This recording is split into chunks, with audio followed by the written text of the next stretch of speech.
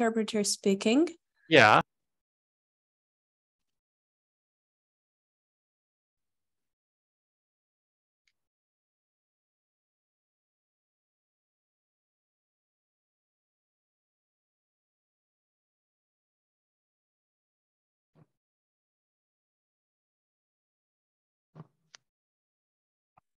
Добрий день, шановні пані та панове, колеги, друзі.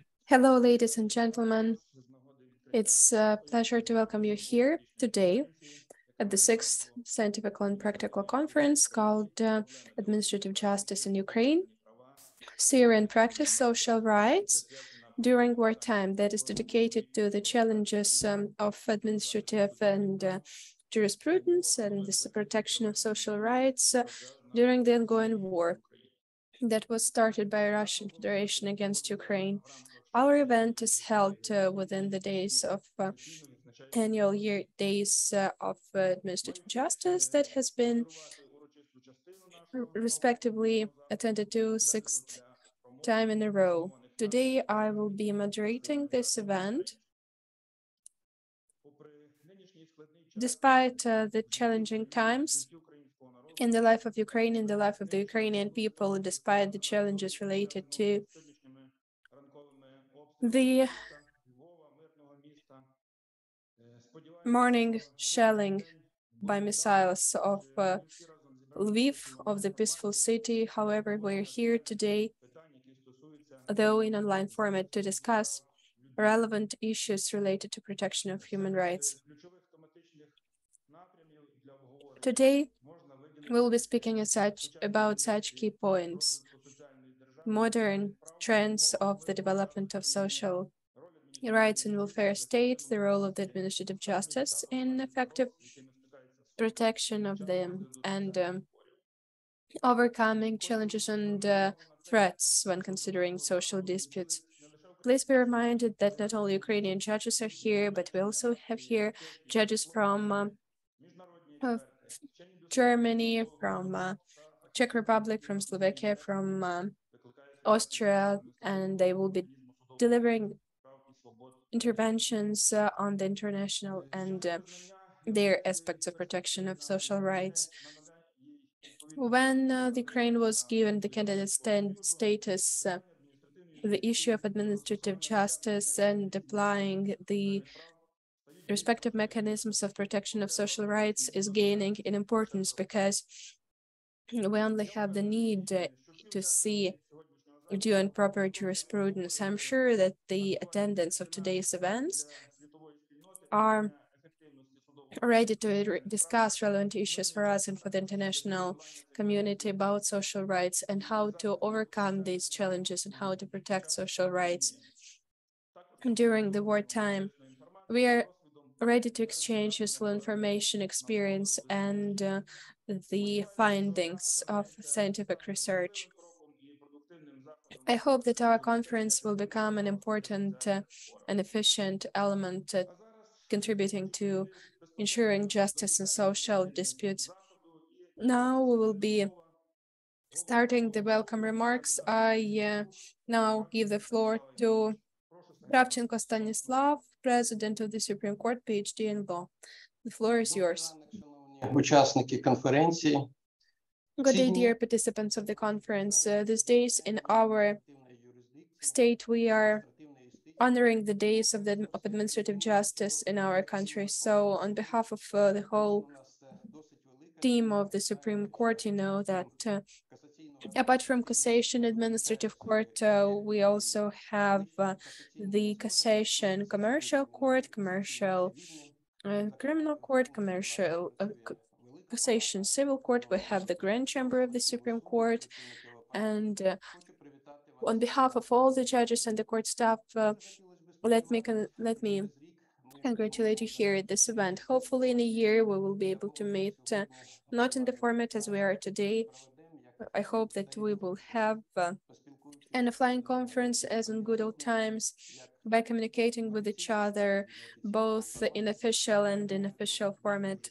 That would be very useful, and I hope that it will be the case. Such events as this conference are very important because the events mentioned will definitely help introduce the theoretical fundamentals for the efficient practical mechanism between for solving the disputes between individuals, legal entities, and the authorities during the wartime. The main topic for today's event is social rights during the wartime.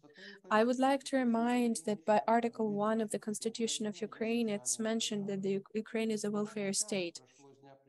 It has been many days since this norm was adopted, but till now we don't have a single understanding of what that welfare state is.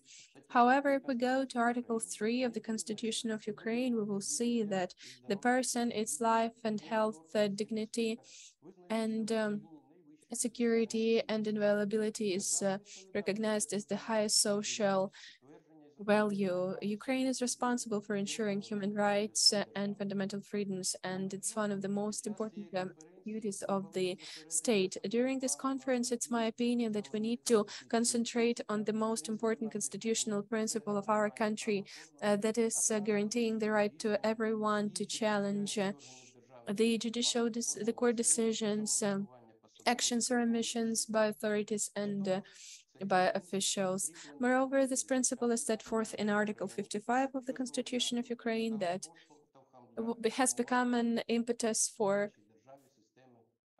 shaping and for forming the system of administrative courts in our country. Of course, if the country fulfills its main duty, that is ensuring the fundamental human rights and freedoms, in wartime is becoming more and more difficult. There are more challenges arising there, and therefore responsibility is also much increased. For example, a couple of weeks ago, we made a decision to renew and to reestablish the work of courts in Kherson region, and we see that for administrative jurisdiction, that's a priority for our citizens, evidently just from the number of applications that we have seen. So when defining the direction and the essence of the activity of the state for each judge, a public official, civil servant, and all the other persons, it's most important to ensure human rights and fundamental freedoms and ensuring them. Coming back to the highest social value and the priority of a state that is now waging a war against the aggressor and that puts at risk the life and health of millions of our citizens. The issue of displaced person is evidently important not only in administrative jurisdiction but in all other jurisdictions. It's not that один великий організм. В зв'язку з цим доводиться визначати therefore we need to find priorities and we need to balance between public and individual rights, as in every other as in any other court activities. To restore and renew the rights, it takes time. And if the parties are individuals, for example, in civil jurisdiction litigation, the time, how much it will take to win, will depend on both parties. But when it comes to administrative justice, in order to speed up, a lot depends on the authority at local or central level or on the officials. We have a lot to work on. And in our country, there is a law on administrative procedure. At the end of the year, we expect that this law will come into force and that the introduction of the administrative procedure will take place, and hopefully it will become a new qualitative impetus to ensure the rights of our citizens. There is hope to believe that in such way the citizens of Ukraine will have extra a legislative procedure to speed up the consideration of their administrative disputes. Moreover, adoption of the law is one of the most important elements for Ukraine to become a part of the community of welfare and legal states. That's what we are expecting to see in the future, but we are working now. That's why the most important point for the whole Supreme Court are the priorities that we have clearly identified today.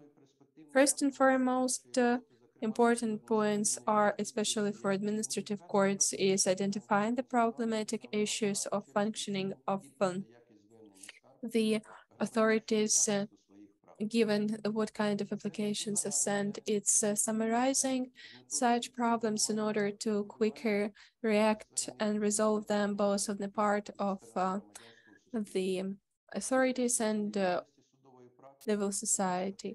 It's also ensuring the alignment and the summarization of practice in administrative jurisdiction. Now, all our branches of jurisdiction have made a huge work here in terms of administrative justice by different court instances. But given the huge number of legal relations that it's considering, there is a lot to work on.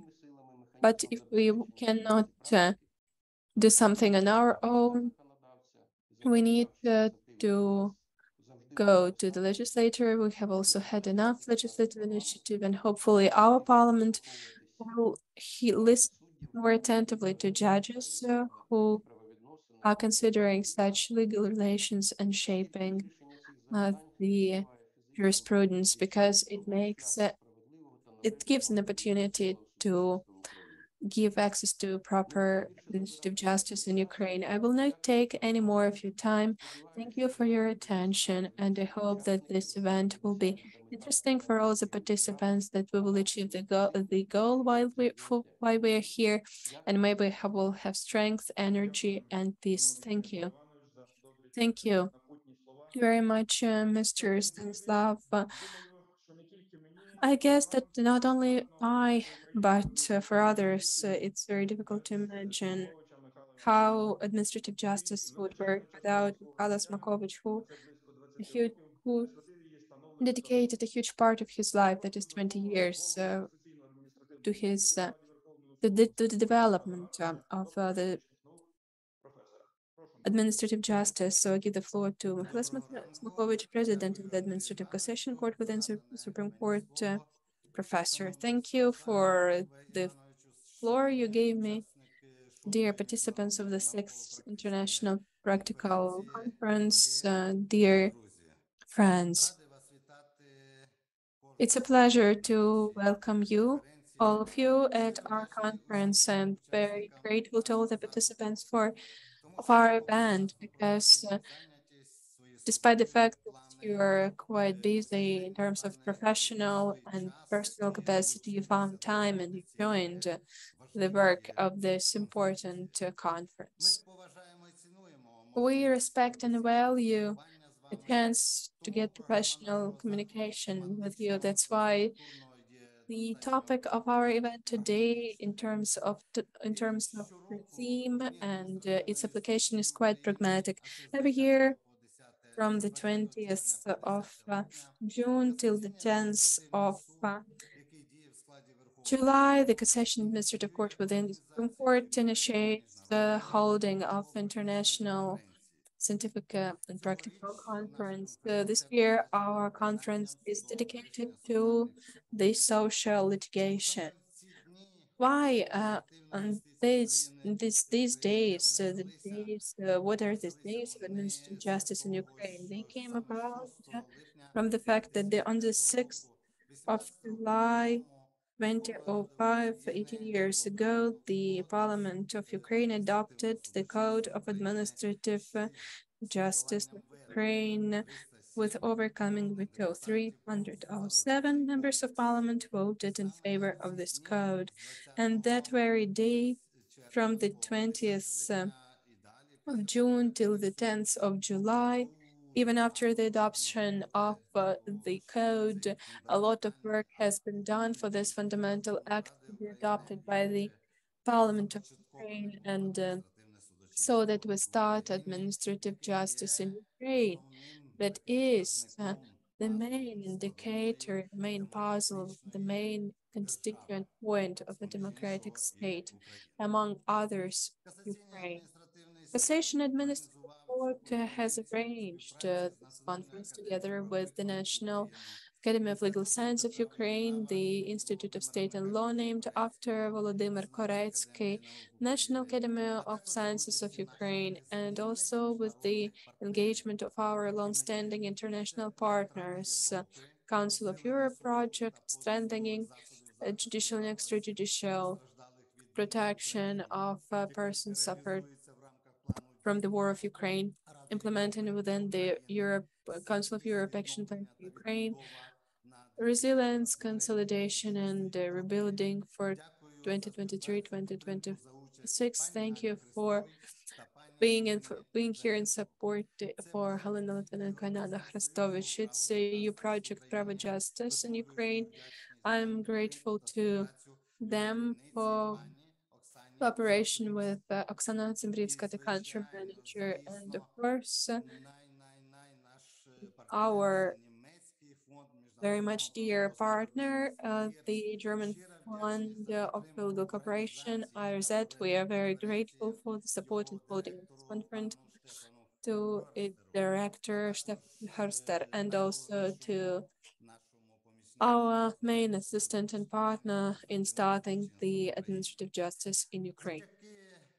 Thanks to your support, dear partners, the materials of today's conference have been printed as two booklets. It's the topics and it's the presentations and the legal positions of our court about by consideration of the social disputes. These booklets will be sent to our most active participants, and everyone can view these files on the website of the Supreme Court. We're happy to welcome here colleagues from Germany. It's Wolfram Hertig, Deputy Director of the IRZ, and Dr. Dirk Beresborn, the judge of the Federal Social Court in Kassel. From Austria, we have Edith Steller, the judge from Vienna Court, EU Project Pro Justice, Marian Trenchan from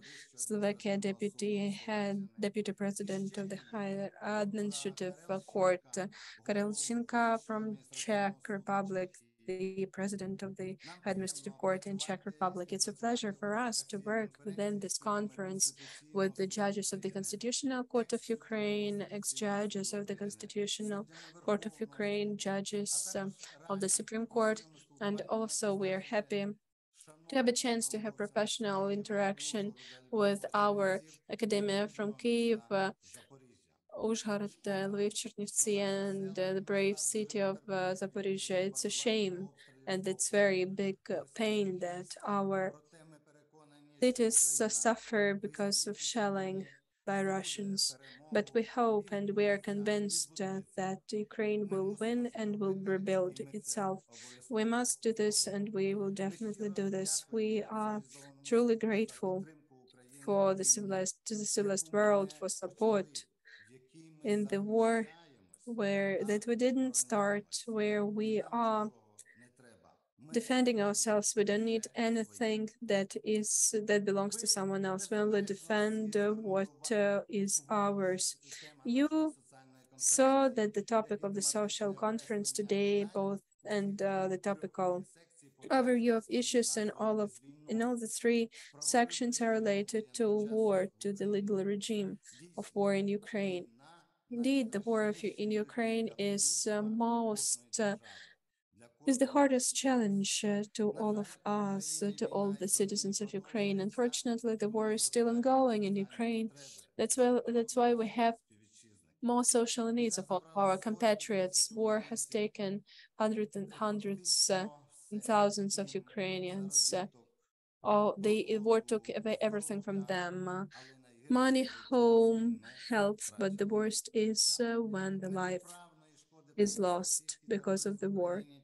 Russian terrorism has caused irreparable damage because of blowing up of the Kakhovka hydropower station. Almost 5 million Ukrainians have become internally displaced people during war.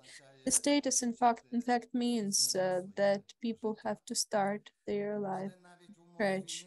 But even during the war, administrative courts are bound to ensure due and proper protection of social rights of our citizens, as the president of our court, Mr. Kravchenko, said.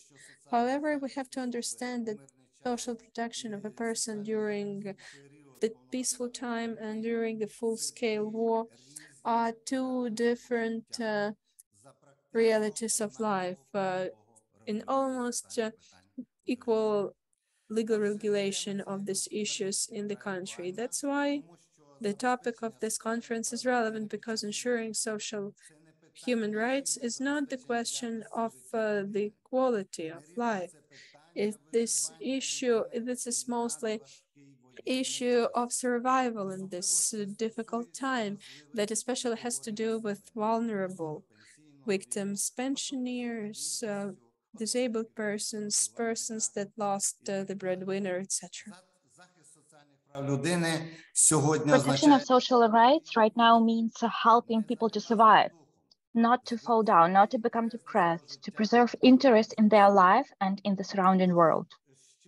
So I sincerely wish victory to Ukraine, peace, health, good professional dialogue in order to ensure effective protection of social rights in Ukraine, and glory to Ukraine. Glory to heroes. Thank you, Mikhailo. Thank you for your nice and kind words. Dear participants of the conference, our today's event is taking place thanks to support of our long-standing friends and partners, in particular the Office of the Council of Europe in Ukraine. Right now, we have the plan of cooperation of the Council of Europe with Ukraine, which is called Resilience Recovery. And within the framework of this plan, there is implemented a range of projects which are aimed at ensuring the rule of law and democracy in Ukraine. In particular, one of the projects of the Council of Europe is called Strengthening of Judicial and Extrajudicial Protection of Rights of People Affected by the War. And it is aimed at ensuring effectiveness and access to justice in Ukraine, as well as ensuring proper informing of persons affected by the war about their legal capacities according to the standards of the Council of Europe. Ms. Olena Litvinenko, as the acting head of the Council of Europe Office of Ukraine, has accepted our invitation. She has joined our today's conference.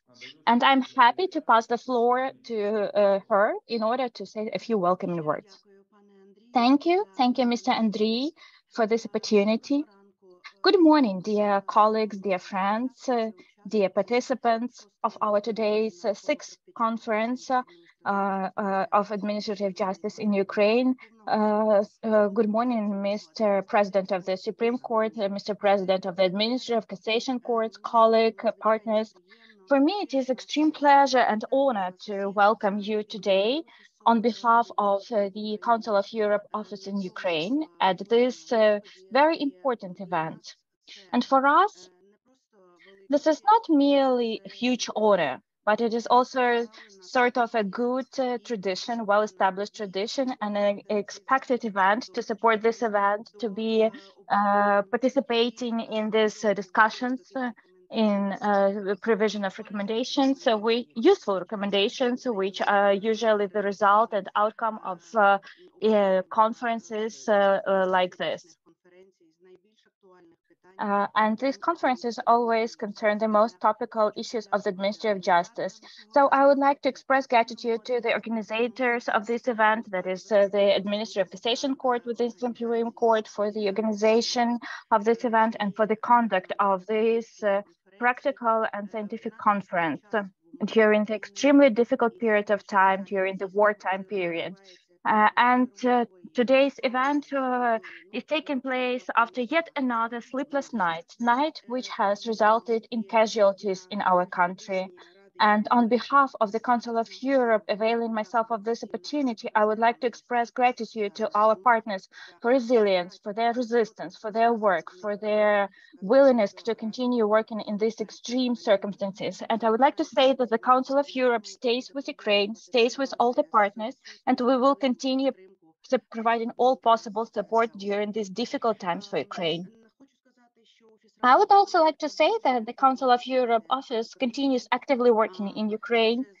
It has already been mentioned today that we have the plan of action of the Council of Europe for Ukraine for 2023-2026, resilience and recovery, which was developed at the end of last year in tight cooperation with all national partners after thorough assessment of needs during the wartime period, as well as those key issues and challenges, in particular in the justice sector, human rights protection, social rights protection, taking into account those priorities that are described in national documents, the strategies, policies with respect to the recovery of Ukraine, in the Lugano Declaration as of 2021, which was developed pursuant to results of the conference.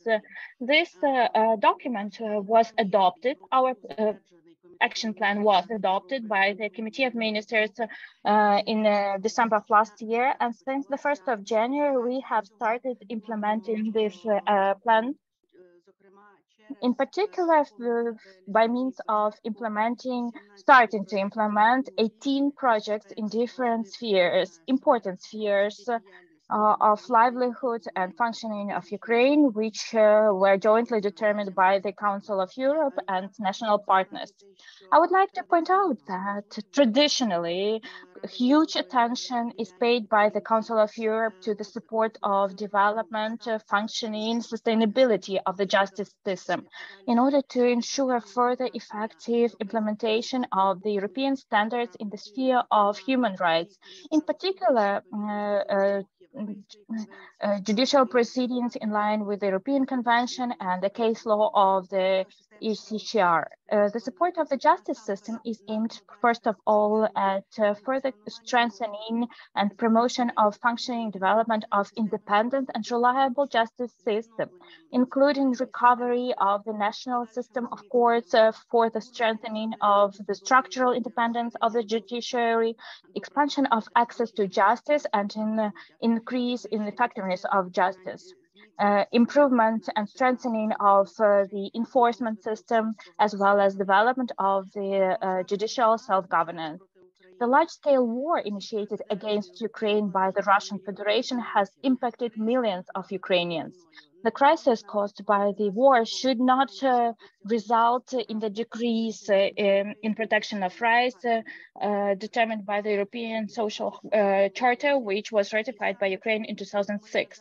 And therefore, we will continue providing support to Ukrainian authorities in terms of resolution of current challenges caused by the war in the sphere of social rights, protection of vulnerable groups of the population, implementation of initiated reforms in these spheres, in particular development of the social code. According to requirements of the social charter and respective European standards, as well as ensuring that the period of post-war recovery is as short as possible and as effective as possible. Social rights belong to the key fundamental values in Europe, and promotion of social rights is important for achieving sustainable democracy in Ukraine. I would also like to say that within the framework of our plan of action, we also have an important component of activities regarding support aimed at addressing challenges caused by the aggression of the Russian Federation against Ukraine. In particular, this concerns ensuring effective access to justice for persons affected by the war, vulnerable groups of the population, and reimbursement of damages caused to these persons.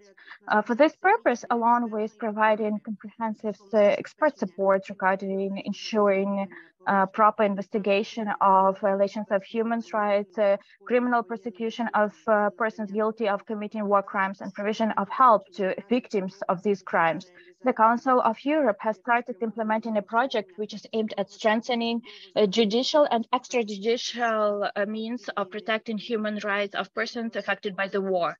And the project is aimed at ensuring improved access to justice among vulnerable groups of the population, human rights protection and information provision within the framework of civil and criminal judicial proceedings. Among other things, this project will be aimed at ensuring alignment of the national mechanism with active international nature, aimed at ensuring responsibility for aggression against Ukraine and creation of an international mechanism of reimbursement for the inflicted damages.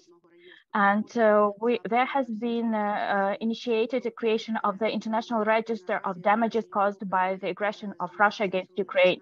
Right now, our Council of Europe, together with our national partners, carries out intensive work in order to launch activities and functioning of the International Register of Damages as soon as possible.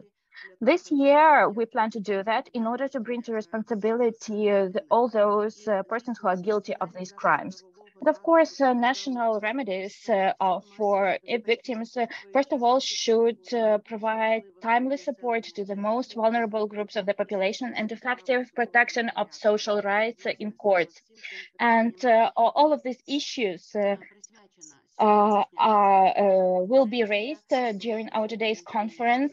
We will discuss all of these issues during today's event in order to ensure social justice, even during difficult war times and during the post-war period after the victory of Ukraine in this war.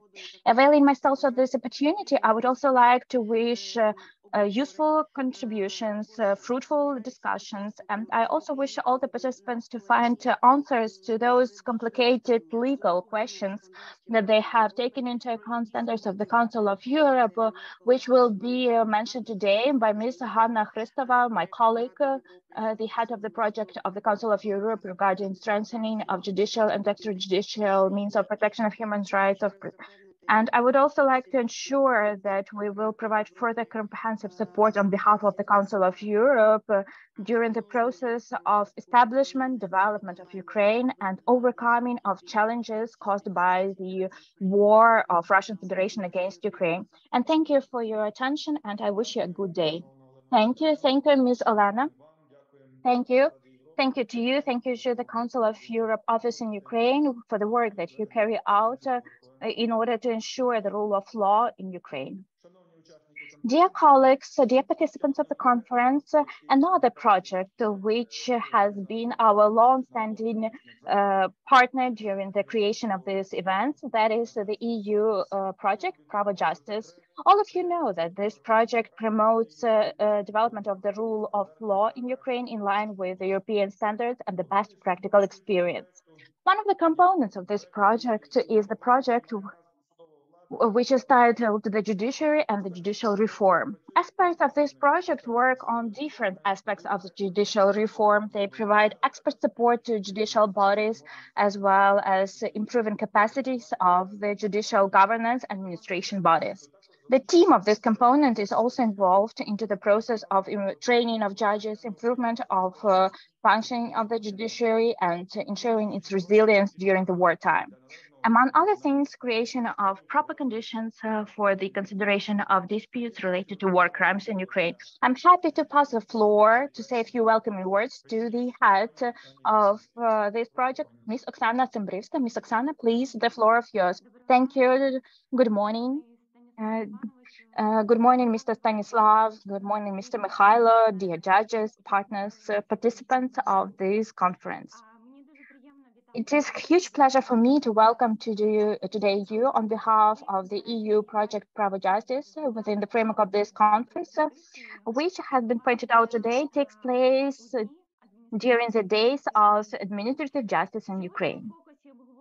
Today, we discuss such important issues as effectiveness of judicial protection, social rights, peculiarities of judiciary proceedings during the war period.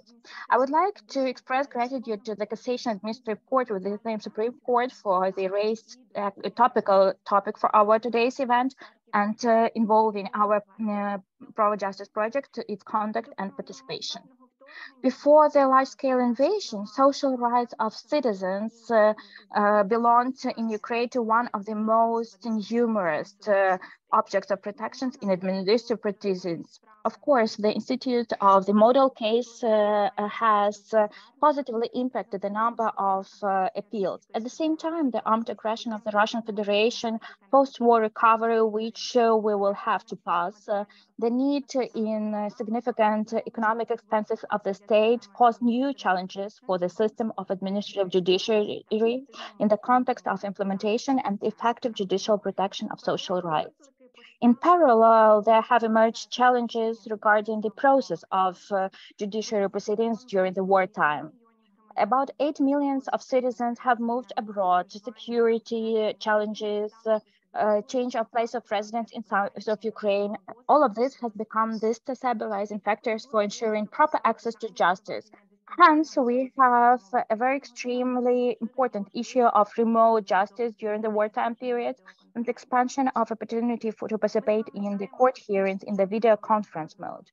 We know that after the start of the large-scale invasion in August of 2022, there was an attempt to govern the issue of remote justice at the legislative level, but it was not successful. It was not supported by the parliament. Right now, we have several legislative initiatives registered with the parliament, which set out amendments to the procedural codes and concern remote justice issues. For example, this is draft law 8388, 9151, and 1990. After 1 year and 4 months after the introduction of the martial law, adoption of legislative amendments into procedural codes with respect to remote justice is not merely topical and required, but even overly due. At the same time, we would like to emphasize that for the comprehensive introduction of remote justice, we should move on not only in the direction of introducing amendments into the procedural codes, but also we need to further develop the unified information and telecommunication system, which has to take place based on the results of the comprehensive audit. This audit has already been initiated and it is right now being carried out by an independent auditor with the support of the Prava Justice Project. On behalf of our project, I would like to assure that we will remain your reliable partner of the Administrative Cassation Courts within the Supreme Court, all administrative courts, in the context of future implementation of the law of Ukraine on administrative procedures, where the role of administrative courts is the key one. Lastly, I would like to wish to all of us have interesting communication during this conference and to have practical results after this. I'm sure that this synergy of today's representatives of the academic environment, judges, and our international partners will give an impetus and drive for future practical results and improvements in Ukraine. And thank you again for your attention. Thank you, Ms. Oksana. Thank you to you, to the project, for your care and for your support that you have been providing to Ukraine. Dear colleagues, another core organizer of our today's event is the German Foundation for International Legal Cooperation. I would like to emphasize that the German Foundation for International Legal Cooperation and the Supreme Court have long-standing friendly relations. With the cooperation with this foundation, with the active participation of the German Foundation, on a regular basis, we have professional meetings between German and Ukrainian judges, webinars, seminars, roundtables, other events. And I'm pleased to pass the floor to say a few welcoming words to the representative of the German Foundation, to Mr. Hertig Wolfram. Please, the floor is yours. Thank you. Dear Mr. President of the Supreme Court, Kravchenko, dear Mr. President of the Administrative Cassation Court within the Supreme Court, Smokovich, dear Mr. Rybachuk, ladies and gentlemen, dear friends. The International Scientific and Practical Conference on Administrative Justice in Ukraine has already its own tradition. And it is a great honor and pleasure for the German Foundation for International Legal Cooperation, IRZ, to take part every year. On behalf of IRZ, I would like to thank you for the invitation, and I would like to welcome all participants. Best wishes and regards from our director, Stefan Hülshöster, who wanted to welcome you today personally, but unfortunately, he is not able to attend today. This year, it is already the second time that the Conference on Administrative Justice takes place under the conditions of war, of a war of aggression waged against your country. We can only express our deep respect for the way you continue, despite everything, your important work as judges. For the citizens of Ukraine, you hereby send an important signal. You show the Ukrainian people that the state organs are functioning and that their personal rights will continue to be protected by the courts. And when it comes to the balance between martial law, public security, and personal fundamental rights, it is the administrative justice that plays a particularly important role here. Topics of today's conference are social rights and wartime challenges. Thank you very much for allowing us to be represented by a German expert. And I would like to thank Dr. Dirk Bieresborn, judge at the Federal Social Court, that he will contribute a presentation on German social jurisdiction influenced by results of war. As you probably know, in Germany, social courts exist as a separate branch of your jurisdiction. Mr. Bieresborn represents the highest instance of social courts, the Federal Social Court in Kassel. Thank you, Mr. Bieresborn, that you are here. The IAZ, working on behalf of the German government and especially of the Federal Ministry of Justice, will continue its close and intense cooperation with our Ukrainian partners and with the Supreme Court and with the Administrative Cassation Court within the Supreme Court in order to strengthen the rule of law in the EU harmonization process. The whole free world is impressed how Ukraine and the Ukrainian people are defending liberty and democracy, and how you even continue your legal reforms under these challenging conditions. Since June 2023, when Ukraine has been granted the status of candidate of the European Union, you have even intensified your reform efforts. We are honored to support you in these challenging activities of approximation of your national law with the law of the European Union. We wish you every success on the path of reform and of the approximation of your national law with the law of the European Union. And first of all, we wish you peace, security, and recovery of of the full territorial integrity of your country. Best wishes for Ukraine and Ukrainian people whose rights you are defending as judges. Thank you for your attention, and I wish all of us fruitful discussions. Дуже дякую. Спасибо. Дуже дякую. Дякую, Thank you пане very much. Вольфрам, за добрі теплі слова. Thank you, Volham, for your nice wishes, nice words. And we would like to wish you peace and security as well. Радий повідомити вас до роботи нашої конференції. Dear participants of the conference, I'm happy to inform you that we have also academia here, and one of the most active proponents of the development in terms of academia is the Legal Academy of Legal Sciences. I give the floor to the president of the Academy of Legal Sciences. We will hear now from Volodymyr Zhuravell, who is president of the National Academy of Legal Sciences, academic of the National Academy of Legal Sciences of Ukraine, professor. Dear all the attendants, on behalf of the National Academy of Sciences of Ukraine, I am very happy to welcome all the attendants of the 6th International Scientific and Practical Conference devoted to social rights, welfare state, and the challenges of wartime. It has become a good tradition for the Academy to hold joint events where we discuss most important theory and practical issues.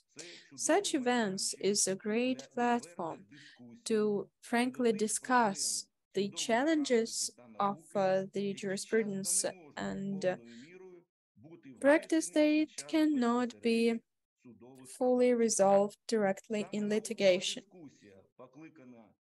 And this discussion from the academic viewpoint is aimed at finding this proper approach that would begin to have proper development and notifications. It's a pleasure for me to say that in this practical and scientific conference, we have the representatives of our academy, Mr. Skripniak, Natalia Nищенко, Alexandra Petreshin, remember the correspondent members, Mykola Kozubra, Semen Stutsenko, Vasil Nimak,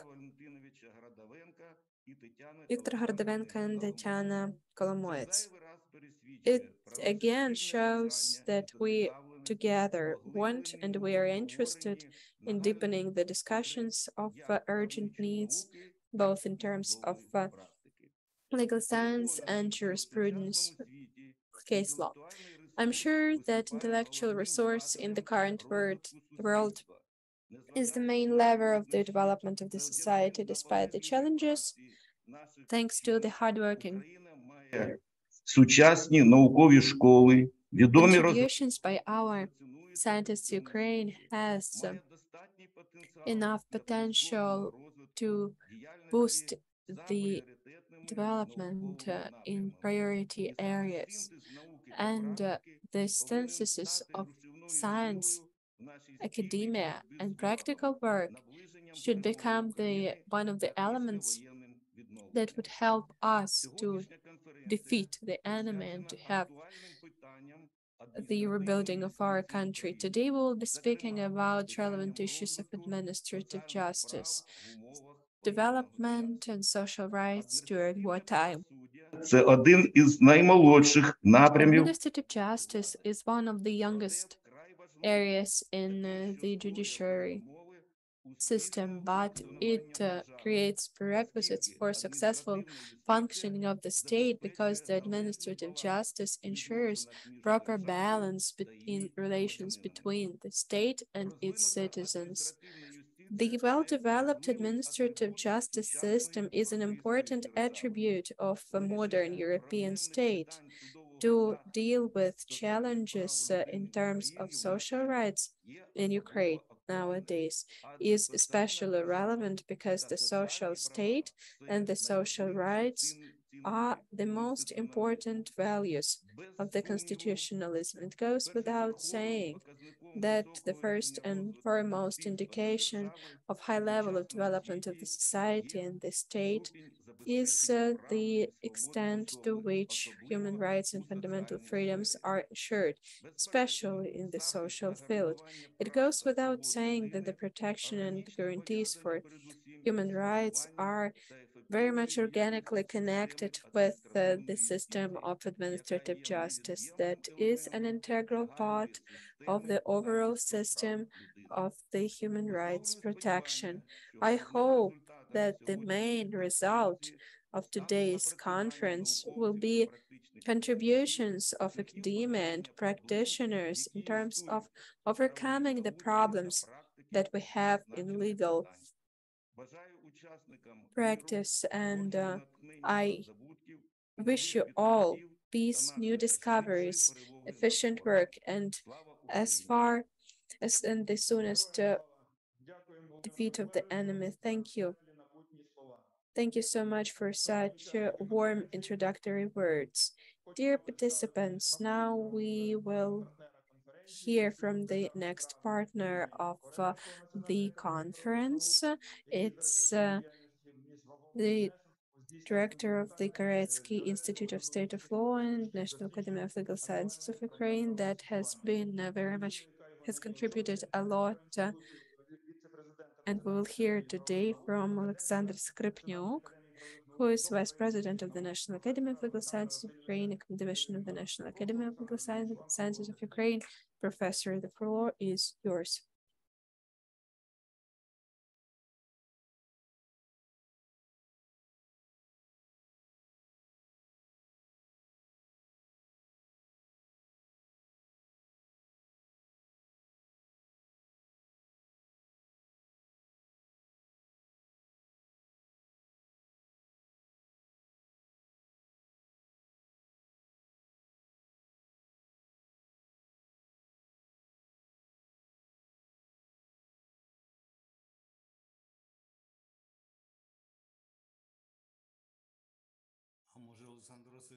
Maybe he cannot enable his sound. Колеги, у нас невеличка технічна We have a little bit проблема у technical нас відсутність у звуку. challenge.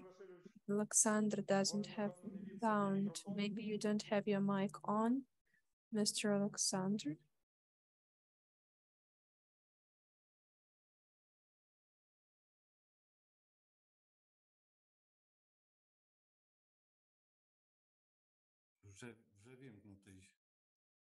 It's already enabled.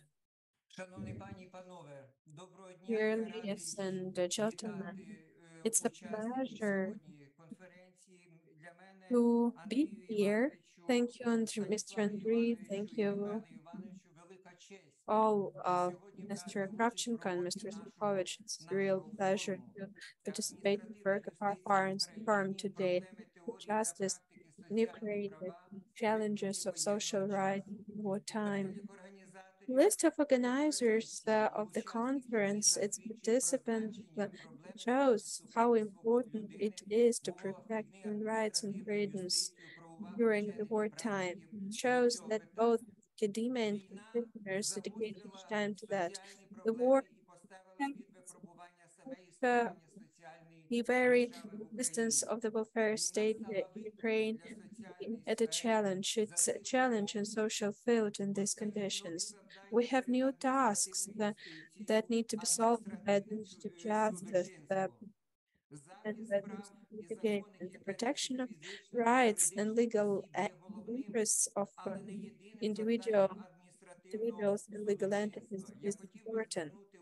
Here, I'd like to stress three such important issues that could be put in the spotlight today during our conference.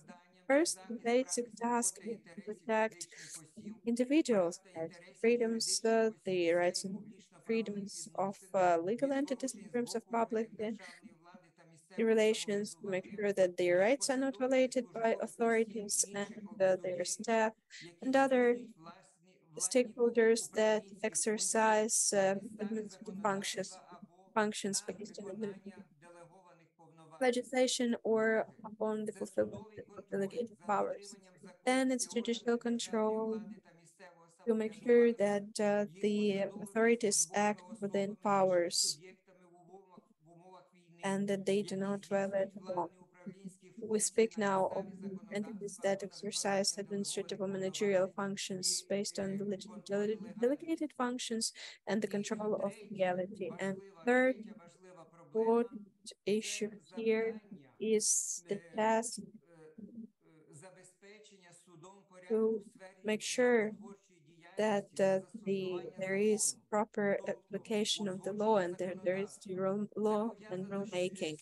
It speaks about the fact changes right now are sometimes legislative changes are inconsistent, and that's why we have the rules of law that either exclude or dub each other. That's why the task of the administrative court is to control the activities of the authorities in the field of public management are legal and lawful, and ask questions about bringing the regulatory framework in line with respective frameworks. Today in the program of our forum, we have the very important topics that will be discussed.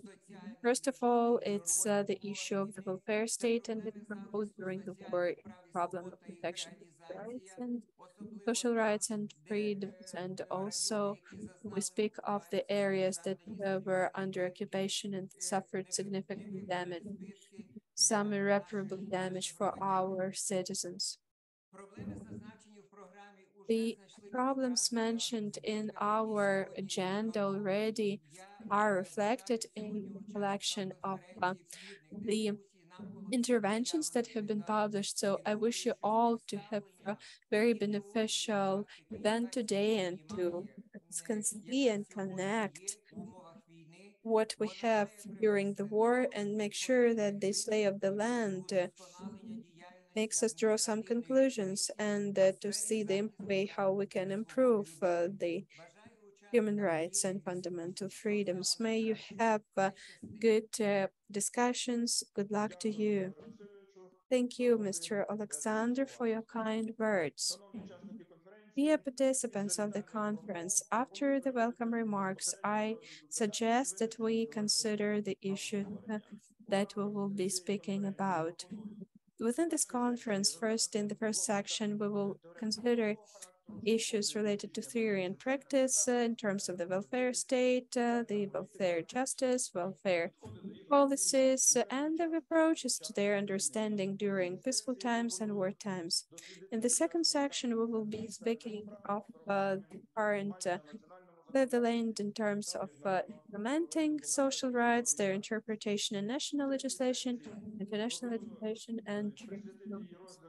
The third section will be dedicated to the ancillary issues to social disputes in order to make justice more effective in terms of protecting social rights. I hope that this good tradition of holding this event will be accompanied by good and beneficial discussions and constructive dialogue in respect of the tough times we are holding it in. And I hope that among these addresses, we will hear some useful tips that can be implemented in practice. And right now, that we will soon win. Right now, I invite us all to start with session number 1. I give the moderation of this conference to the judge of the Supreme Court, corresponding member of the National Academy of Legal Sciences of Ukraine, and Professor Semen Danko. Dear Semen, please, the floor is yours.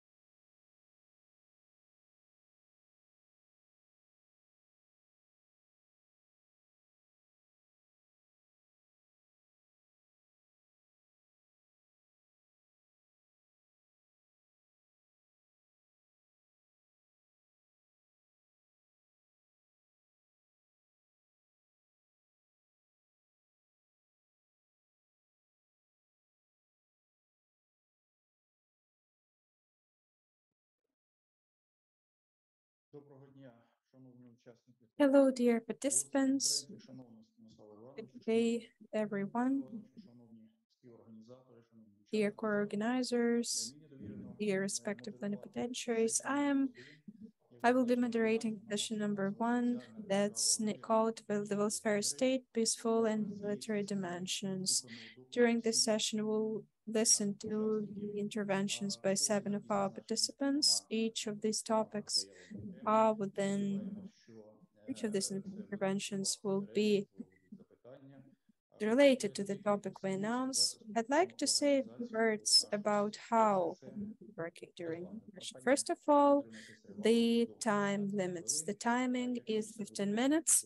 If it all goes well, by 1 p.m., we will be completing the work of this session. That's why I will be now giving the floor to the first our speaker, Dr. Edith Zeller, Judge of Administrative Court of Vienna, Austria, former President of the European Association of Administrative Justice, EU Project Bravo Justice expert. We know that Edith Zeller is very expert in all areas related to various activities of administrative justice in respect of, especially about Austria.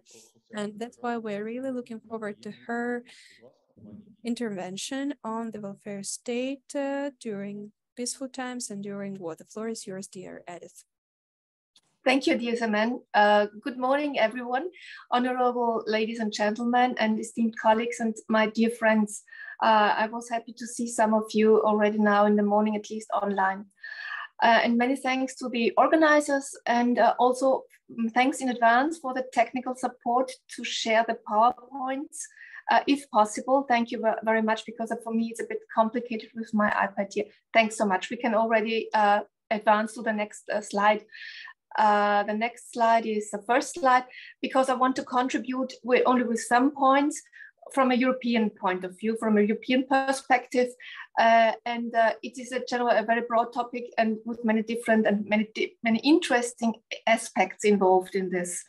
Listening today to the opening speeches, many specific aspects have already been mentioned, which are faced now by the Ukraine, to my dear sorrow to hear so, but knowing about it, and many sad things faced by Ukrainian citizens right now for the time being. And let me assure that our thoughts are with you. For today's topic, let me first start with welfare states in times of peace.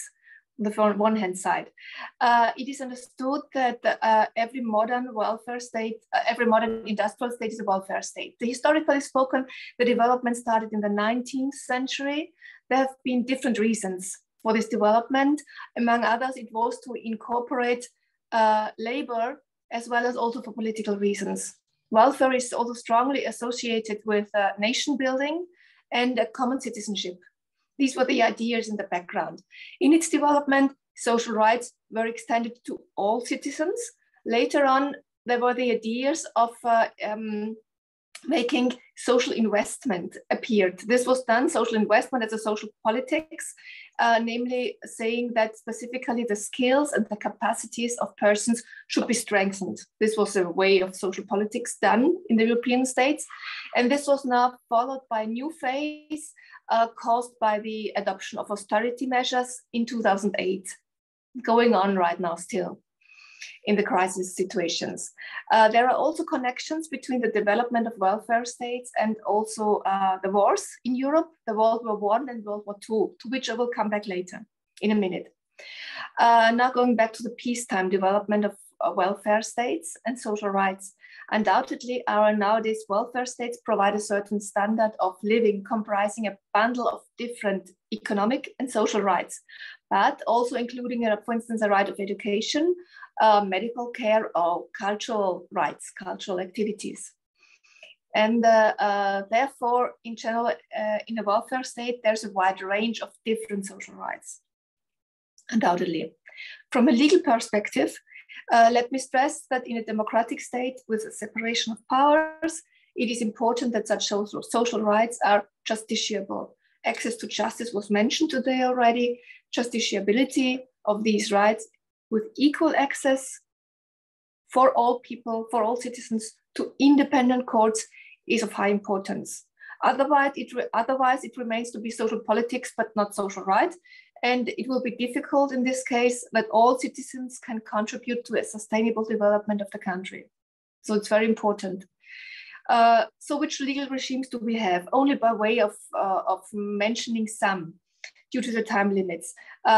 We have on the international level, prominently the International Covenant on Economic, Social and Cultural Rights, which is one of the main international binding instruments with respect to social rights. Its optional protocol I want to mention, it's in force since 2013. It provides for an individual complaint mechanism on the international level after having exhausted local domestic remedies. On the regional level in Europe, I want to mention the European Social Charter of the Council of Europe, which is of increasing importance in the jurisprudence of the European courts, as well as also in the national courts. The convention, the European Human Rights Convention, as such, is a civil and political rights instrument mainly.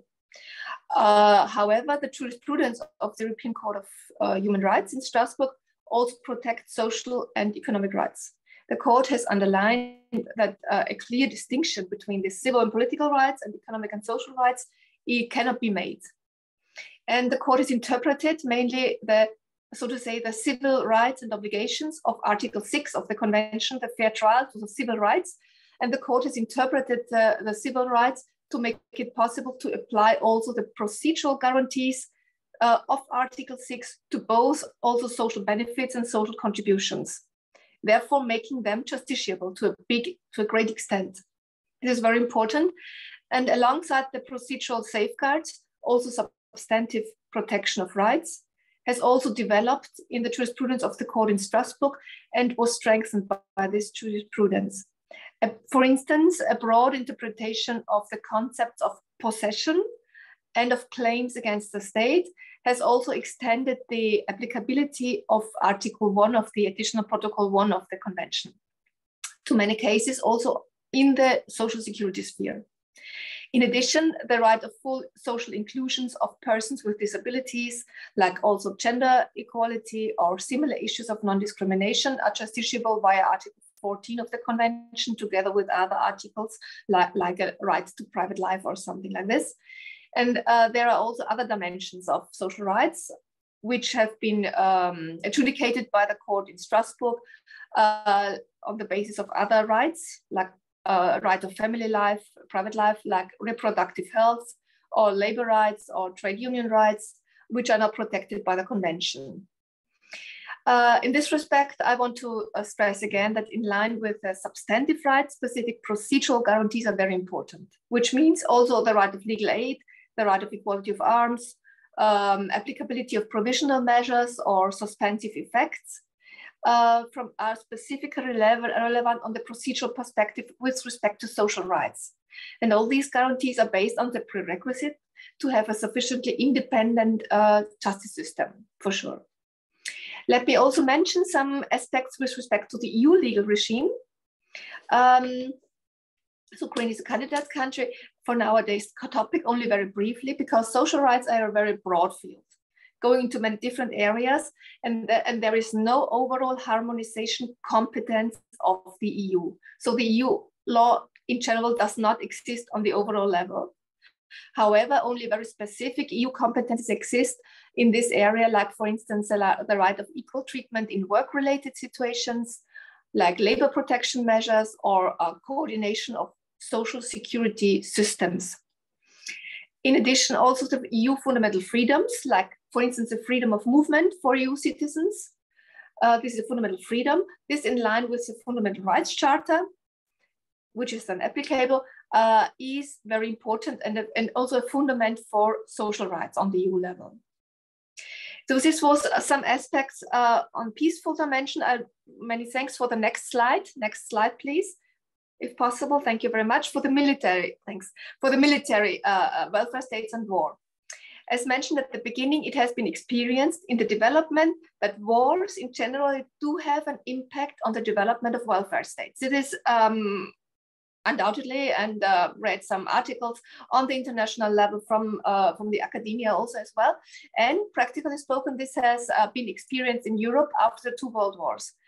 There were quite deep effects of these wars with respect to welfare legislation and welfare programs, as well as also to fiscal policies and tax laws in Europe. This was quite an influence. Indeed, in such a situation of war, there is a massive impact on specific social needs, causing a huge demand to get social protection during and after the war. These social needs are even greater in countries which suffer from acts of war in their own home territory, because they face not only war victims, but also civilian casualties of internal displacements, etc. This was mentioned today, and we know about these things in the Ukraine right now. These circumstances increase the need to get specific social protection by the state, medical treatment and housing, for instance.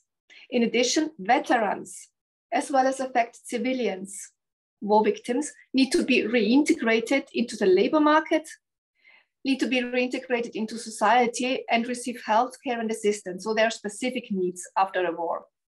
Furthermore, it can be deducted from different international documents that it has been experienced that proper access to economic and social rights is also specifically important for war victims, namely so that they can also properly participate as testifying persons at criminal proceedings to persecute war crimes.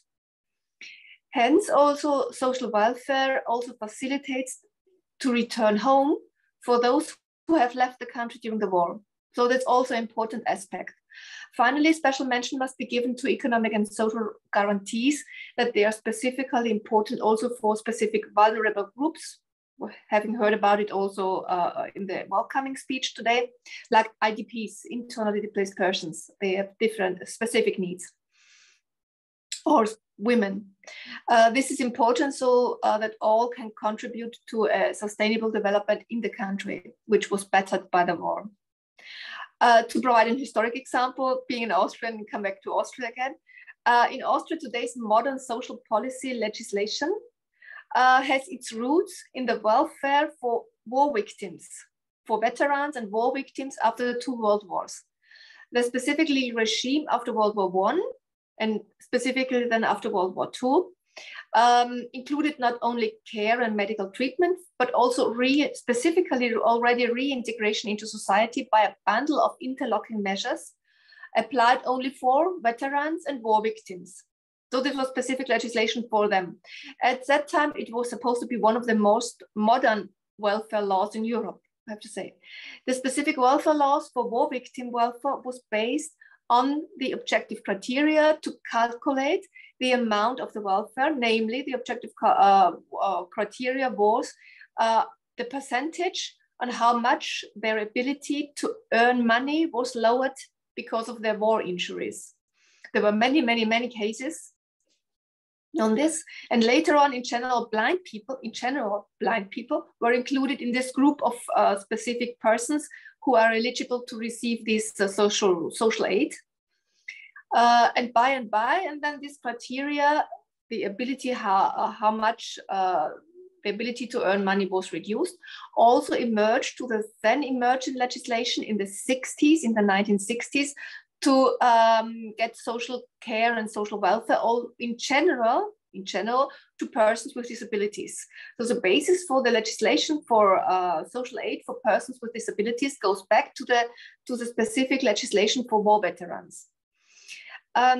Similar laws existed in Germany, what I've seen, to absorb the physical damages of war victims of the Second World War. And all these laws, Germany and Austria, are definitely national laws. And as mentioned above, also with the military dimension, also here the EU law regime does not apply and did not apply to such social legislation of war victims. However, let me mention, only briefly mention, that on the EU level, nevertheless, there are some cases of the Luxembourg Court, of the Court of Justice in Luxembourg, which refer indirectly to these war-related specific social aid cases for war victims of the Second World War, namely because war victims received some pensions and they moved to another EU country. And then the Austria or Germany then said, no, we don't pay anymore because you have no longer the residents in our country. And so this came to the Court of Luxembourg then. And these persons had exercised their freedom of movement, fundamental freedom. And here the court in Luxembourg made clear that every national legislation must be in line with the right of freedom of movement, and that they must remain eligible to get these specific war welfare living aid in another EU member state, but this is just indirectly. Finally, let me mention one prominent EU piece of legislation, also in the slide here. This is the Regulation 883 of 2004 on the coordination of social security schemes. Here it is explicitly regulated that this regulation does not apply to benefit schemes of victims of war or its consequences. So, and one last remark, more by way of curiosity, to say how important it is to have justiciability.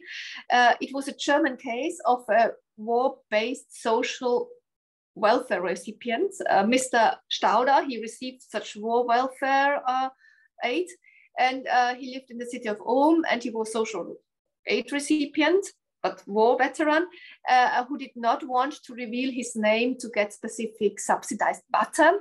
There was a new legislation, and this case came to the court in Luxembourg, and the court in Luxembourg made that important landmark decision, which is still important, namely to include fundamental rights into the EU law regime. But this is a different topic. But just to say, by way of curiosity, this was just the very basis for such a case, such a personal case in a way.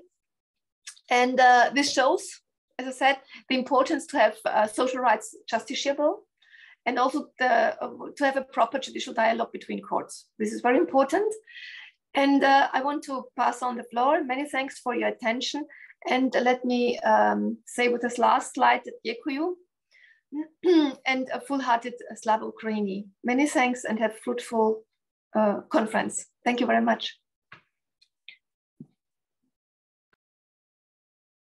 Дякую, пані. Thank you, Ms. Edith.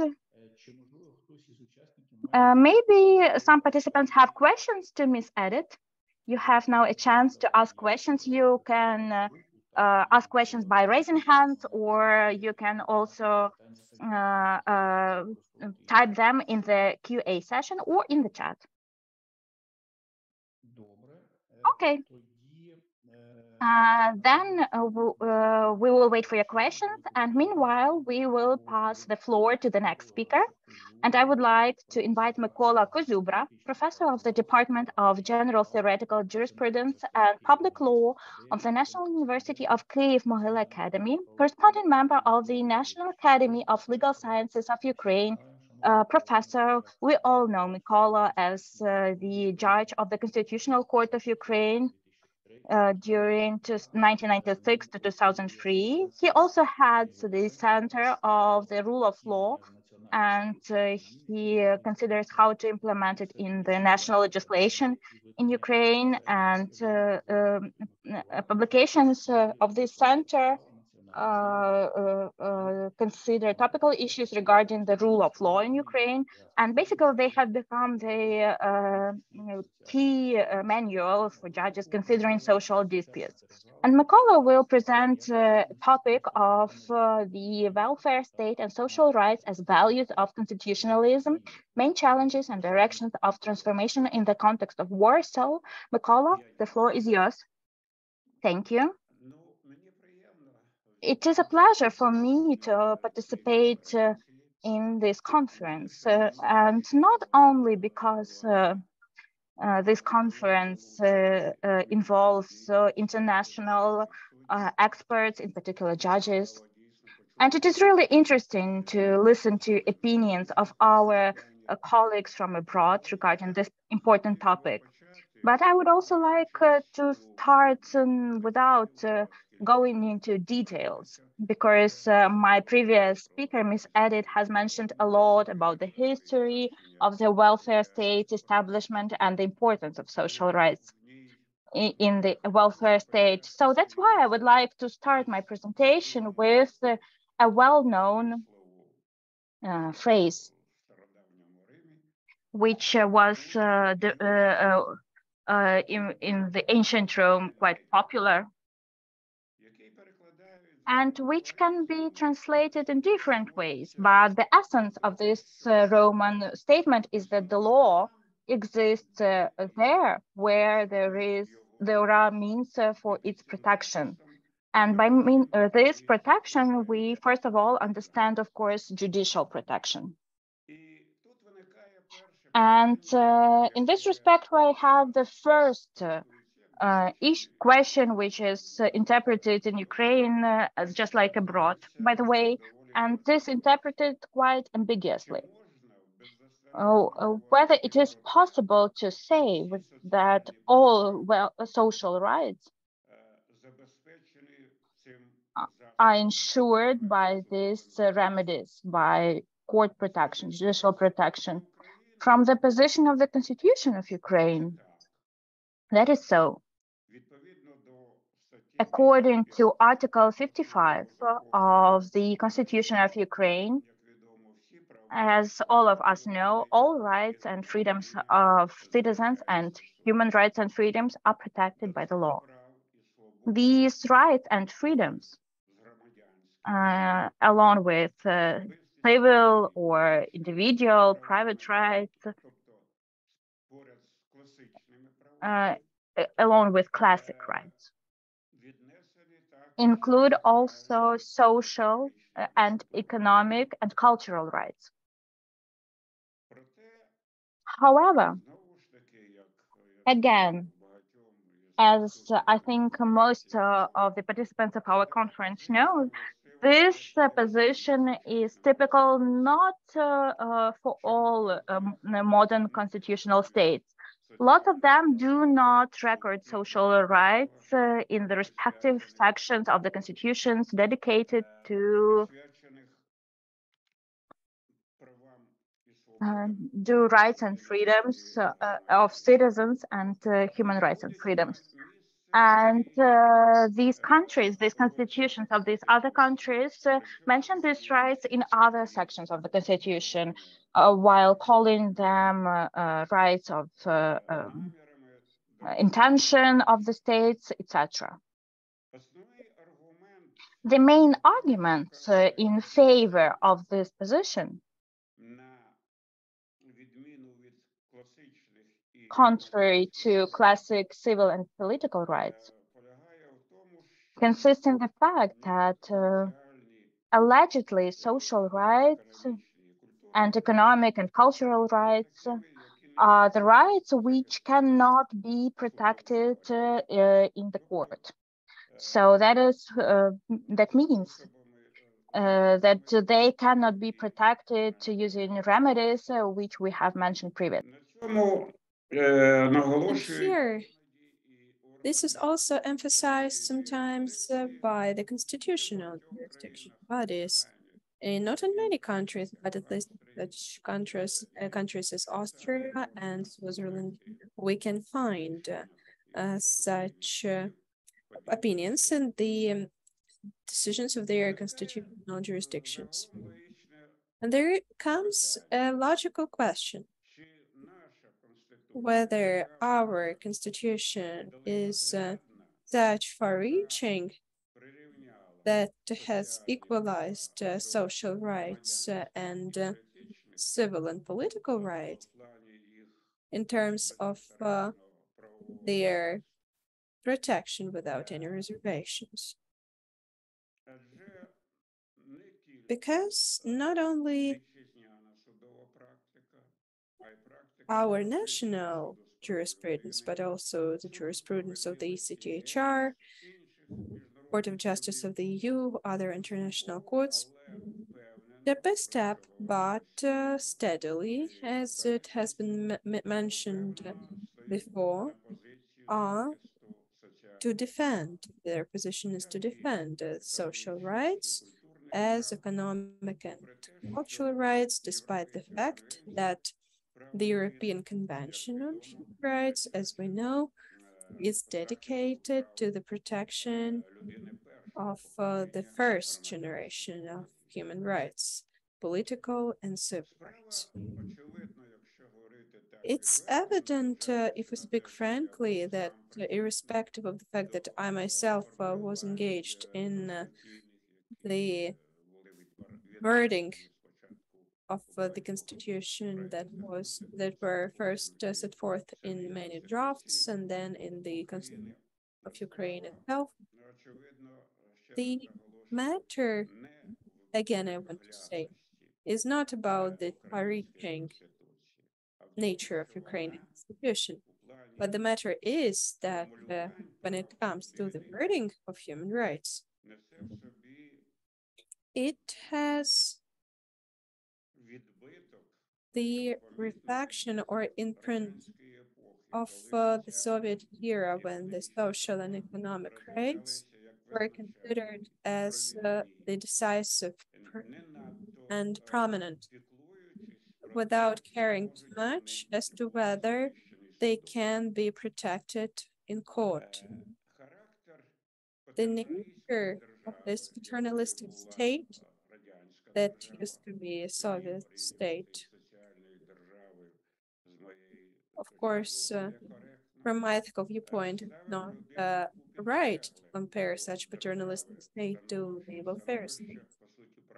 In fact, the position of the person was as the one asking for something, not as partner that indeed damaged the human dignity, the very basis of all human rights. So what is mentioned by many international instruments, especially the International Covenant of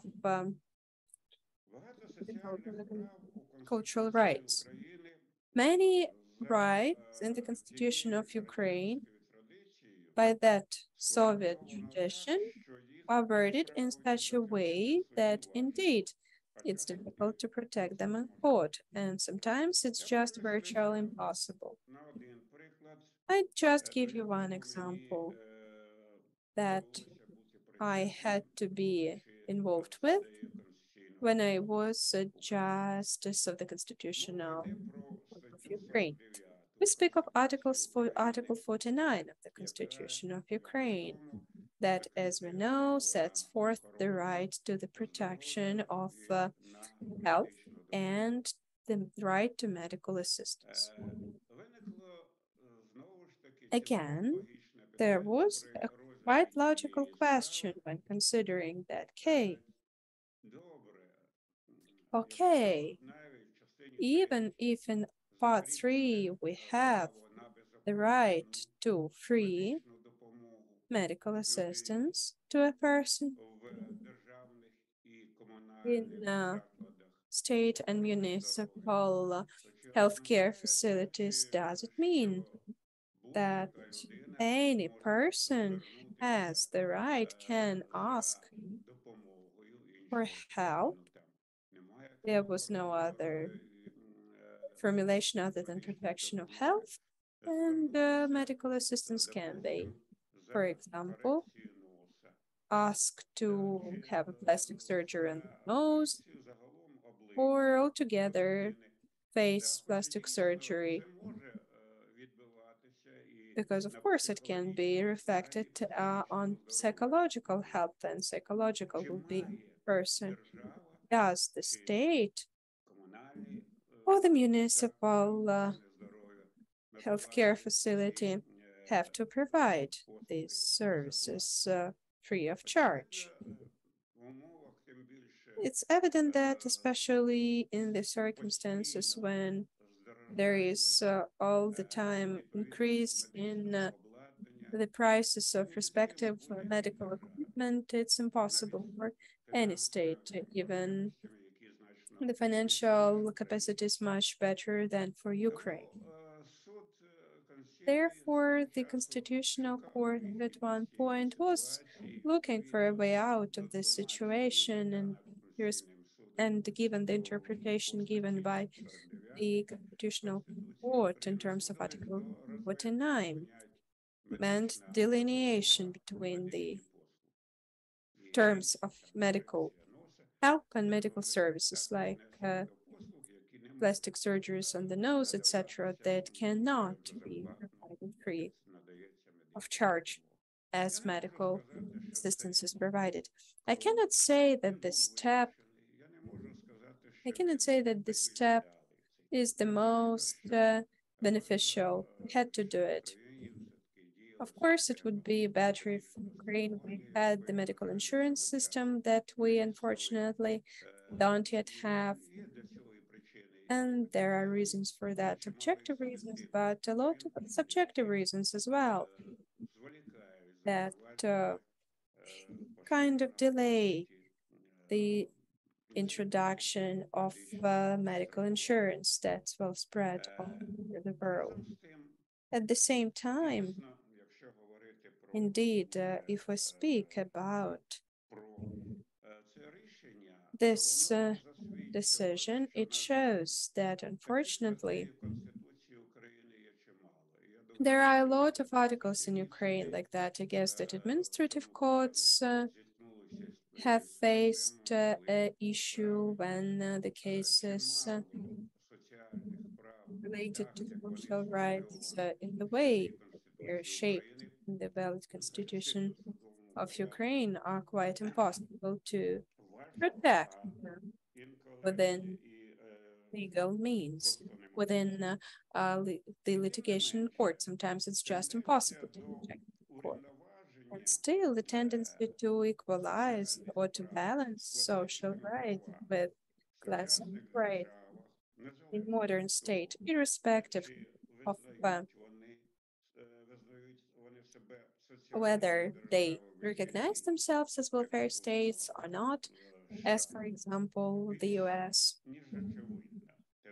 more than relevant that there is this tendency to equalize the social rights and the classical human rights, first generation human rights. And we have to give the due to the Supreme Court of the United States of America, irrespective of the fact that the US do not consider themselves to be a welfare state. Moreover, they didn't join and didn't accede to the International Covenant on political and economic rights. Still, they started the practice of protecting the rights via the first generation its rights, and then it in fact has become a usual matter for the European Court of Human Rights and other international courts. There are really problems there, as the social European Charter exists. Indeed, where we see that there is due attention is paid to the social rights. However, when we say that there is no social European court, unlike some countries of Europe, for example, the Federative Republic of Germany, where we see that such courts exist. It's evident that the overall tendency is to expand the judicial protection, and it gave the grounds for the UN to consider these rights as equal, interrelated, and unalienable from the human dignity. Again, I want to reiterate that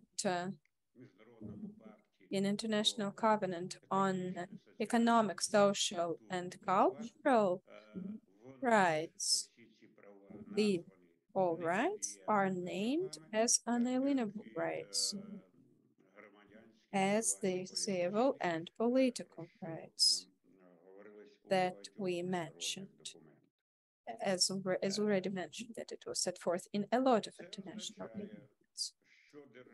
It means that the state cannot refuse to ensure, moreover, cancel them, saying that it's hard to ensure that these rights are exercised from financial standpoint. And actually, in terms of finance and war, indeed, it's very tough. Quite frequently, its capacity to ensure such rights and exercise them are quite limited. But if we follow the logic set forth in some constitutions and some professionals, and when we look at these rights and when we say that these rights are not all rights, they are not classical political and civil rights, then we would think that during war there may be not only limitations but also termination of such rights given low financial capacity. Of course, we are grateful to our partners, our foreign partners, for the fact that they don't leave Ukraine to cope on its own with their own struggles, and we do help in terms of financial support, and that helps fulfilled as well. But even if there was no such support from the international partners, again, I want to reiterate the state cannot refuse to exercise its positive obligations before its citizens. Although Indeed, there are almost no messages for that sometimes, and very often they are limited, and there can be some specifics during the wartime. Of course, we need to still make sure that there is fair treatment and that there is human dignity ensured. It's the when we speak of that the person can be confident that the state will not leave behind his or her citizen in such extraordinary situations. And it's an important guarantee of the efficiency of legitimate expectations, one of the important indicators of the principles of the legal certainty as an element of the rule of law. And that indeed shows in terms of what the courts show in their activity. But again, I want to say that with these aspects that we mentioned above, we cannot, in this case, just speak of the Constitution of Ukraine, Article 15 to 22, as far as I can remember, that all the rights are protected by the court and the Constitution as a direct effect. Altogether, it's perfect right. But unfortunately, when it comes to social rights, it must be adjusted by jurisprudence. That is all on my part. Thank you for your attention. Thank you, dear Mr. Kazubra. Will you have any questions to Mr. McCall? There are no questions. Oh, there is a question in the chat from Valentina Solovyova. Thank you for your intervention. There are discussions about post-war constitution in this context. What are the more efficient mechanisms to protect social rights, in particular judicial tools? What can be supported? Should we support this tendency of equalizing with classical rights? I can say that I'm not in favor, or unlike some experts, legal experts, that we should, even after the war is over, that we should draft a new constitution of Ukraine. In my opinion, the principle, the constitutional principles and constitutional values that are set forth in the Constitution of Ukraine are quite meet the principles and values of European state and the standards of European Union. And we know that we are the candidate members of the Union. Therefore, in my opinion, when it comes to the new constitution that would be based on some other principles, there is no need for that, as for me.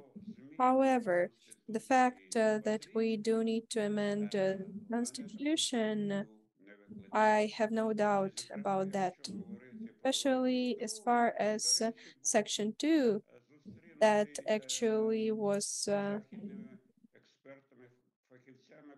well received by Western experts because it sets forth all the rights that were possible to imagine at that point. Now we have new rights, the fourth generation rights that can be reflected in the Constitution of Ukraine.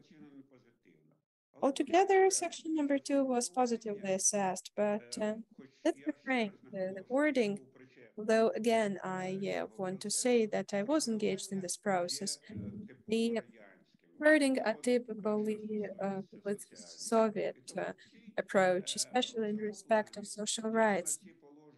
That's why these provisions of the Constitution of Ukraine need to be specified, and we need to specify even more it in the law.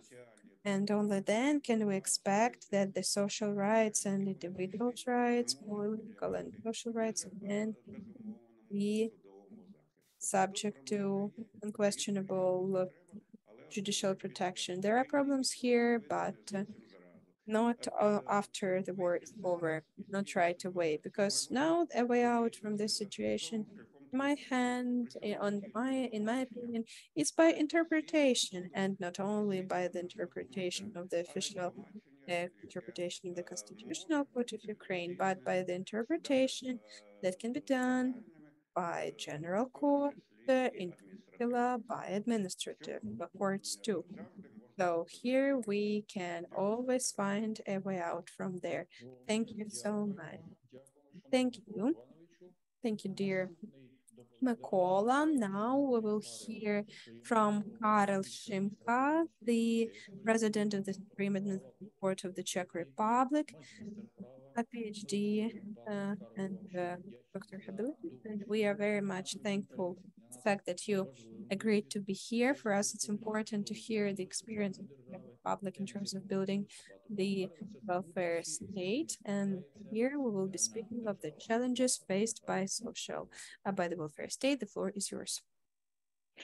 Good morning from summer Prague, and kind greetings to all participants in Ukraine, in Germany, in Austria, and in Slovakia. Well, come on to the topics. The concept of a welfare state is not unified. The definition of the welfare state varies, but it is based on similar ideas. From these ideas, the concept of the welfare state can be defined. In general, welfare state seeks to provide economic and social security for citizens and strives for sustainable economic growth and development. In Ukraine, if Ukraine aims to be a welfare state, it must first end the war. Western states are aware that Ukraine is the protector of the West against Russian aggression. We are providing both military and financial aid to Ukraine. But the Czech Republic is not a direct actor of the war. Therefore, it is out of the place to advise Ukraine about its problematic situation. We have no comparable experience. Czech Republic has been in a war-free period for more than 70 years. However, our experience of the reconstruction of a democratic republic after 1989 allows us to provide at least some basic advice that Ukraine should consider. The first and difficult step for Ukraine and its efforts to build a welfare state is to end the ongoing conflict. The second and perhaps more complicated step will be the post-war reconstruction of the country. The third step will be to transform the post-war state into a welfare state. First of all, taxation. It is very important to realize that a well-set tax policy can not only contribute to sustainable growth, but also to the funding of social benefits. Issues of financing the welfare state will inevitably arise. This is our experience of last 30 years after the end of the communist system. It is therefore appropriate to adopt a strategy that also takes into account the risks of economic stagnation. In second place, the redistribution of finances must be equitable and transparent and must not undermine the country's economic growth. Equally important is the last role played by the population and its mental setup. The welfare state is very expensive. The Ukrainian population has to understand that they will also contribute a large amount to the expenses of the welfare state and to the costs of maintaining its system. The setting of post-war Ukrainian politics may fall into a welfare trap if it is immediately directed toward the establishment of a West European model of a welfare state. Therefore, the support of the open market, of free entrepreneurship, and pressure on the labor performance of the population will be crucial for Ukraine in the post-war period of at least 10 years, maybe more. Our experience from 90s is that in the first years of economic reconstruction is more important the economic growth and building of structurally strong economy than the redistribution of incomes and social welfare. The crisis of the welfare states is manifesting itself across Europe. The question of the success and effectiveness of social policy measures is extensively debated. There may be several sources of the welfare state crisis. However, the main causes include the rising cost of financing the welfare state, which puts pressure on the public budget of the state. Even though Ukraine has significant potential to be a successful welfare state, we cannot overlook the fact that the reconstructing the state and dealing with the consequences of the war will be very expensive. One of the risks of an accelerated transition to the social policy may be the above mentioned market stagnation.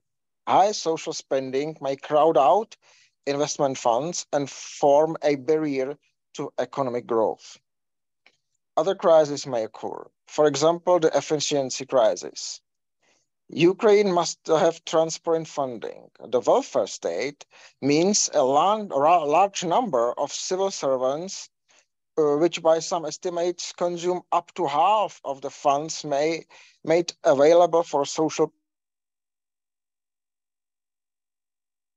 Welfare state serve primarily to create jobs for the middle class, which then has no significant incentive to continue to put money and energy into the state. The population of poverty, despite the generous welfare state, still does not receive the financial support they will wish for.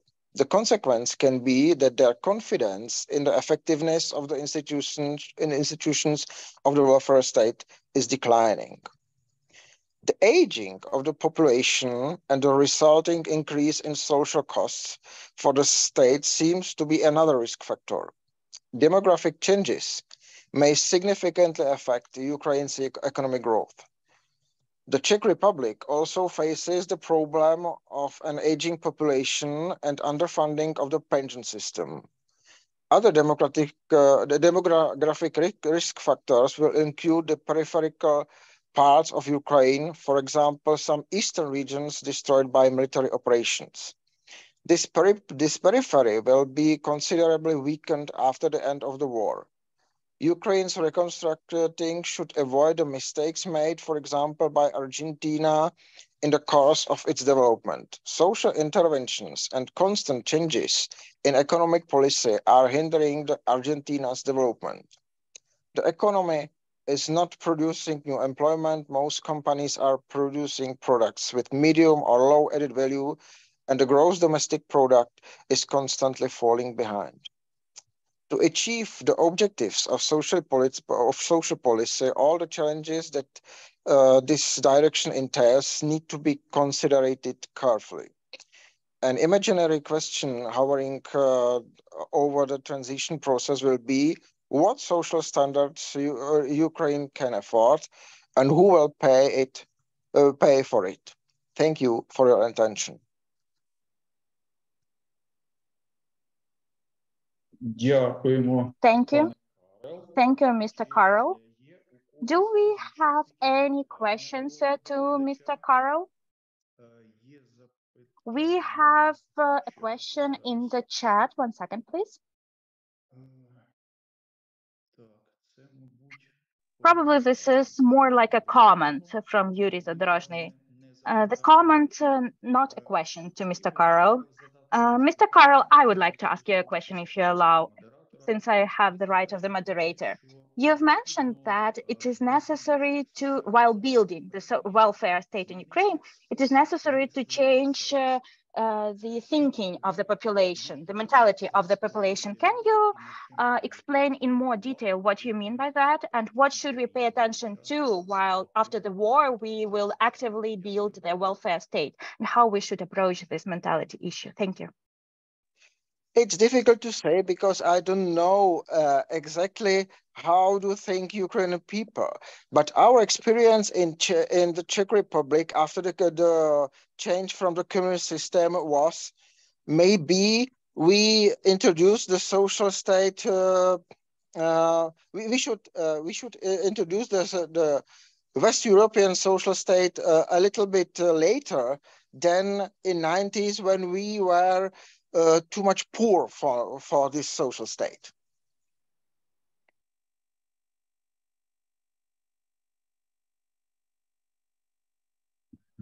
Добре, дякую. Okay, thank you. Thank you. We have no other questions. Thank you again, Mr. Karol, for your presentation, to you as a presenter, and to your state, to the Czech Republic, for assistance that has been provided by you to Ukraine, and for assistance regarding counteraction to aggression, and assistance to our people who have fled to the Czech Republic. So thank you again. And it is my pleasure now to pass the floor to Ms. Natalia Onищенko, the Deputy Director of Koretsky Institute of State and Law of the National Academy of Sciences of Ukraine, academician of the National Academy of Legal Sciences of Ukraine, professor, member of the Scientific Advisory Board of the Supreme Court.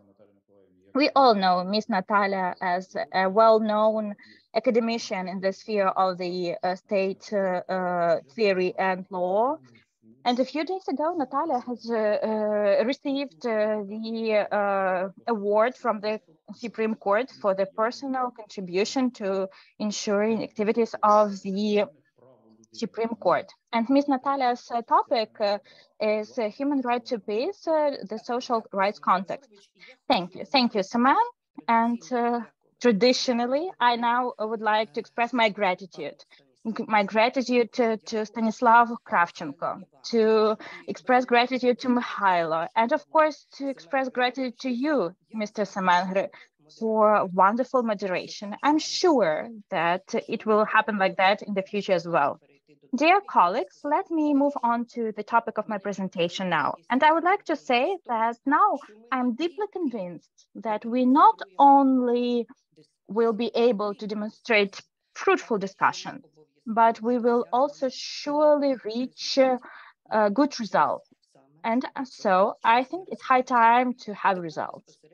And now I will move on to my presentation. The matter is that it is not a secret that after the large-scale invasion of the RF, life of every family in Ukraine is divided into before and after. And this before and after concern the entire sphere of our activities, including the academic sphere as well. Of course, all spheres are affected by that. And today I would like, during our discussions, to suggest the following to you. Can we say that the architecture of our rights is crowned by the right to life? We all understand that if the right of person of the peace is not ensured, then social, economic, classic rights will not be and cannot be protected and ensured, or ensured in the extent according to expectations that we have. So the right, human right to peace, that is the key right. I think that this right should be constitutional right. And since I'm the theoretician of the law, I would like to offer a definition for your consideration. And this definition, of course, can cause discussions, but we should start with something.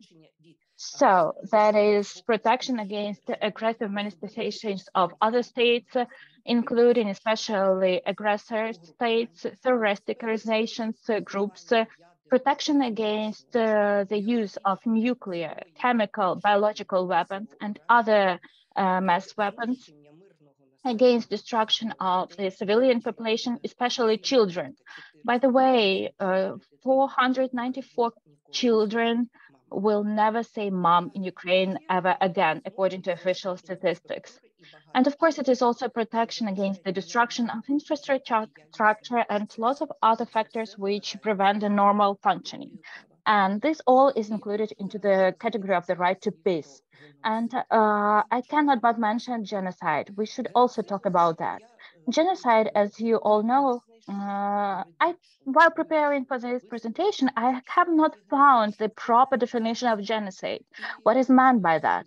And I'm using the definition that is offered in the dictionary by Husserl, and that is destruction. Destruction based on racial, national, or religious motives. What is the purpose of genocide? And what is the purpose that we can discuss today so that we could counteract it? Of course, that is destruction, economic, political, social institutions, language, cultural institutions, and that is the threat to human life, to life of children, to the protection of rights, freedoms, and legal interests. Tell me, do we have genocide? Do we not have murders? Do we not have destroyed infrastructure objects? Do we not have destroyed schools, healthcare facilities? Do we not have killed children? Don't we have ecocide? Have not Kakhovka Dam been destroyed? Dear colleagues, we have right now to ask these topical questions, these painful questions, because at this stage, it is important to discuss the most topical problems. So right now, we do not have this distinction as we previously mentioned between theory and practice. Right now, theory and practice have become intertwined and have merged into one single unity. And we are the ones who have to answer lots of questions asked by the society. I would like to say a few words about the theory of the human right to peace. Of course, you can consider it in the dimension of a specific personality, some social group, society, humanity in general. And we will mention that further as well. The right to peace is the prerequisite of effectiveness, effective cooperation in the society, effective implementation of the rights of the third generation, for example, the right for international communication, as well as the rights of the fourth generation, for example, the right to use internet. I will be frank with you. The category of the human right to peace, in some respects, has been considered by the international law doctrine. And I would like to remind you right now by wonderful conferences that I found. 1975. The UN Declaration on the upbringing of peoples in the peace context. The UN Declaration of the People's Right to Peace. It was mentioned in the declarations on the youth policy, on academic and technological processes.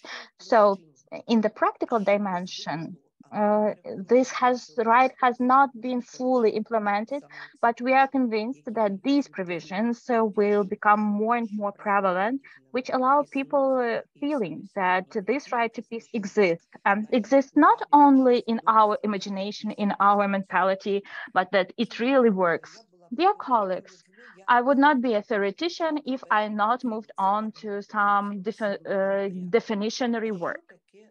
And what is overall peace? Have you ever thought what peace means? We are mentioning this word a lot. All of us mention this word. But what does the peace mean in the context of general theory of law? Or maybe not only theory, but also other affiliated spheres of law. That is the absence of military resistance between two or more states, of the organized state violence inside the country, as well as the means of protection for comprehensive protection of human rights. I would like to say that the right to peace is considered in several dimensions. The human right to peace may be considered in a negative, from a negative perspective. I don't mean that it's minus, but this is the definition of the doctrine, international doctrine. So the negative context means the right to physical absence of the war. And the positive context of the human right to peace, and the positive context means that there is no need to apply violence. Dear colleagues, I cannot but mention about the dimension of social rights, because we all perfectly well understand that social rights are the manifestation of the quality of our life. And nowadays, of course, we have to understand that social rights have to be considered in the context of their capacities and guarantees. Capacities and guarantees because we have threats and challenges of the extremely high level. I would like to say that we have to apply some criteria and indexes of effectiveness. What do I mean by that? Dear colleagues, dear partners, colleagues, friends, we all think about our current life. And of course, we understand that the suggested range of rights is quite different in terms of being guaranteed, for example, in Kyiv and Kharkiv, in Kyiv and Lviv, in Lviv and in Poland, that has provided significant assistance to us, just like other countries. And we all perfectly well understand that. We are now talking about IDPs, and during conference, I've emphasized several times, yes, IDPs, we've worked with these problems quite well, but human rights on the occupied territories, including social rights at the front line, on the contact line, rights of veterans. And what about rights of our defenders? And what about our rights? Of those people who stay at home, who continue working, and who diligently fulfill their duties. Of course, we also feel these hardships.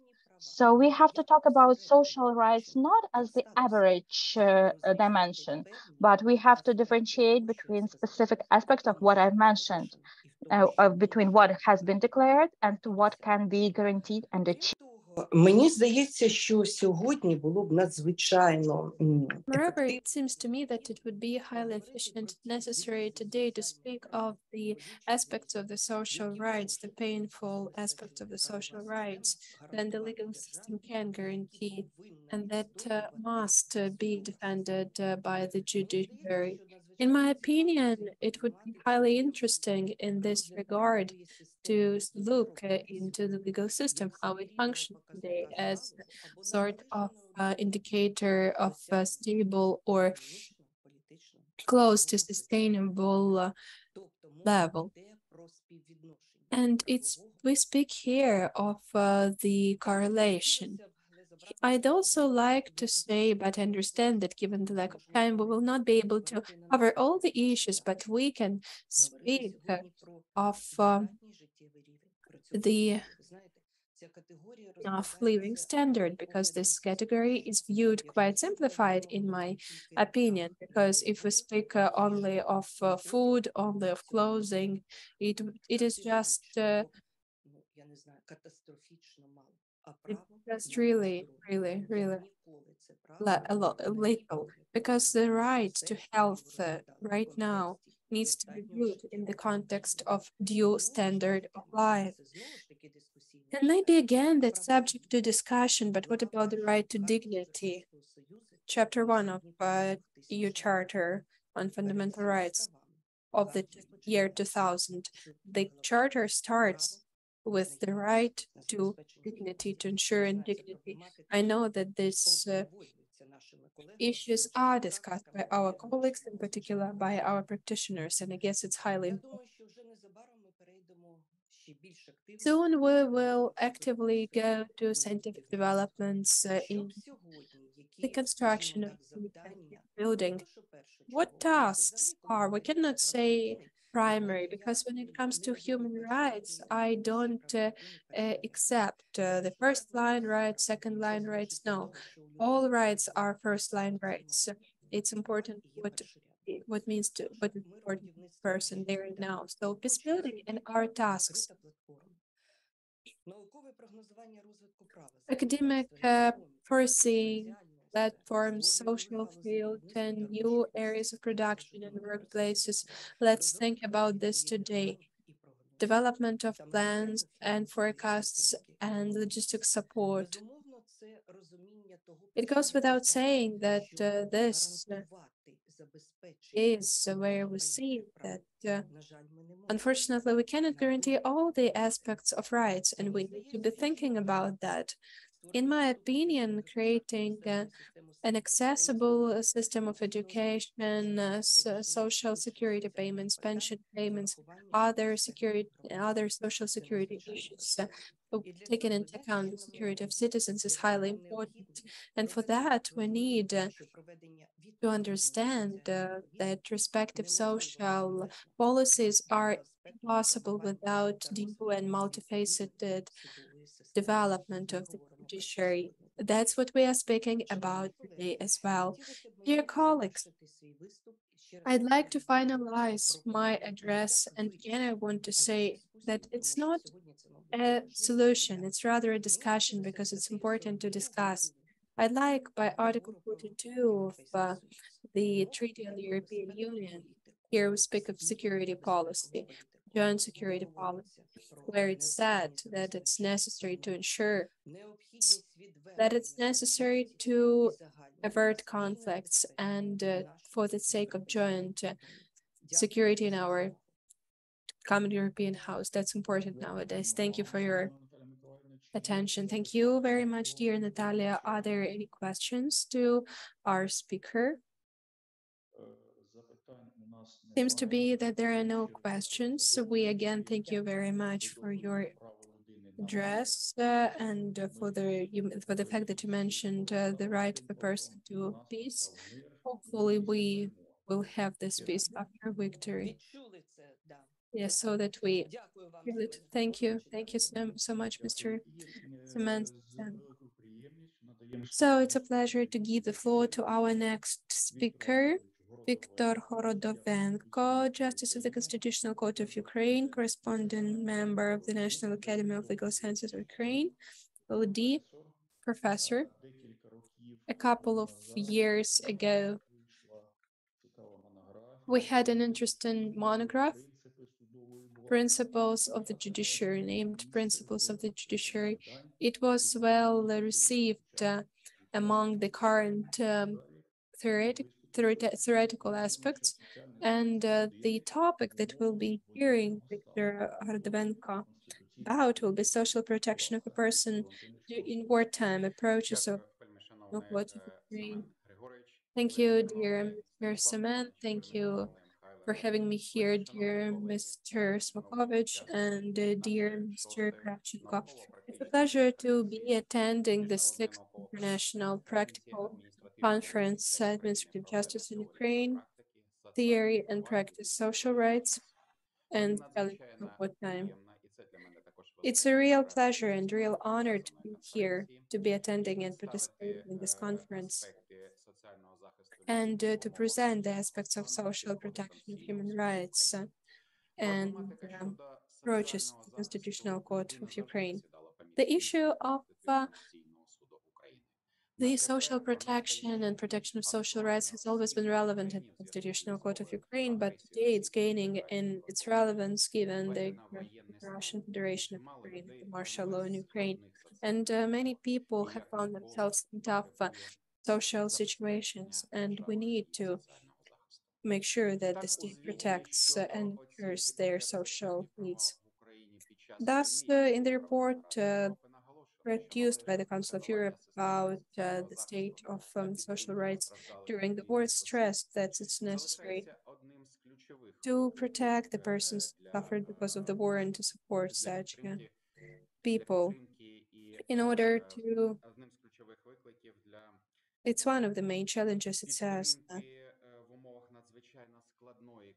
in a very difficult economic situation.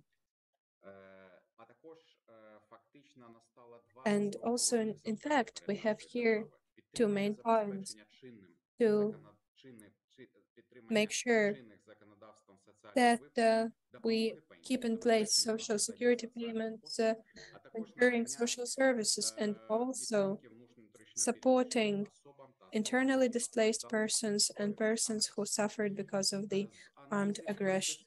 From analyzing Part 4 of Article 62 of the Constitution of Ukraine, it says that during martial law there can be certain limitations of their rights and freedoms, and such attempts at their limitations.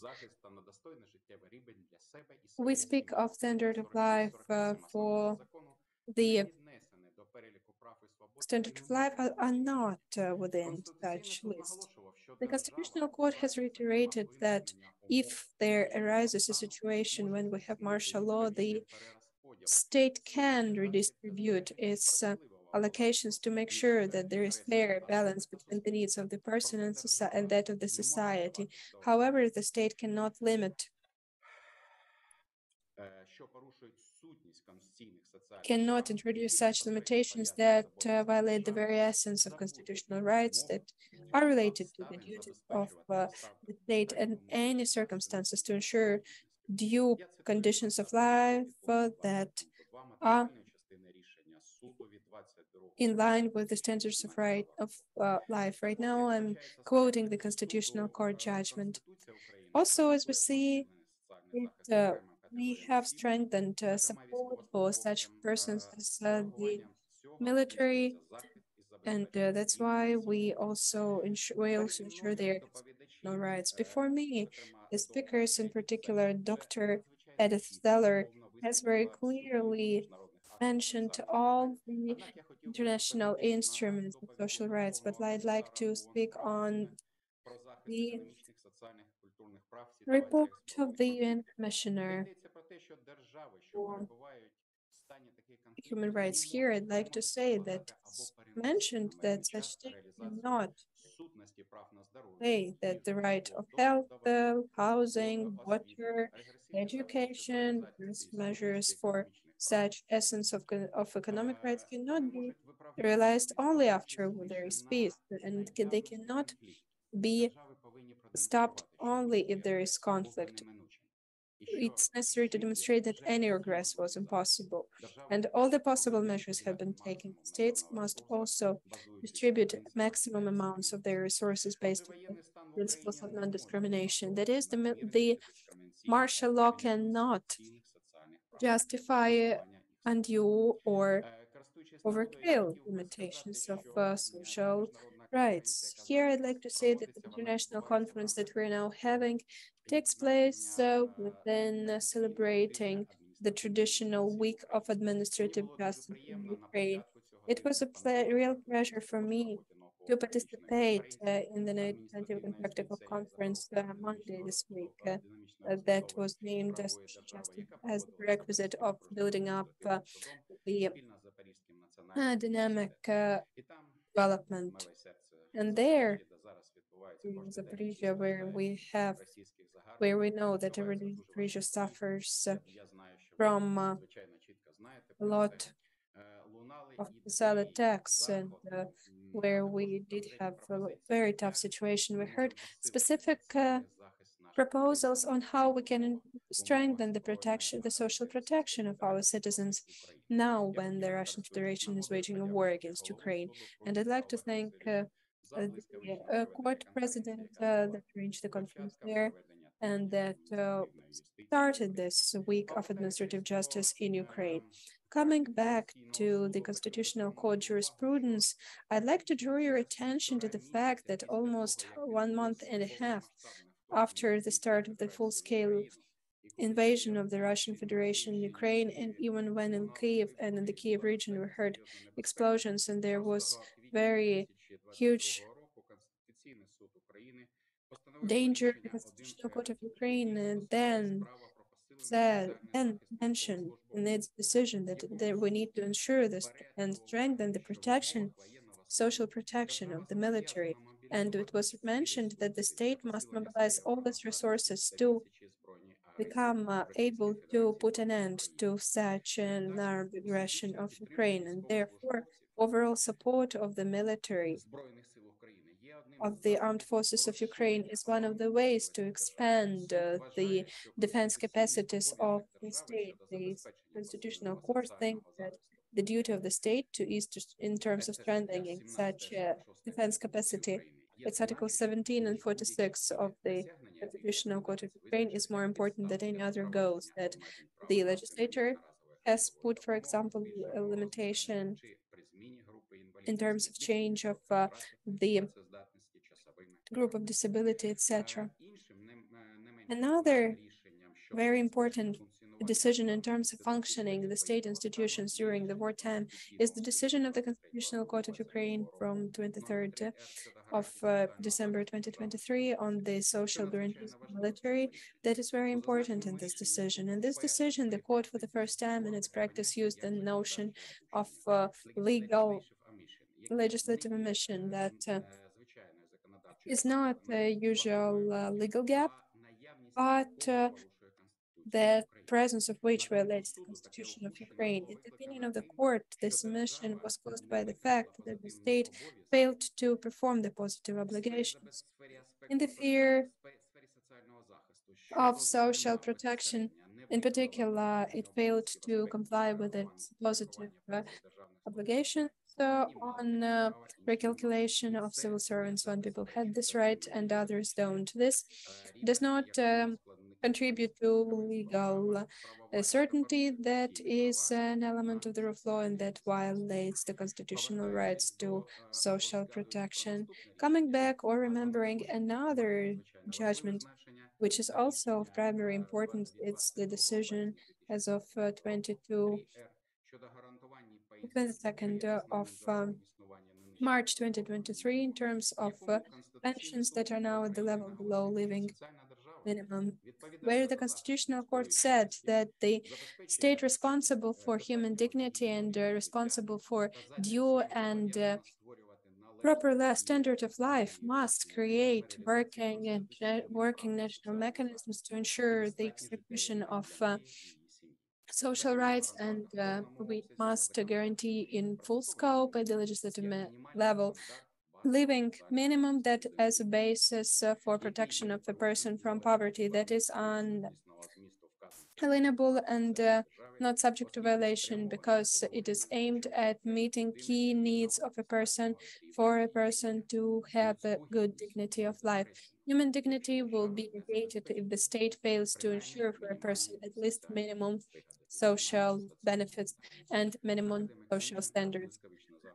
The academician has mentioned so wonderfully before me that these standards right now, to be frank, even before the full scale of the Russian Federation, full-scale aggression of the Russian Federation were not properly ensured. And summarizing, I'd like to say that our country has not resorted that many times to such limitations of social rights because of the war, and our international partners,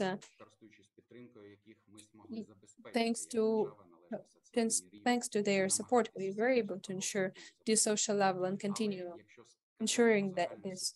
But as far as an overall situation is concerned, or an overall vision in terms of the court did not say that the limitation of the social rights should be done because of the financial indicators. And here we had the strengthening of social protection of the specific category of people. Thank you so much. Thank you, dear Victor. Dear participants, have you got any questions to our speaker? We have no questions. Again, we thank you so much for your address. And it's a pleasure to give the floor to our next speaker, Mikhailo Savchin, Director of the Research Institute of Comparative Public Law and International Law, Uzhhorod National University, LD professor. It's known that Mikhailo is a very active academia member. He provides a lot of academic papers. For example, comparative constitutional law shows that he is a very much in-demand expert. And today we will hear of a transformation of social statehood in the context of war from Mikhailo. Mikhailo, the floor is yours. Hello from Uzhhorod, from the most western city of Ukraine. Today, another western city was under attack. Lviv was today under attack, so the issue of security is central, because the issue of security is at the very basis of the concept of social statehood that I will be speaking about. Thank you for having me here. I will start with one famous person. I'll quote this famous person. There was such Ludwig Erhard. He is the architect of German economic wonder, welfare for everyone. He has a provocative point where he says the welfare state current craziness. Sometimes I'm troubled by the collective aspirations for collective security. Can we move towards progress? If we accept a life where no one wants to be responsible for themselves, he says about the freedom as he applies a holistic approach here, political, etc. Here we have a mistake because we see that the economic development is based on premises that cannot be united together with the collective security. So we have a war, and this is a country that I have to say, as I say every time, all the wars are waged by genocidal practice, because we had like so-called, it was established between the genocide of Russian imperialistic aspirations. We know that Ryazan was a different place. There was mass deportation of the people. This way, we have faced the genocidal practices, and it's clear that what is happening on the occupied territories, that is issue of the responsibility of the occupying state. So far, we can do nothing with that. And we are only talking about the recording of these crimes when the occupied territories change and are released. So in my presentation, I would like to say the following, that during the war, we have the shift of the recipients of social benefits, because I'm a supporter of Erhard's ideas, because social welfare is based on targeted social help. And this shift happens in the direction of victims of war and veterans. It is also necessary to strengthen private and public partnership in order to ensure compensation of the damages done by the aggressor. And then we have a change in demographic picture, which changes the fiscal policy and the pension support. So in fiscal policy, we have to apply those approaches which were used during the German wonder, Korean wonder, but that is not at the expense of introduction of new taxes, but because of the economic freedom. And how will it change the structure of social services? So let's start. In this respect, a lot has been mentioned by our Constitutional Court, because one of the most recent decisions of the Constitutional Court as of 2022, the court specified that fulfillment of the constitutional duty regarding human dignity as the highest value, social value. By the way, Professor Kutubra has mentioned these deficiencies in the wording of the Constitution. But the court has mentioned that in order to ensure that we have a good governance principle, which consists in the fact that the state has to ensure true democracy, comply with human rights and the rule of law as the general European values. And I would like to emphasize again that the principle of welfare state consists in targeted social help for those people who require this. The Constitutional Court has developed a position that allegedly social protection should cover military public officials, but sorry, that is not the social protection. That is the guarantee of independence. If you're talking about service members, that is not social protection, that is the defense capacity of the country. Let's even talk about this threshold of pensions of 20,000 hryvnias. That is not the pension at the level of 5,000 hryvnias, which really reflects the idea of social protection. I would like to emphasize again that the system of social protection is based on collectivistic approaches, but when we are talking about the use of limited resources, in particular during the war, we have the question how to allocate these resources then. There are different approaches regarding to the understanding of the welfare state. Once Professor Spicker from Austria mentioned that the mission of the welfare state is social integration and social justice as the true Christian heritage. In Ukraine, Pankevich believes that the welfare state should provide real guarantees of social and cultural rights and to negate differences in the society. But we will always have differences because that is the basis of progress and economic activities. And the system of social protection is based on the economic system, on the political democracy. Then the Constitutional Court adopted decision 1R/2005, that is quite old decision. The court emphasized the traits of Ukraine as a welfare state. Another decision which concerned the understanding of the welfare state is dated 2012, but this decision is quite problematic. And it contains some general theoretical provisions regarding distribution of public finances. How does that change during the war? During the war, we really have a change in those parameters which concern the protection of rights of IDPs and the preservation of the social infrastructure, and a huge burden is placed on local self-governance bodies in this respect. We have imbalanced legislation because look, we have Lviv or Uzhhorod, where we have lots of IDPs. In Uzhhorod, we have about 70,000 IDPs, but there are restrictions in the legislation. We cannot build schools because it is prohibited to have these capital expenditures during the war, but they objectively needed in this respect.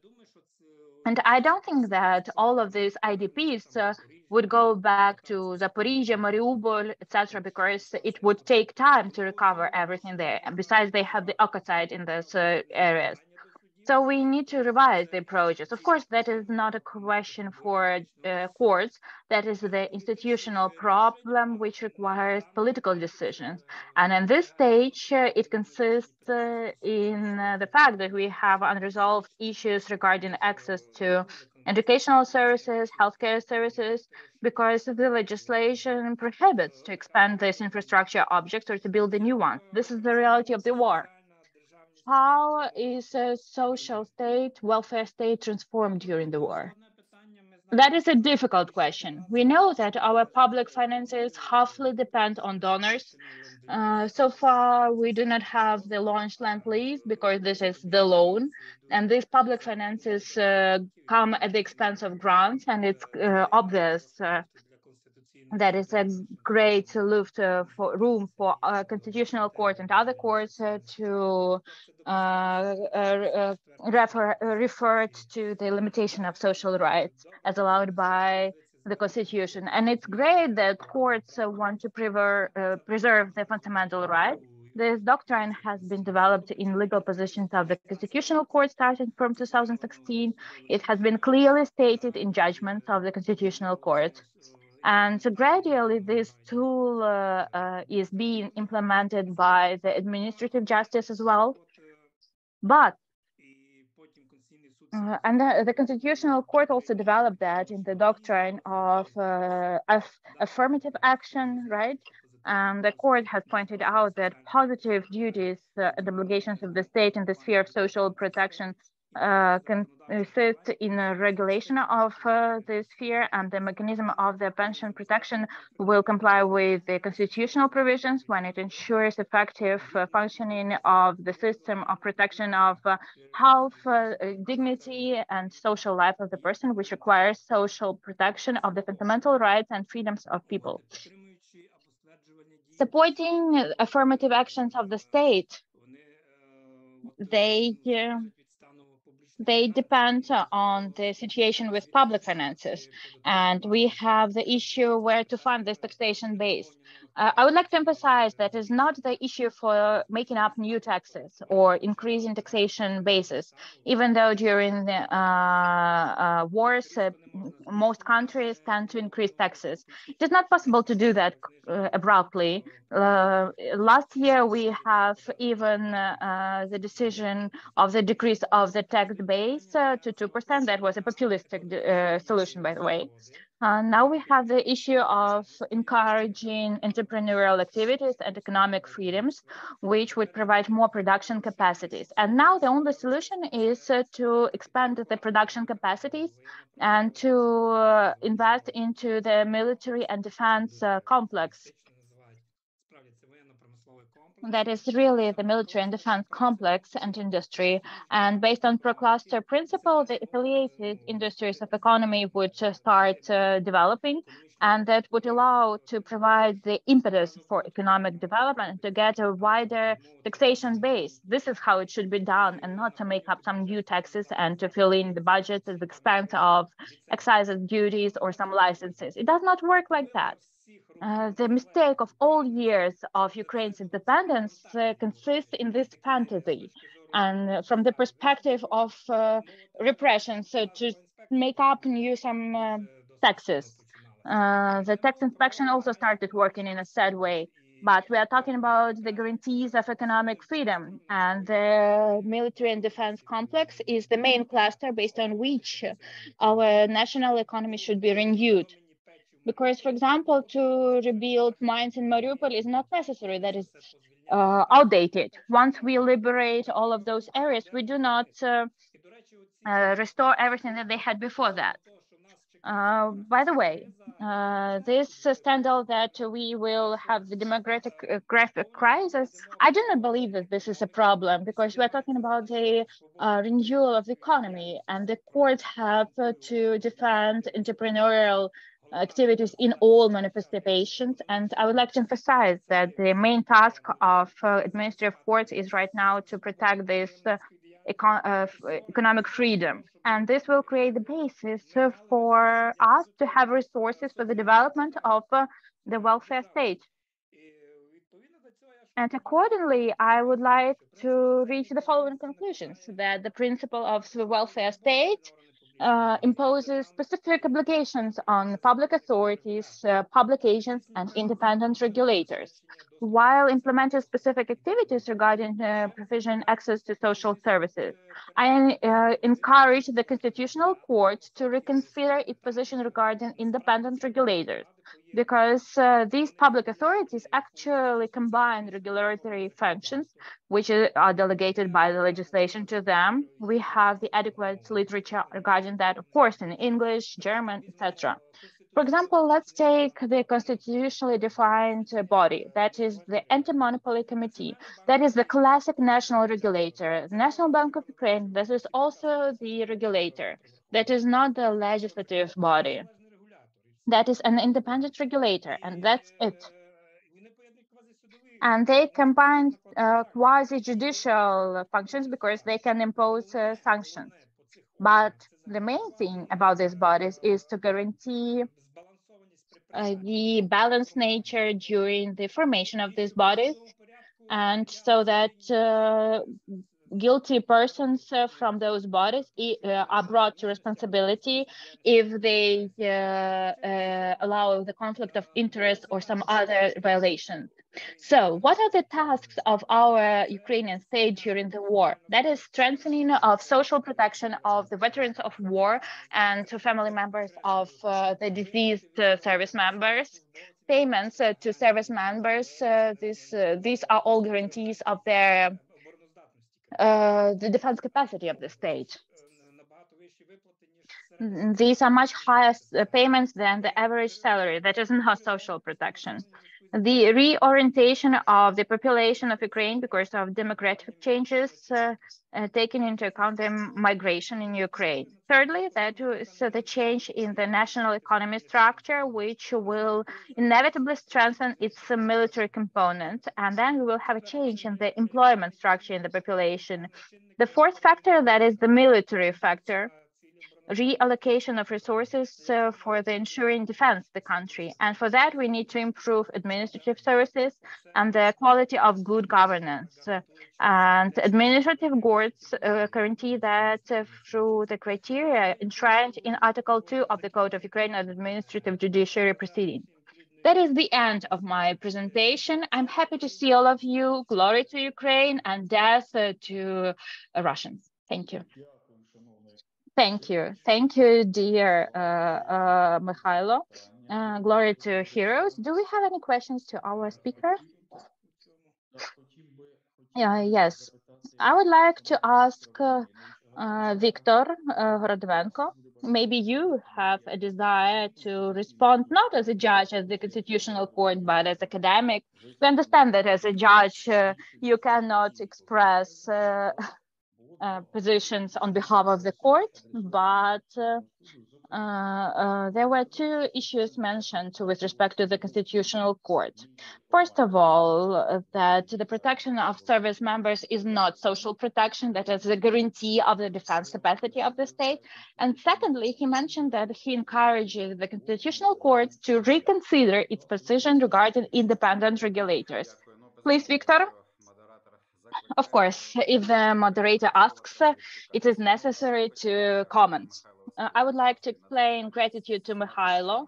As always, with extreme interest, I've been following his presentation, and he has quite wise suggestions, comments regarding our activities, regarding the practice, case law, and decisions of the Constitutional Court. The only thing that I would like to point out is that if we've mentioned this decision several times, that is on social protection of defenders of Ukraine. There, it is stipulated that that is the guarantee of the defense capacity, and the entire motivation part of the judgment starts with this guarantee of defense capacity of the state. With respect to amounts, there we are talking not only about social payments, which obviously exceed the minimum social standards that we have in our state. With respect to independent regulators, in our proceeding, we right now have a case, so that is why I cannot comment on that. But I can say that Mikhailo has mentioned extremely interesting literature sources in English, in German. Right now, it is being used by us. So those suggestions, those progressive suggestions regarding this aspect will be considered by the Constitutional Court for sure. Thank you. Thank you. Thank you, Viktor. Since we also have several minutes left, if you allow, I would like Mikhailo to ask you a question as well. You've mentioned that, for example, in Mariupol, it is not necessary to rebuild old mines because it is more appropriate to use ultra-modern technologies. My question is, in the context of our previous speaker from the Czech Republic, where he mentioned that the welfare state means job places. In your perspective, if we follow your suggested approach, if we do not recover the mining industries there in Mariupol, will it be correct from the perspective of those job places that existed there before the war? Because we understand that it was formed for decades and the entire infrastructure in the city is related to that industry. So will we have any problems with that? I think we will have no problems with that. We have a completely different problem, that is the lack of people who are willing to work. And that is the result. Please understand me correctly. There are lots of many other things required to have some factory functioning. So there we're talking about not only about some specific factory, but about the entire infrastructure. In the employment structure, we have such a tendency that the sphere of services is expanding, and these professions have not changed basically since the start of the human civilization. There are no significant changes there in that sphere, and accordingly, quite often our services sphere for the population is not valued, and for example, therefore we have low salaries in this sphere. But this is also tightly related to the taxation issues, because we have a huge taxation burden. Our structure of taxation is quite strange, right? Because the person who pays taxes, the employee itself, does not understand the structure of taxation at all, because there we have the issue of taxation agents, etc. And we see 22% of the taxation that is not 22%, in fact, because another part of the tax is paid by the employer. And it decreases the responsibility of the employee, who does not understand the mechanism of taxation, that the person pays much more, and then the employee demands a proper salary from the employer, because he understands that this is the amount from which taxes are paid. So highly technological industries is a prerequisite for the renewal of the national economy and for the launch of other industries which will be also quite technological. For example, in this services sphere, we are quite leading in the world economy in terms of digitalization. For example, as compared to European countries, we are highly developed in terms of digitalization, but we have problems with the protection of personal data, DIA, for example, because developers and softwares are quite suspicious, and we have the problem with personal data and private data, and courts have to pay attention to that as well. And in this respect, we will have the renewal of the national economy and the expansion of employment. And the sphere of servicing.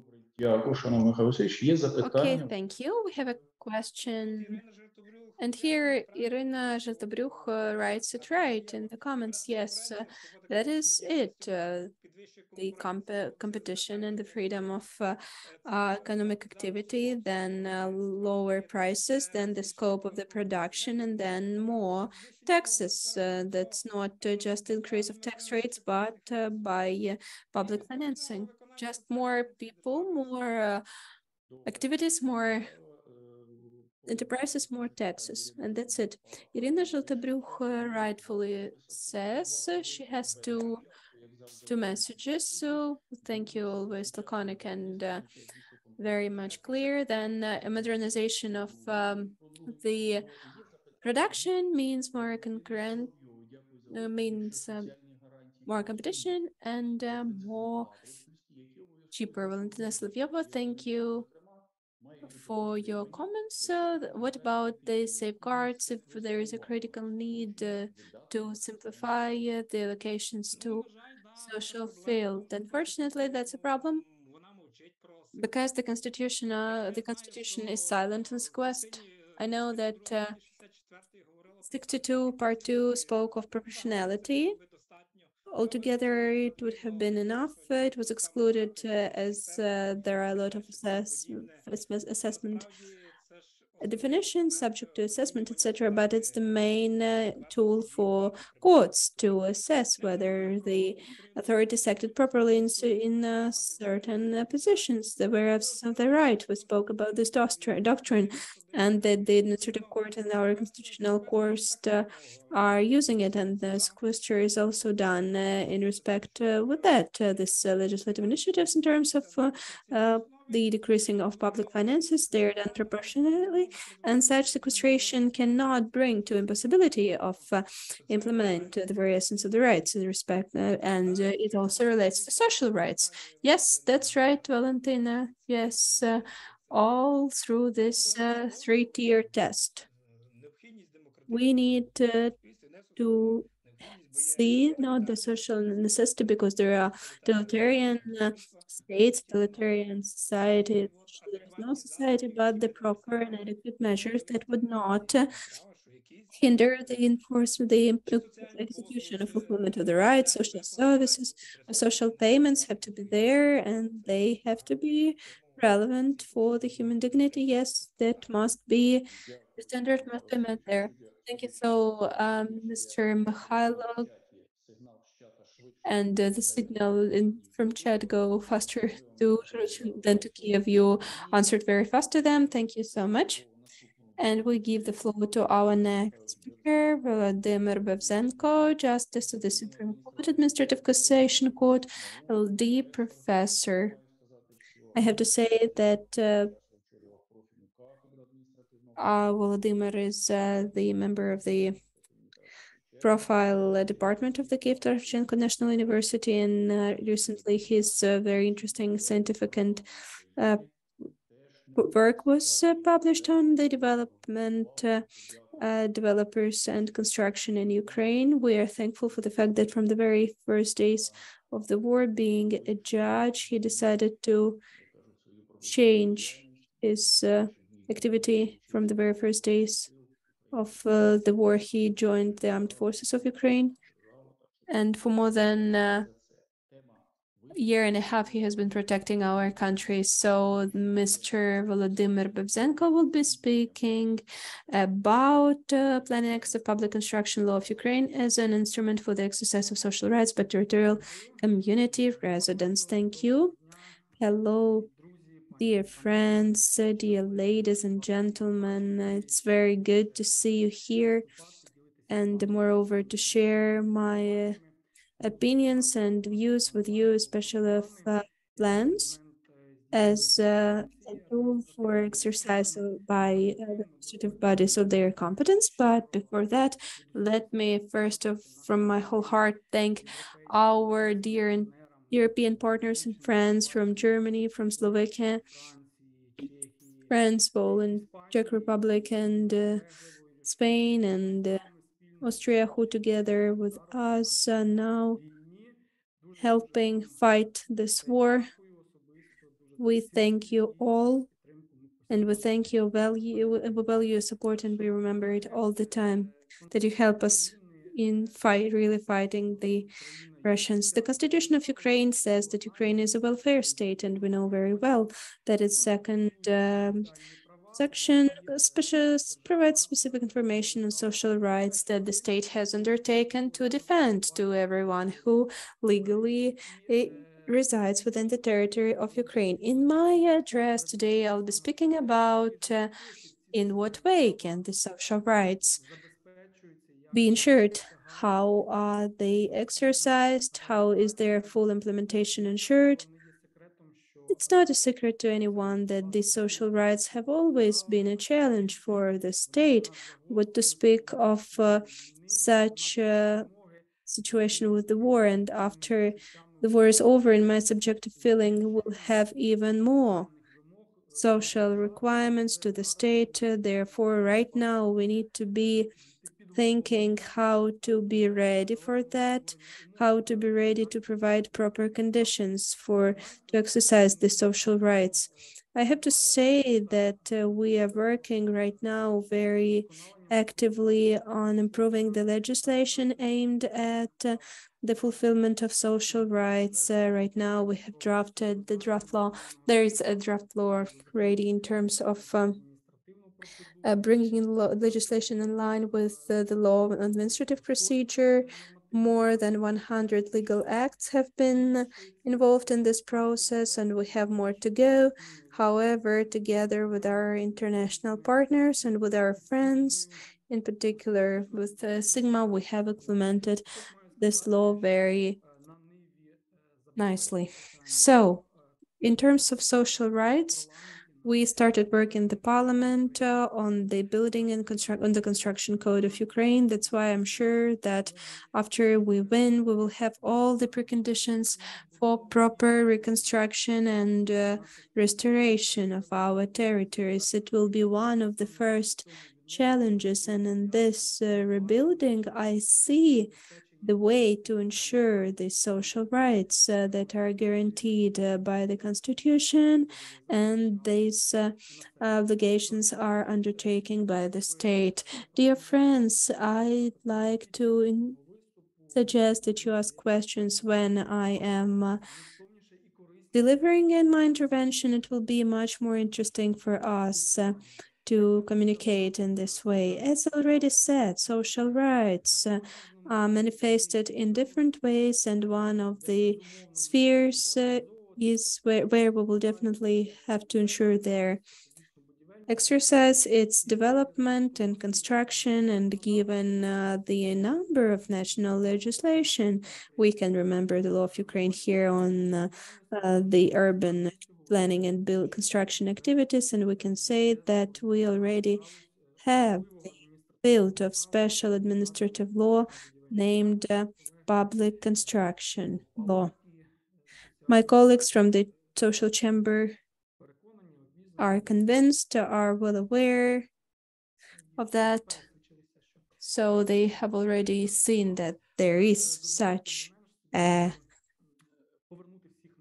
field of law. Now let's come back a little bit to the theory in order to best see how we can ensure social rights guaranteed by the country. Here we need to remember the overall administrative law that is specified in the public construction law that we are now actively developing, assessing, and trying to ensure as best as possible. Now let's cover in more detail the topic of my address. As my topic was mentioned, we will speak of specific planning acts that provide for exercise of communities in terms of planning and urban planning and construction. The overall activity of administrative bodies that is used by these administrative bodies, among other tools. I'll just mention here that these tools are, of course, legal acts, administrative acts, and we already covered administrative acts, and also we have the law now on administrative procedure finally that will be used very actively starting from December this year. And we have the administrative contracts and private legal tools. Finalizing my comment in terms of these tools, I'd like to say that administrative points, depending on the circumstances by factual relations, they use at their own discretion their choice of that tool can best be in which best can be implemented this right, so that we have spoken about today, dear colleagues. Mr. Semen already mentioned my academia background, and I have to say that this classification is not just for the sake of it, but it has a very practical and applicable role. This classification enables first to provide a systematic and compartmentalized approach to bringing them on properly, and then when there is one tool and when we see how one starts and another ends, for the administrative courts, it's very easy to provide assessment of the use of this or that tool. Also, I'd like to mention another important point in the activities of the administrative court. In terms of administrative activities from neutral approaches of administrative competences, and in terms of these constitutional approaches and these legally neutral documents that sometimes are mistakenly identified with the instruments of the activities of the administrative bodies. They are sometimes considered the same both by the administrative bodies and the persons who come to them in order to get administrative service. As far as more detailed aspects of legislative governance of this planning acts as the tool for activity of administrative bodies, we can surely say now that within this urban planning of Ukraine, we have so-called the space planning.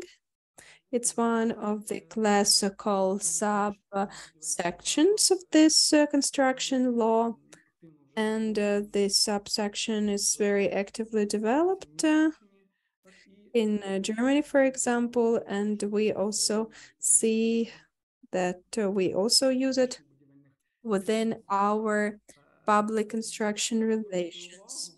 We must here remember that within the context of the law and administrative procedure, what norms of this construction will regulate the use of planning acts. I counted up to 300 of them. If you want, of course, I will share, but I will not list all of them now. The key acts based on which there is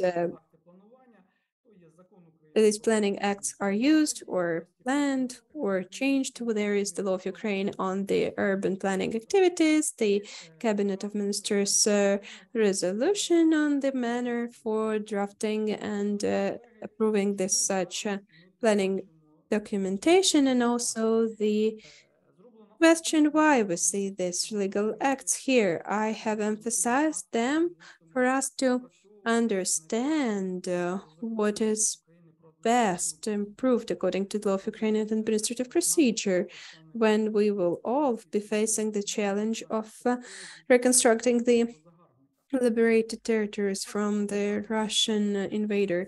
The planning acts are these legal acts. We all know them very good. They're not easy tools, the complicated procedure for their adoption.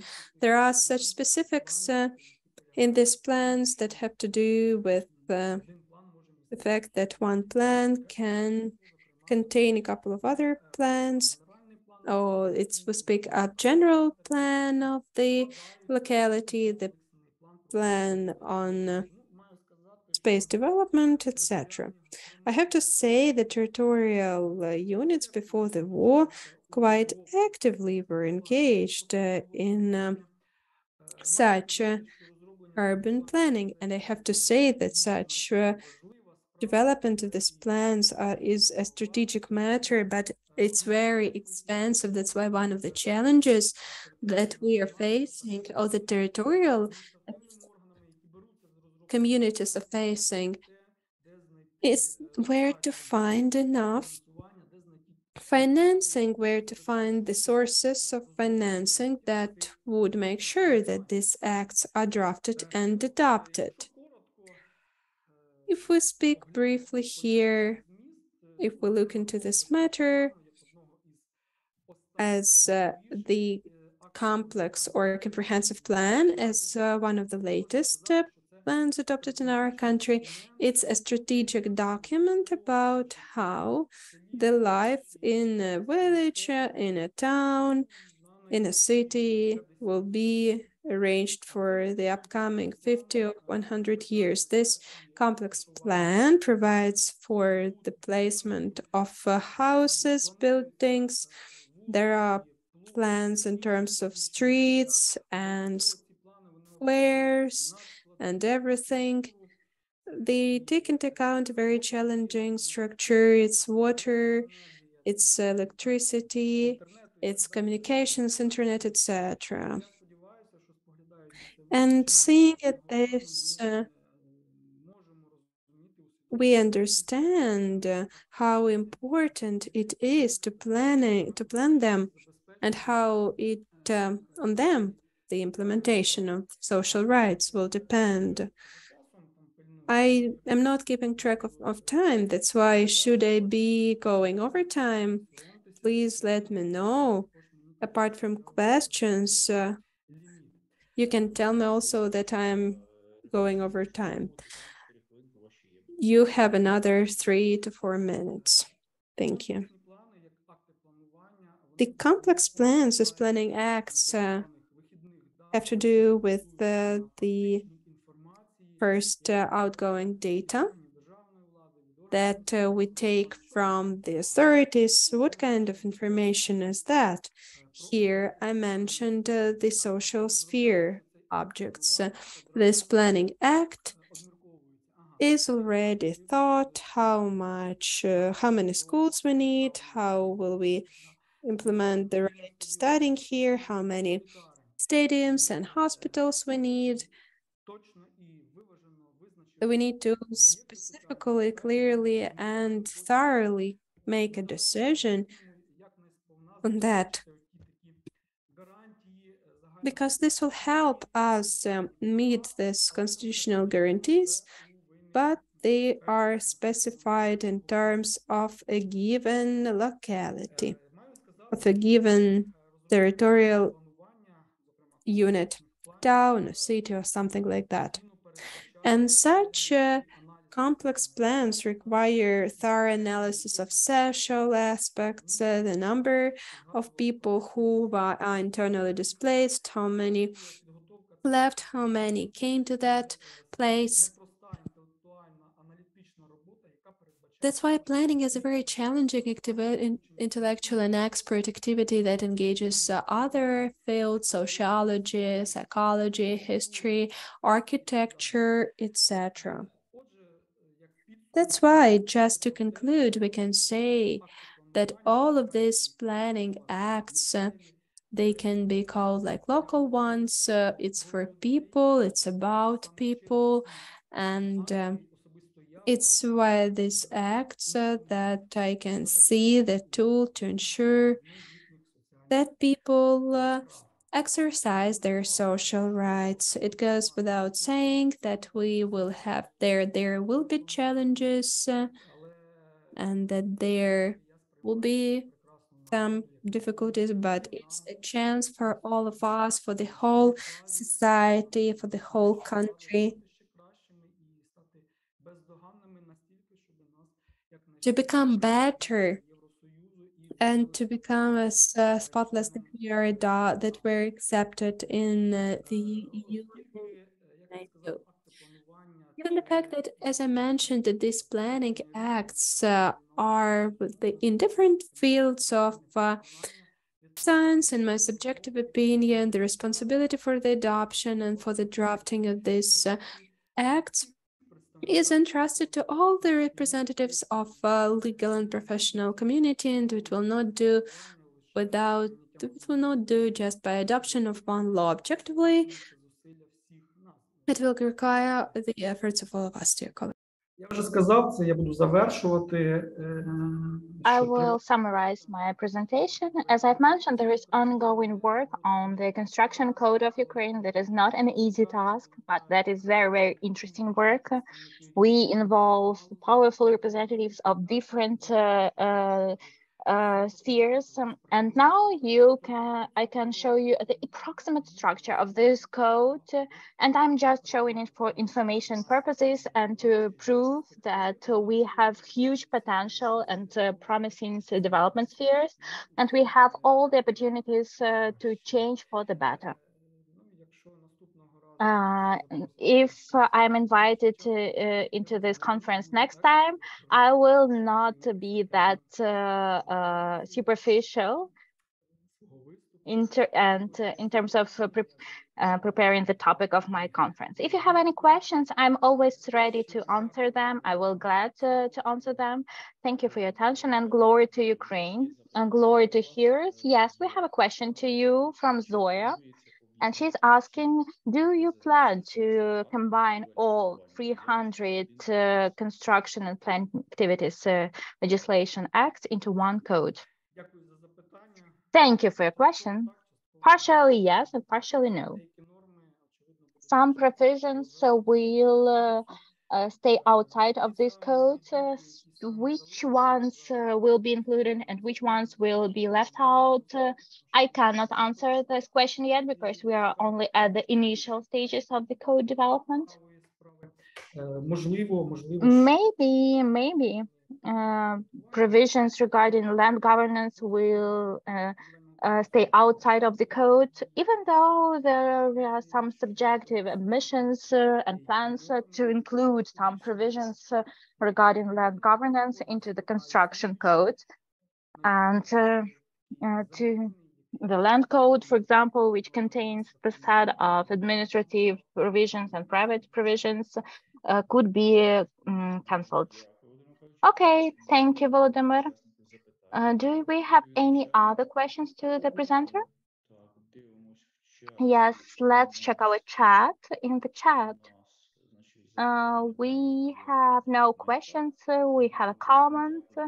Thank you, Volodymyr, for your presentation. Thank you. And since the work of our first session is coming to the end, all the speakers have presented their topics which they wanted to present. Now I would like to say that we will have a 30 minutes break, and then at 13:30 we'll have the session number 2 titled "The Impact of Martial Law on the Realization of Social Rights, National Legislation, International and Legal Regulation." It will be moderated by Natalia Kovalenko, Judge of the Supreme Court, the Doctor of Legal Sciences, professors. Do you have any questions to me, Saman? Since previous you will not ask me questions like you did that with the previous presenters. I have the schedule. We need to start our break at 1 p.m. So I will ask my questions in a private communication to you. So thank you all the participants, and see you in 30 minutes, and bon appetit.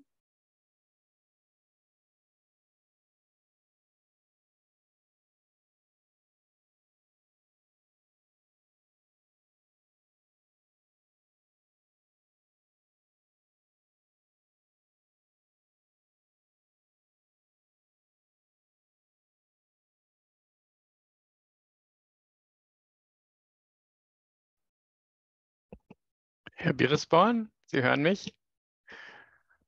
Ja, hallo. Ja, genau. Ja. Geht es um halb geht's also weiter, ne? Ja, ich hab's gehört, ja. Ich gucke mir hier nochmal das an, was ich sagen möchte, und dann wird das hoffentlich laufen. Ja, die Kollegin eben aus Österreich hat ja auch schon einiges gesagt, und Sie haben ja auch schon was über die Sozialgerichtsbarkeit gesagt, dann kann ich mich da vielleicht etwas kürzer fassen. Ja, muss ich mal gucken. Ja, okay, gut. Ja. Also es müsste eigentlich in den 15 Minuten hinhauen. Ne? Alles klar. Ja, vielen Dank und gut, okay.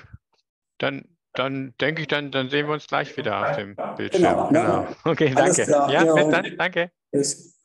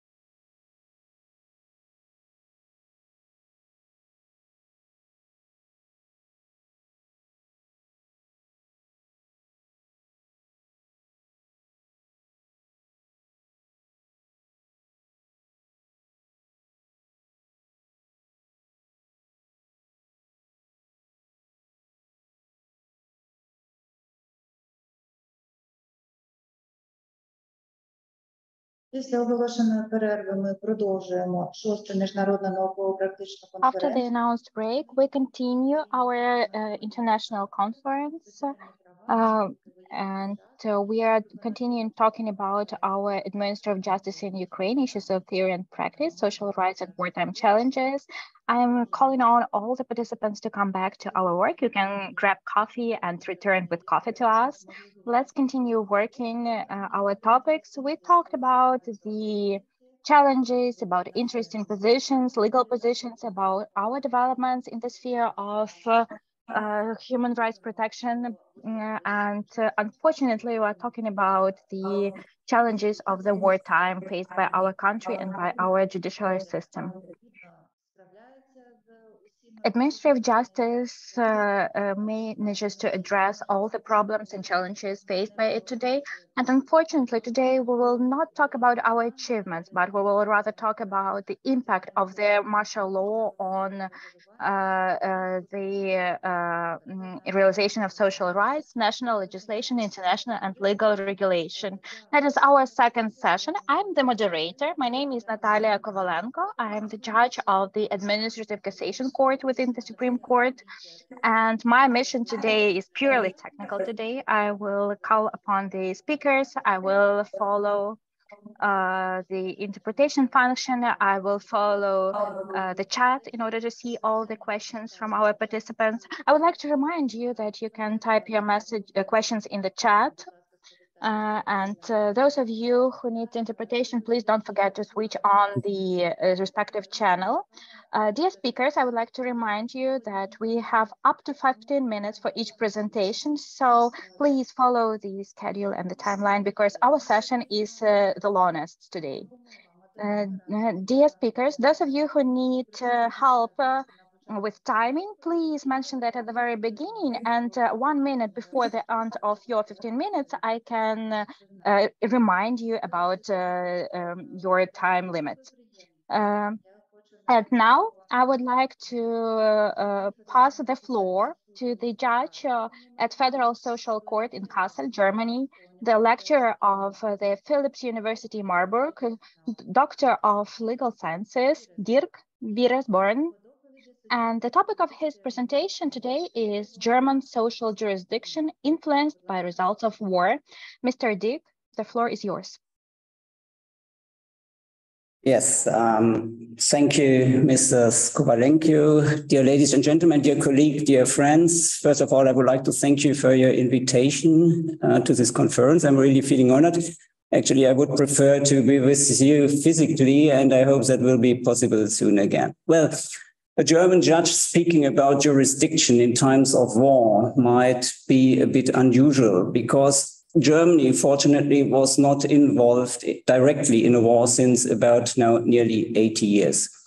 But the development of jurisdiction, and especially the branch of social jurisdiction, was rather influenced by results and experiences caused by 2 world wars in the first half of the 20th century. First, I have to emphasize, Mr. Hertig mentioned this already this morning, that Germany is one of the very few countries which has social courts as an own branch of courts besides ordinary arbitration administrative courts.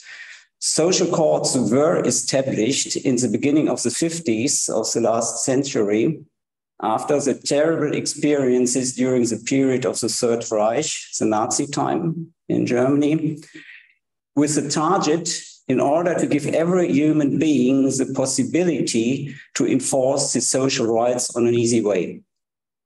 Social courts perform the tasks the German constitution prescribes. Besides the rule of law, separation of power, independent courts, independent judges, they guarantee the principles of being a welfare state. There are about 68 social courts and 14 higher courts and 1 federal social court in Germany. And what is very important, the proceedings before the courts are in most cases free of legal costs.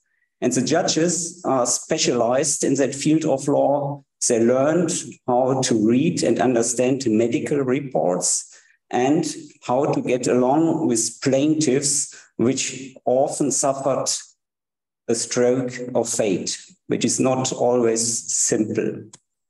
The competence of social jurisdiction comprises the main fields of social law, as there are to mention the statutory insurances, like health insurance, accident insurance, or pension plan, as an example. Those insurances are paid mainly by contributions of employees and employers, half to half, and they are genuine insurances, and the benefits are not dependent on insufficient income or assets. The second field of social law concerns subsidies for persons with insufficient own means. It's a basic income support for job seekers as a tax-funded system, and the social assistance and benefits for asylum seekers, for instance, belong to this field as well. The third field of social law is, I think, in respect to the topic we are talking about today, is a social compensation. By German law, persons who suffered a damage to their health by causes for which the community bears the consequences, they are entitled to at least financial compensation. Entitled are, for instance, war victims of the First and the Second World War, victims of violent crime, and people injured in the course of military or civilian service. Injured persons within the meaning of this mentioned social compensation are entitled to medical care, medical and dental treatment, hospital treatment, nursing care, and pensions are paid to injured persons, widows, widowers, orphans, and parents sometimes. After the Second World War, the social courts in Germany had an important role in deciding those cases concerning support for victims of war. After the Second World War, there were in West Germany about 9 million refugees, 4 million invalids, widows and orphans, and later in the 50s, about 2 million prisoners of war returning to Germany.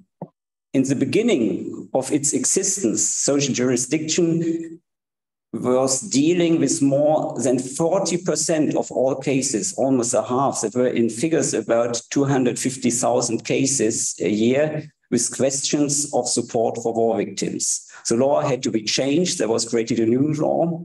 And of course, the figures decreased during the following decades because many of those victims died later on. But the war victims compensation was later extended to eastern parts of Germany after the reunification, which somehow contributed to the political stability. And social courts have as well competence for support of German soldiers, of the German army, the Deutsche Bundeswehr, which are injured during service, which happens. There were several cases in the last decades, especially in respect to the engagement in Afghanistan after 9/11 in order to fight the Taliban. Well, dear colleagues, that is the situation. And now I would like to turn to the actual challenges and problems of German welfare state and the social jurisdiction is somehow dealing with.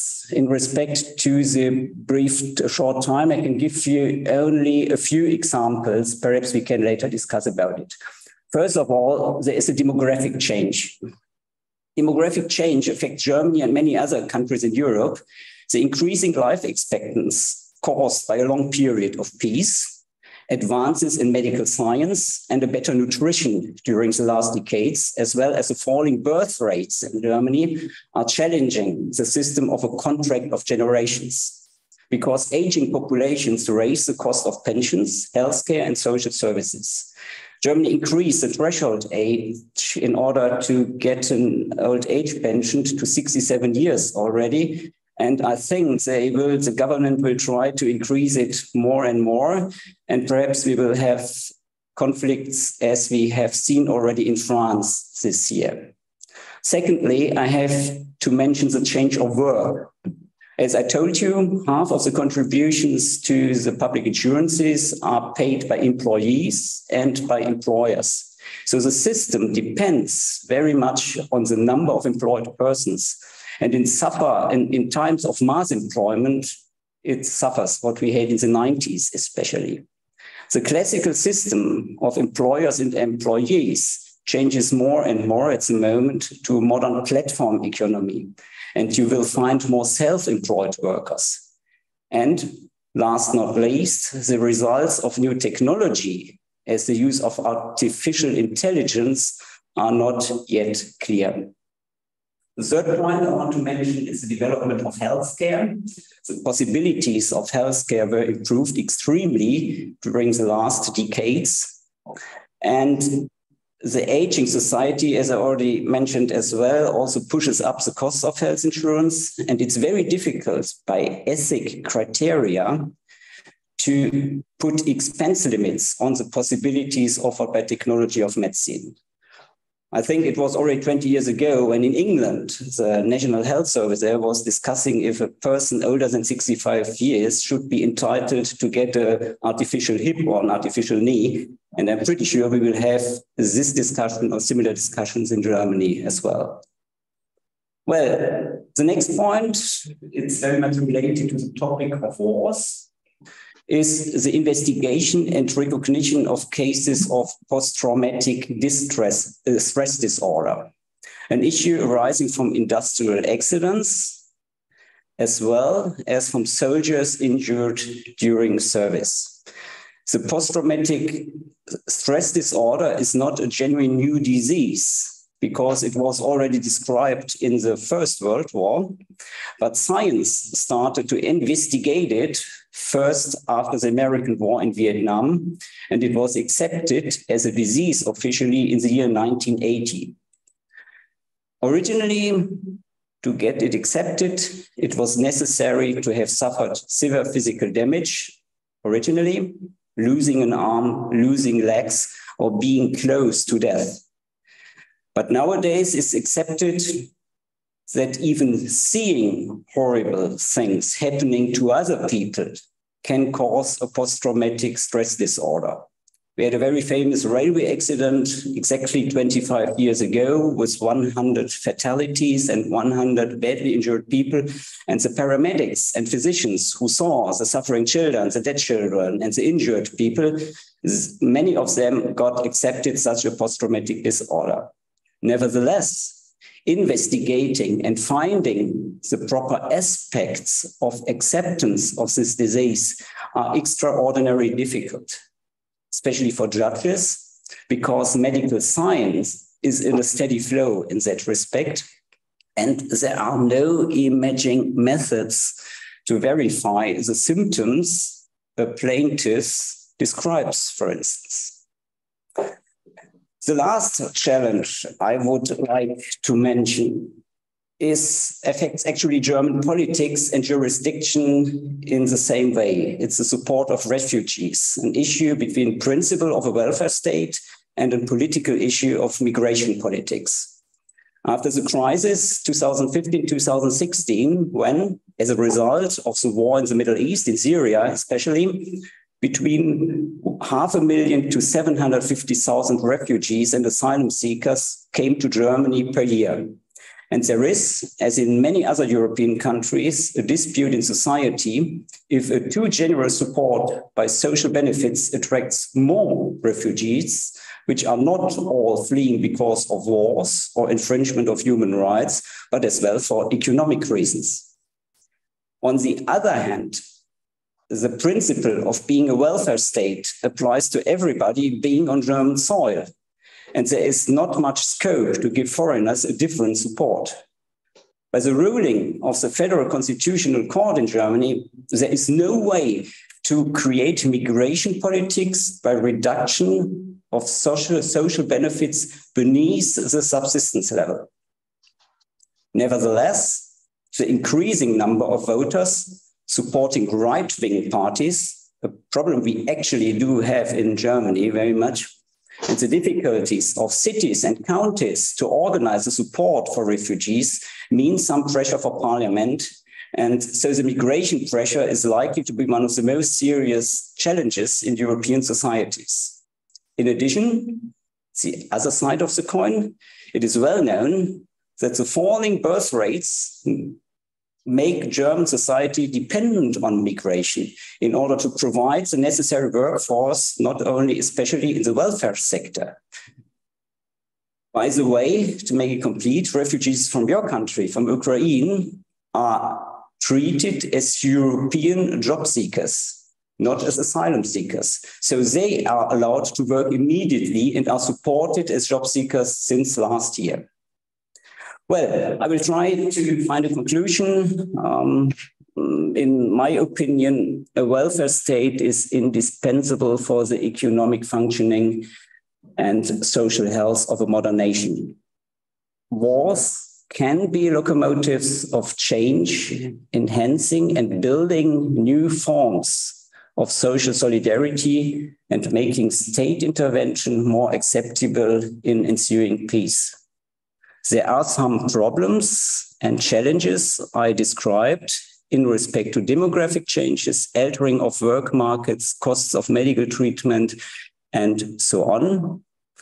And judiciary, the judges, will have to find the right balance in interpreting the law provided by legal methods, rule of law. Highly specialized and professional independent judges, and that I'm sure of, guarantee that the rule of law, as well as the principle of a welfare state, are obeyed in favor of society. Well, thank you very much until to this point for your attention, and I'm looking forward if you have any question, or we can have the discussion later on.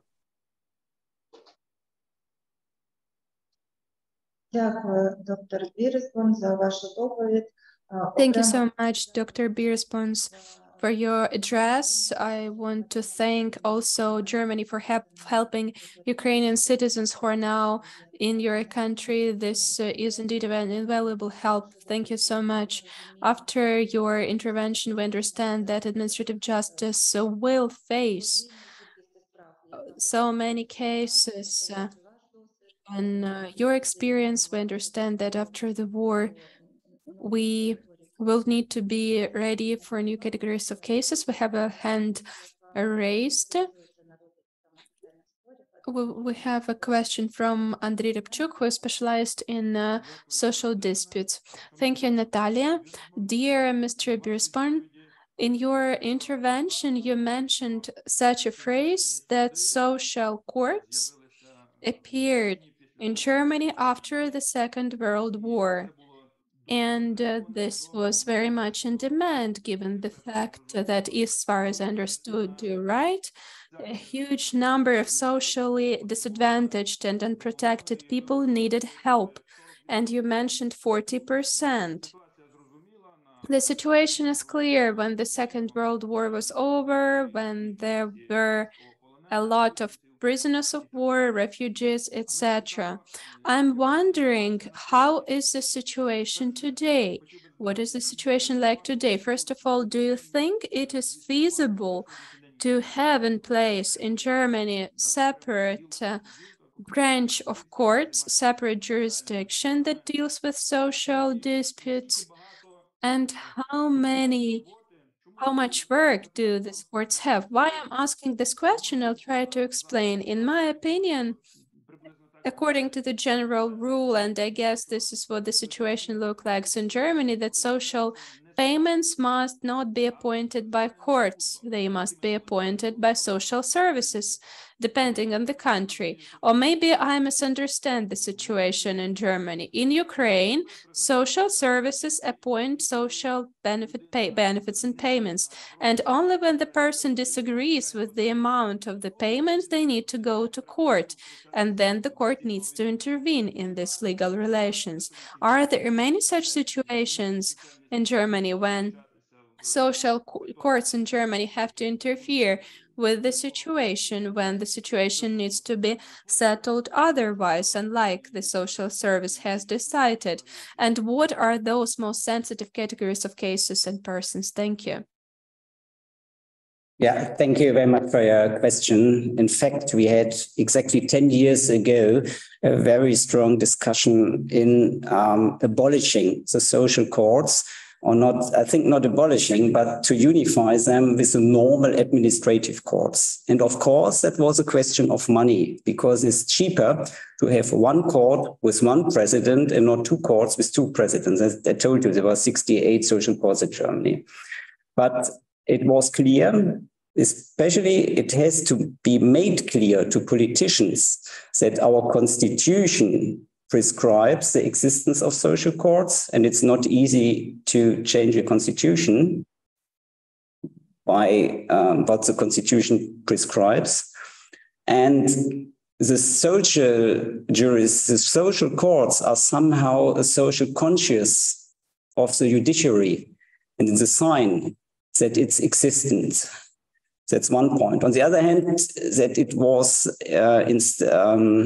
created, the social courts was the idea of an independent judiciary, especially for those cases. Before the Federal Republic of Germany was founded, if you had a problem with the Social Security Authority, with the health insurance, there was no proper way to find an independent court deciding about it. You simply had to apply to the administration. It was more the idea, well, that the state is giving a benefit. The idea is that there is an independent body of jurisdiction which makes a decision about it. I'm not sure if that's sufficient. It answers your question.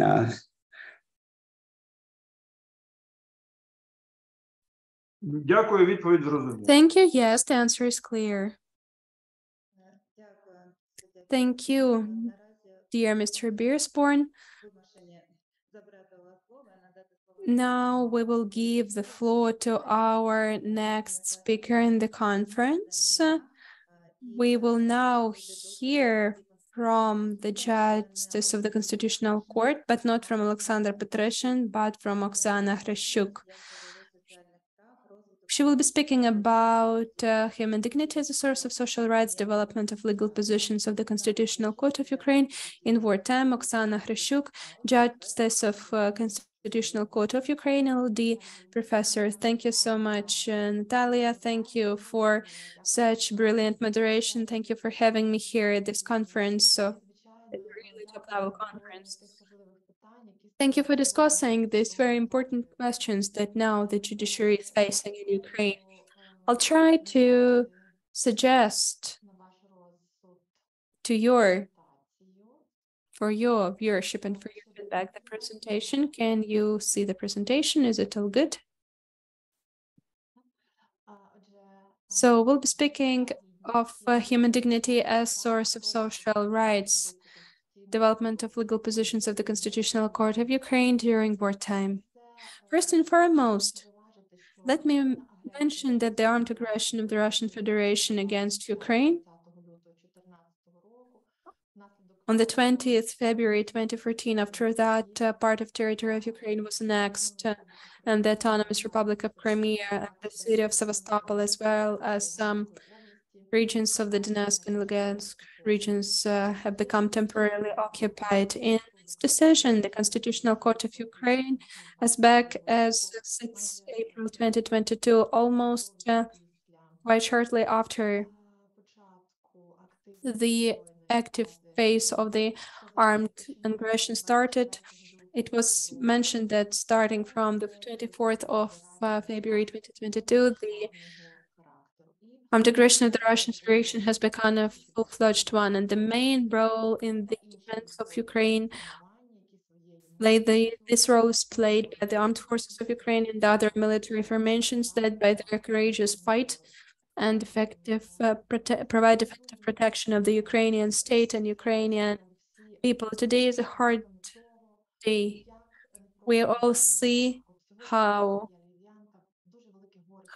hard the war is. I actually am from Lviv.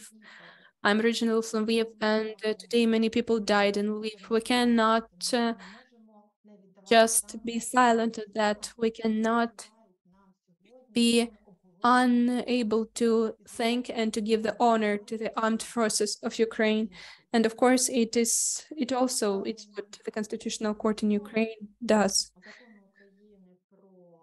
According to the law of Ukraine on the legal regime of the wartime, this is related to specific legal regime that the legislator has a number of mandatory norms.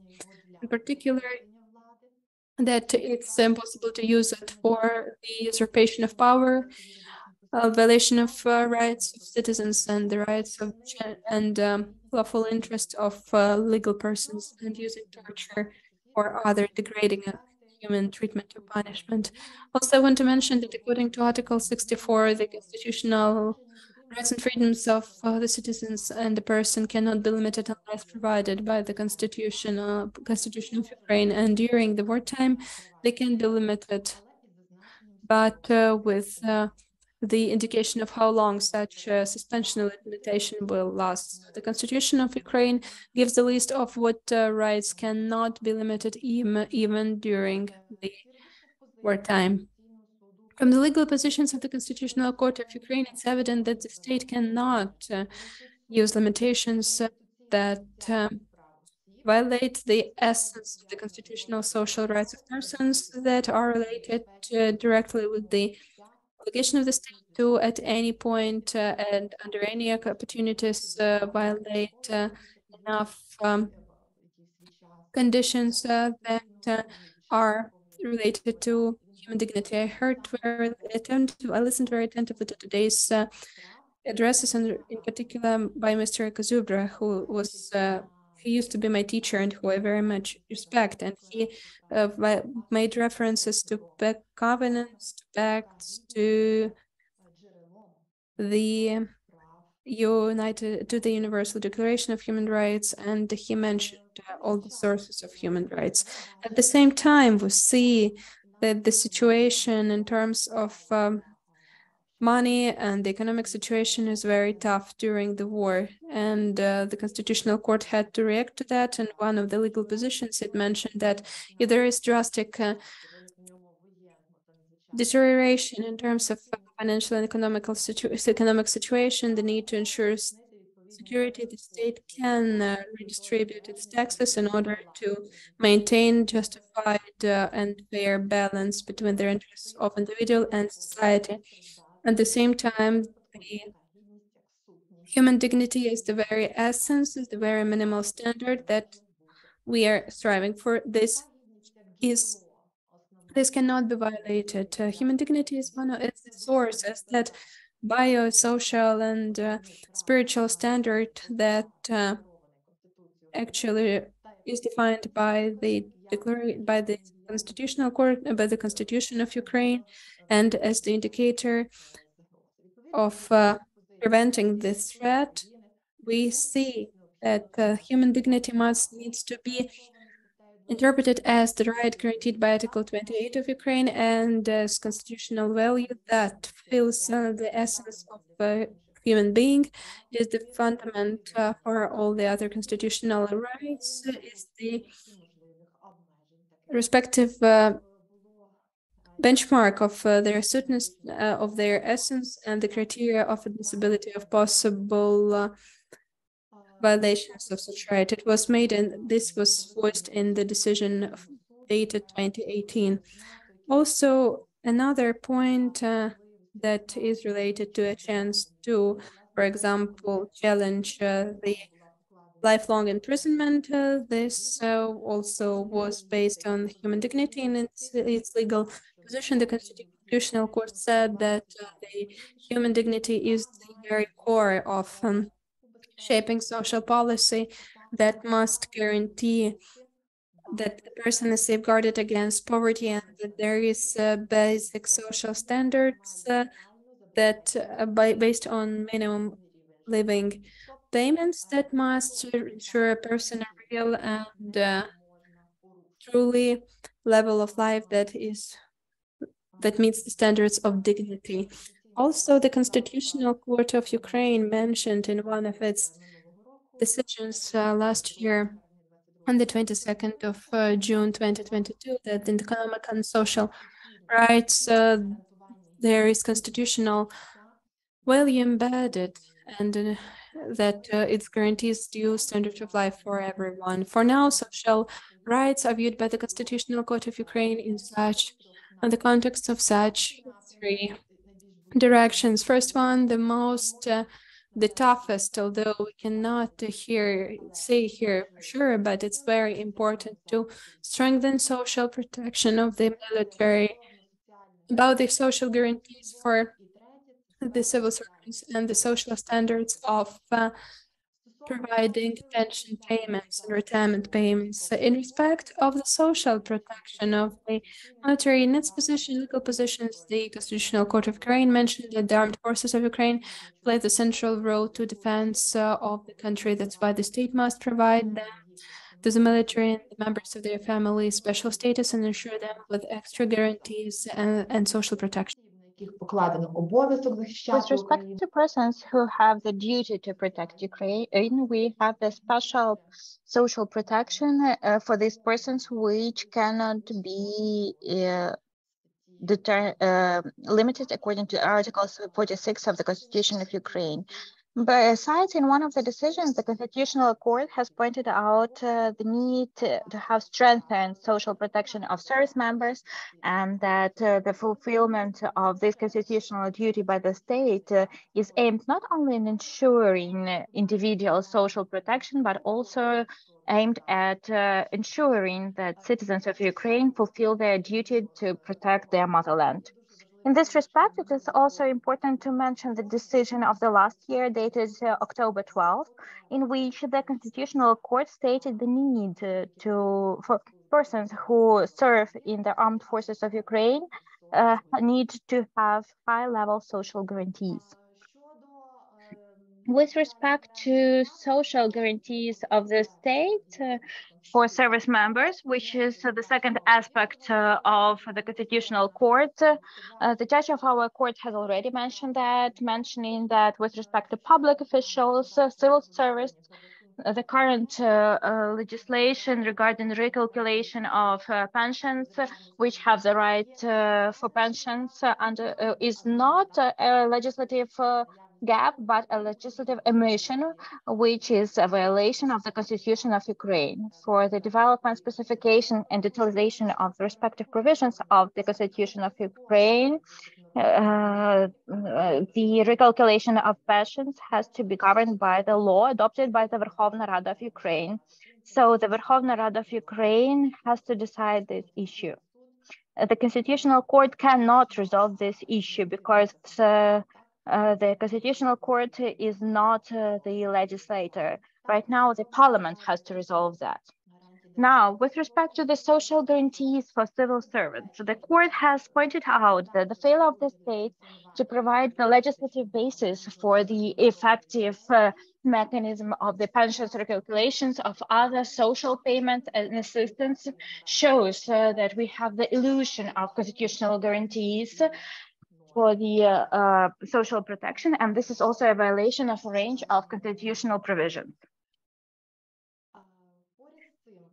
At the same time, understanding the situation in which we are right now, the court points out that in order to ensure the balance between public and private interests and to have the balance in the state budget of Ukraine, the Constitutional Court of Ukraine believes that it is necessary to postpone the loss of validity of this provision. And with respect to social standards of pension provision, we have a very recent decision, which is several months old, dated March of 2022. That is the doctrine decision, and it shows the essence of the welfare state as such, which is responsible for the protection of human dignity and the provision of the dignified level of human life. And therefore, the state is obliged to create effective national mechanisms for the implementation of mechanisms, social protection, and the sufficient level of life. At the same time, the minimum subsistence level as the minimum standards of the basic protection against poverty is also required. In the same decision, the court has pointed out that human dignity is denied if the state does not provide people with at least minimum social benefits. Summing up, I would like to say that yes, of course, human dignity is the essence of social rights. And based on the example of the analysis of the most recent judgment of the Constitutional Court, we have this cross-cutting issue that there may be no violations of human dignity as the essence of social rights, which is pointed out by the Constitutional Court. Thank you for your attention, and I'm ready to answer your questions. Thank you. Thank you, Ms. Hrysiuk, for your interesting presentation. I would like to point out that over the past years, we have observed quite tight cooperation between the Constitutional Court and the Parliament, how quickly the Parliament responds to your judgments, and the Parliament implements changes and amendments, for example, with respect to service members' payments, etc.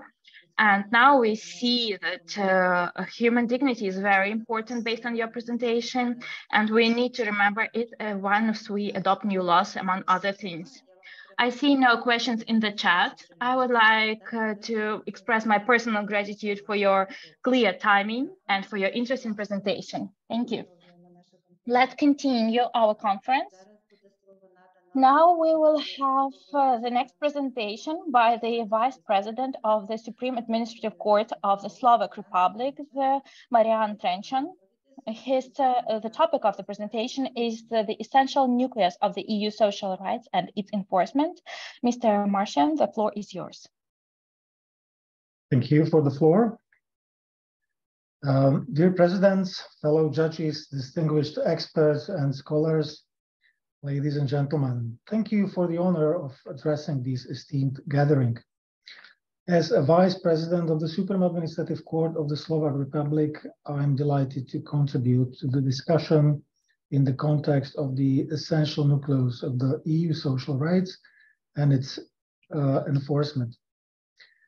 We see that the devastating conflict in Ukraine has had far-reaching consequences, caused immense human suffering, and challenged the very fabric of society. The times of war, the protection and preservation of social rights become even more crucial as they play a vital role in securing the well-being and dignity of individuals affected by the conflict. It is hard to even imagine all the difficulties that the Ukrainian government has with ensuring people's social rights during the war.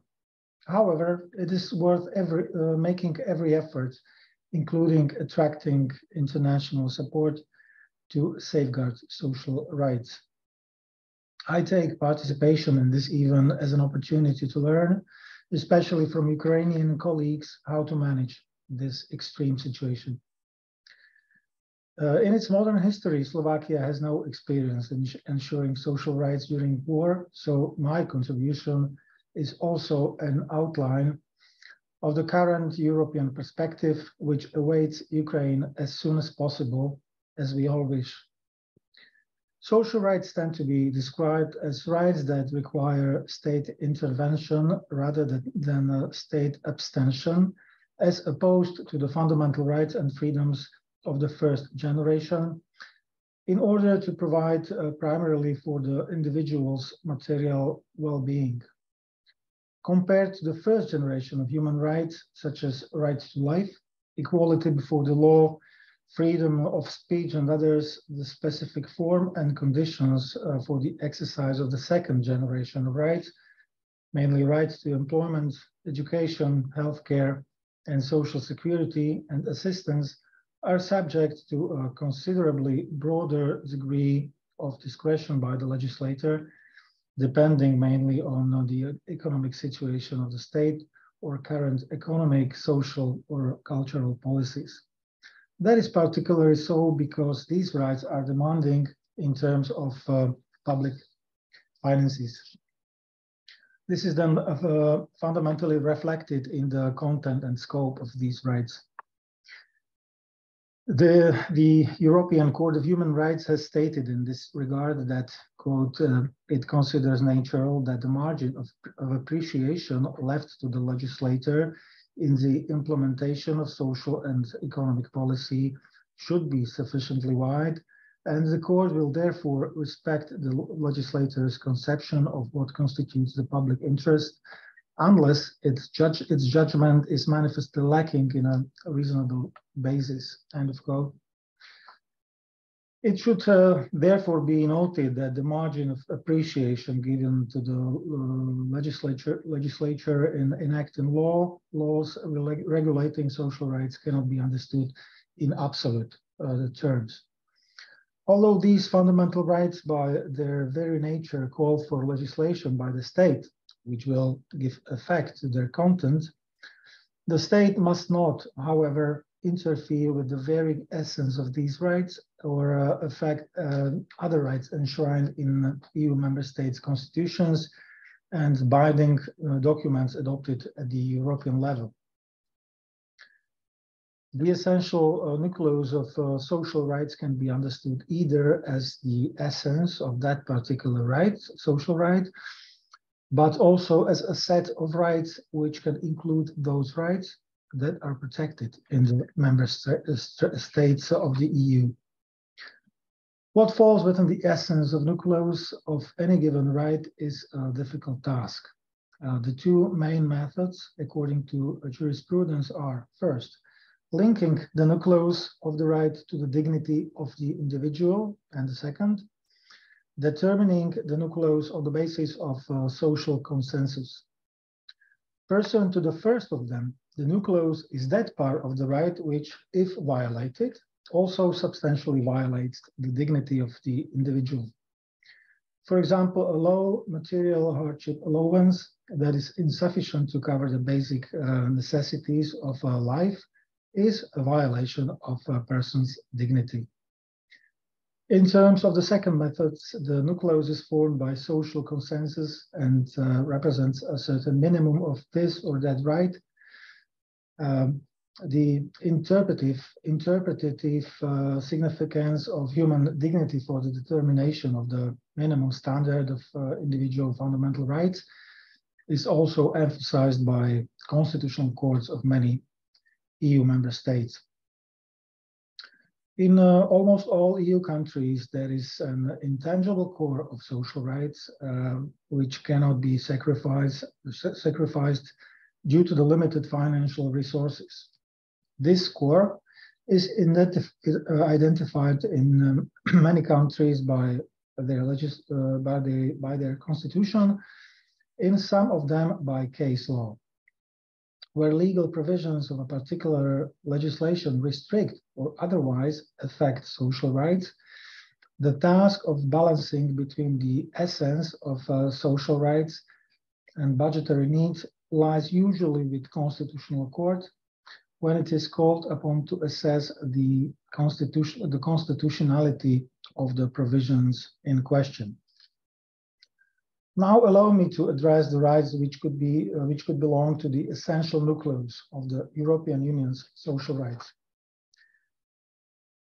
Based on the provision of the Treaty on the Functioning of the European Union, the Charter of Fundamental Rights of the European Union, European social charters, and other binding documents adopted by the European Union and the Council of Europe, we can conclude that the right to employment and the rights related, such as freedom to choose occupation, right to collective bargaining, right to fair and just working conditions, and several others, must be considered the essential nucleus of the social rights of EU citizens.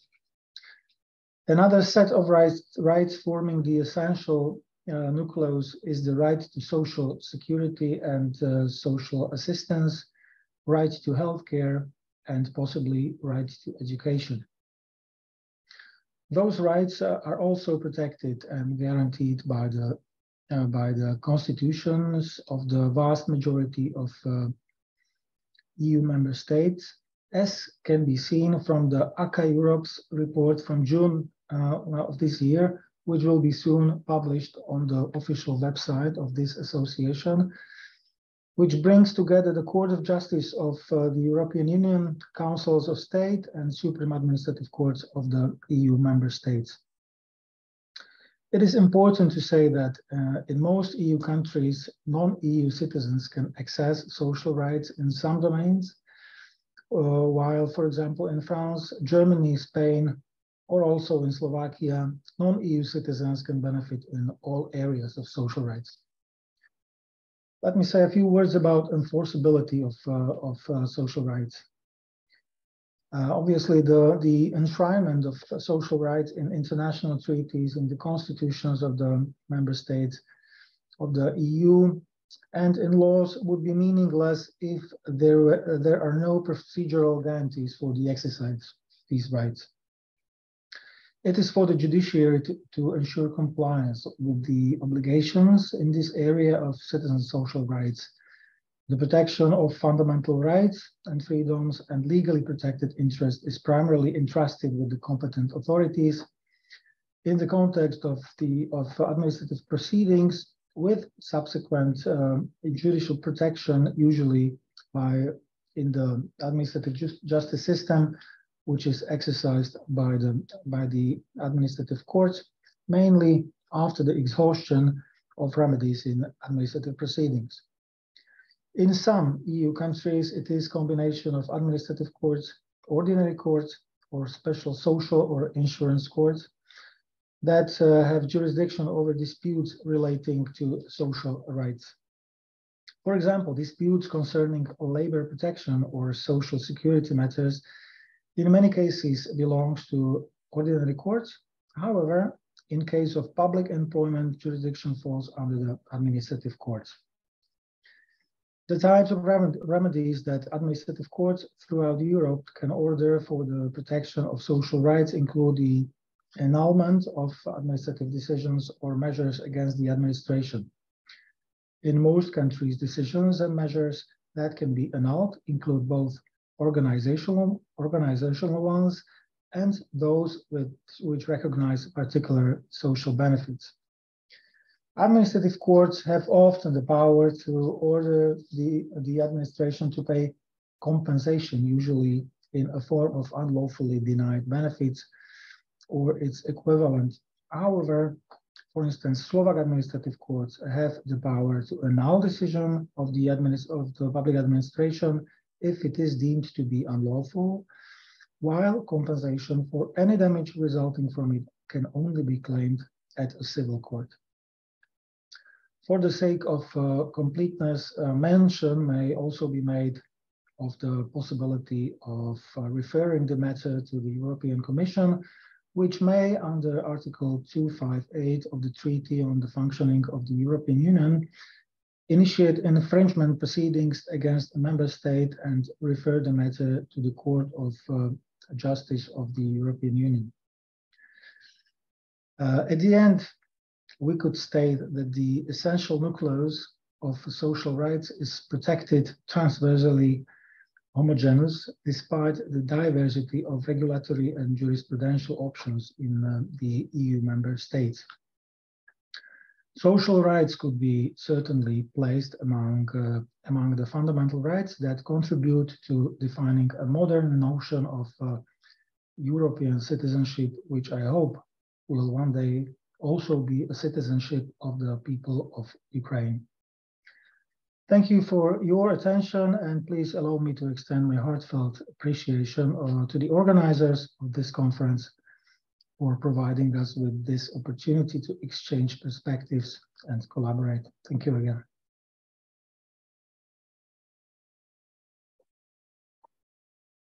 Thank you, Mr. Trenchan. It has been very interesting. We need to learn a lot based on the European experience, given that Ukraine hopes to become the EU member in the near future. We need and also to become the EU member.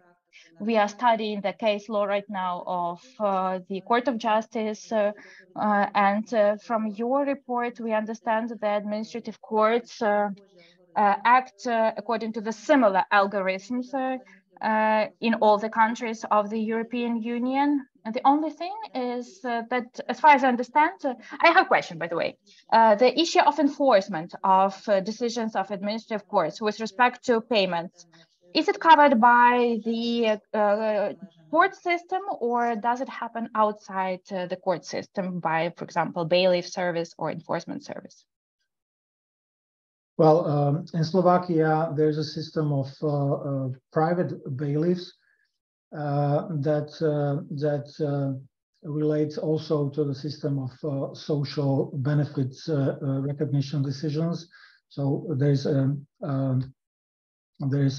one system for enforcement of the all decisions of all kinds, including those ones.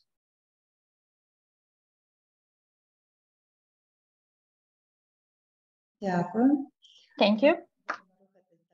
We will move on. Right now, we have an opportunity to listen to the report on the topic of social rights protection of war victims in Ukraine in the context of the Council of Europe standards. We are passing the floor to a member of the European Committee of Social Rights, associate professor at the Taras Shevchenko National University of Kiev, Council of Europe expert. Please, Alla Fedorova, the floor is yours. Дуже дякую за надану можливість сьогодні поділитися думками саме щодо Good day. Thank you so much for a chance to share the interventions on the persons who suffered because of the war, but in the broadest context, we don't have such people who will not be affected by the war from the standpoint of social protection. And when the war broke out, there were also questions in terms of the functioning of social protection, and not only for those who had the right to this before the full-scale aggression, but even after when the persons suffered and the ones who had to flee the war as well. Altogether, the persons who suffered because of the war need extra support, especially in social sphere. It's adequate place for living, its access to justice, etc. And in accordance with the guidelines on the internally displaced persons by the United Nations, Ukrainian national stakeholders have been doing their best to ensure that such internal displacements take place on voluntary basis, and so that they're secured not only from the standpoint of physical security, but also place to live, food, etc. And the authorities need to provide for internally displaced persons such basic medical services, etc. That is the main responsibility lies with the state, and according to the ECTHR, the state must ensure such conditions that are consistent with human dignity, and the state needs, according to the EU ECTHR, be bound to provide minimum financial provision, in particular, as mentioned in the decision versus Bulgaria. At the same time, I want to pinpoint that the persons who have suffered stay in their country, they have the same rights and freedoms as others. It's very important also within social payments that they have the right to, where they have the right to speak about it. And apart from social system for protection and such tough economic situation, we have the task to fill the double function. First of all, it's to keep up the level of social support and social standards set forth and the 24 up to the full-scale invasion, and then to ensure such extra support for internally displaced persons who suffered directly because of the war. Of course, the system that has been developed since 2014 right now is not always adequate for the requirements of today. In these two viewpoints, we have to look at national legislation and in terms of protecting the people who suffered because of the war, and also we can view it within the framework of the standards of the Council of Europe. Today it has been mentioned also in terms of the limitations provided for by Article 64 of the Constitution. I will not stop here. I just want to say that in terms of international standards and derogations and Article 8 of the ECHR, it's Article 1 of Protocol 1, the property rights, where we look in terms of social rights and social payments. Ukraine actually has derogated from these provisions. At the same time, the European Committee of Social Rights has recognized a certain set of social rights that the state cannot derogate from under any conditions, and they have to be provided to all the persons in all the conditions, even to the persons who illegally are in the territory of a given state, and they were called non-derogable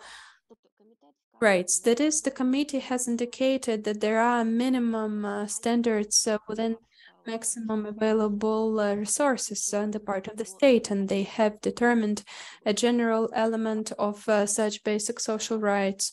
It's asylum, it's immediate help, food, and clothing, etc., and a more wider set of aspects. But irrespective of the protection of the persons who first suffered because of the war and armed conflicts, all throughout the history of Anna, it seems there are no complaints, but maybe there are some issues with the speed at which you're delivering your intervention. I am trying to speak a little bit slower, but as I mentioned, there was no document adopted, and within the Council of Europe, we need to say that there was adopted a number of important documents and instruments, sources of the soft law recommendations by the statutory bodies of the committee ministers and the Parliamentary Assembly. And I will name a couple of them. Recommendation of 2006 that was provided to all the member states of the Council of Europe in terms of internally displaced persons, and also a very well-known recommendation of the Parliamentary Assembly, Forgotten People of Europe. But if we speak of the key standards of the Council of Europe, where we need to adhere to them and we need to go to them, and they can be useful, especially to the judges in Ukraine, it's clear that it's not about social rights, it's more about the social standards that are set forth in the documents of the Council of Europe that are enforced both in peaceful time and times of war. It's the European Convention on Human Rights, and we see also in the jurisprudence of the ECTHR and also European Social Charter from the social rights.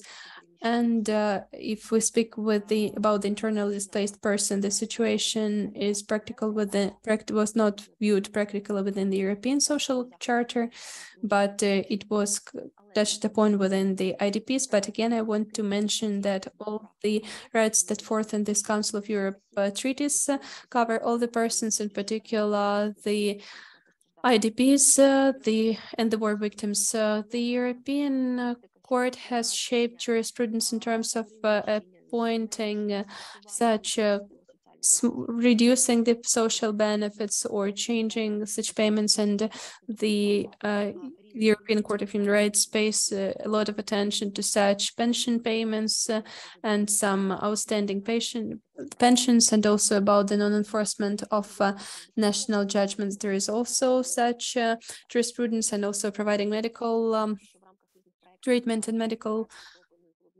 some medications and due housing, etc. Within the projects of the Council of Europe, there were specific research papers on that issue, but I just want to give you a couple of examples here.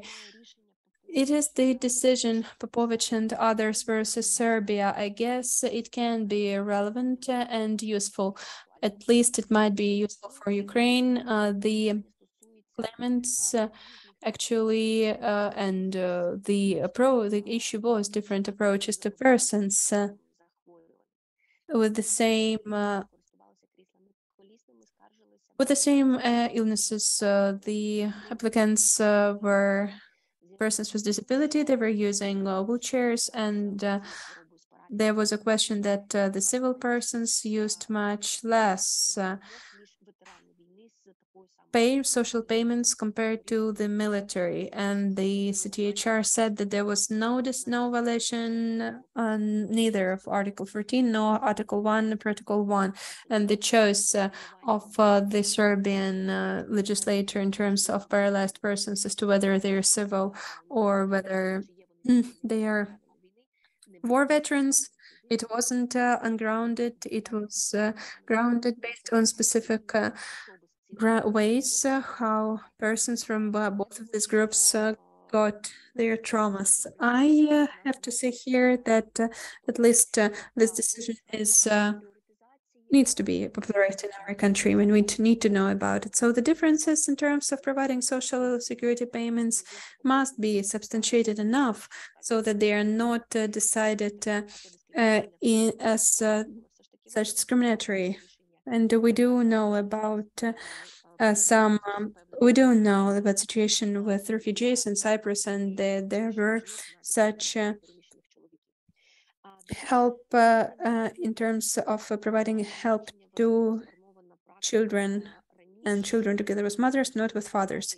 And as far as the CTHR and supporting the functioning of the valid system, it is still one of the central points in terms of reviewing the types and amounts of social payments, especially given the drastic situation with the Burmic case that has to do with non-enforcement of social decisions on social payments. It can be a subject matter for a separate discussion, but we have to understand that these delays that exist today, it's for now, all Ukrainian judges know about the position of this ECTHR. If there is a norm and that provides for the payment, the authorities cannot stop or cannot fail to provide and cannot reduce to provide unless this such provision is cancelled.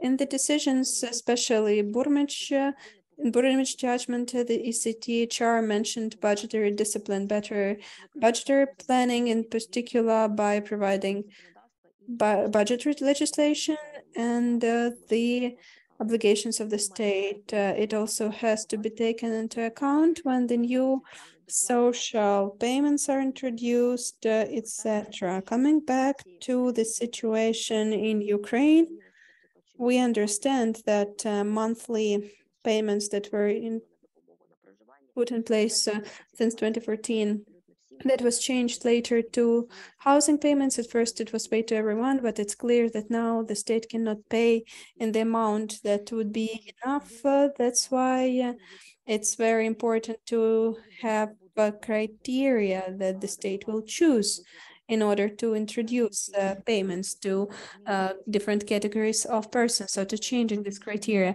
And here it's evident that the state has to take into account all the practice developed altogether, and the courts have always been the driving force here. And I think that further on, they will continue to be such a driving force when, for example, the provisions of the national acts were rendered invalid by using the CTHR jurisprudence, in particular as to stopping the payments of such pension payments if the person is not at the place of its residence. So there were decisions about such situations. And now we, of course, speak of persons in occupied territories, in the war zones. It's important to remember here, of course, the decision in Pichkur case. I will not stop on this because I guess it's one of the most well-known cases for Ukrainian judges. Also, I'd like to very briefly outline the fact that today there are some discussions as to what social payments have to be paid by the states to persons who go outside Ukraine. Again, I want to say about the Peshkur case, where it was mentioned that higher mobility, higher level of international and banking services do not any longer provide for such technical challenges in terms of payments of pensions to persons who are abroad. But also I want to say that the European Committee on Social Rights has provided very clear opinions in terms of payments to the persons who go outside their country. And it rendered what payments have to be made, and where there is margin of appreciation, that is, the state can do it on its own discretion. You have 1 minute remaining. Thank you. As far as age payments and because of the loss of a breadwinner or some industrial causes or disabilities, according to the standards of the European Social Charter, the state has to pay it irrespective of where this person goes. If we speak of such unemployment payments, the state has the full right to not to pay such aid if the person leaves the territory of a state. And it's very interesting to look at detailed answers in aid given to children and families. There we see that it depends on where this person goes, to which this person goes. As a conclusion, I want to say that these changes that are being introduced in the social legislation today have to be analyzed from the viewpoint of whether they meet international obligations undertaken by Ukraine. And these are the cases that the two basic treaties. It's the European Convention on Human Rights and the European Social Charter. Thank you so much. Thank you so much, dear Allah, for such useful information that we really need in law enforcement by all the branches, legislative, executive, and judiciary. We understand that after the war, we will have a lot of claims. We will have a lot of disability because of the war for the military and for the civilians. We will remember also Peshkur case and other cases. We have really a lot of work. Thank you so much for such concentrated information. Every word from your address was so much useful. Thank you so much. Now we will continue with the Justice of the Constitutional Court of Ukraine, the Academician of the Academic Legal Sciences of Ukraine, Alexander Petrosyan. The floor is yours. Hello, dear colleagues. First of all, it's a real pleasure to see my good friends and my partners and my acquaintances with whom we have worked both on legislation on administrative justice and on the constitutional justice. And this actually has prompted me to put such a question as to the specific role of the constitutional and administrative justice in protecting social rights during the wartime. Again, from the very beginning, I want to make such a reservation that we don't say that other jurisdictions are less important in this protection. Of course, no, it's not about that. We only say about the specific role and the specific status of administrative and constitutional jurisdiction. What evidence can be brought to corroborate the statement? First of all, it's related to the fact that constitutional and administrative justice are the youngest areas of justice both in Ukraine and in global context, unlike their classic branches of civil or criminal justice. That's something that we call general jurisdiction that has been with the humanity along all the periods of historic development. So what prompted these types of justice and jurisdiction to arise? In my opinion, this was the heightened interest of the society as such and the political actors in terms of the democratic arrangements in the country and the relations between the authority and the individual, that is the public relations charged with power. And we are indeed speaking of public law relations that influence the basics of the jurisdictions, both constitutional and administrative, and the procedures that are related with the implementation of the rule of law principle. Of course, today in the EU doctrine, we also talk quite often about the horizontal constitutional law, about the private constitutional law, but these additions, these ideas do not violate, in my opinion, the priority interest of these jurisdictions in public relations. This unites all of us. This makes all of us partners, first of all. I will not analyze the entire range of the Constitutional Court of Ukraine regarding these issues. They are quite fundamental. I mean, these issues, there was adopted several decisions by the Constitutional Court regarding these issues, and I'm sure that the main positions of these decisions have already become part of our legal doctrine, constitutional doctrine, and the legal doctrine overall of Ukraine, primarily in the sphere of social rights, where we are talking about the essence, about the scope of social rights. All of you know that very well. I will not repeat everything like that, about the nucleus of social rights, about the restriction of social rights, etc.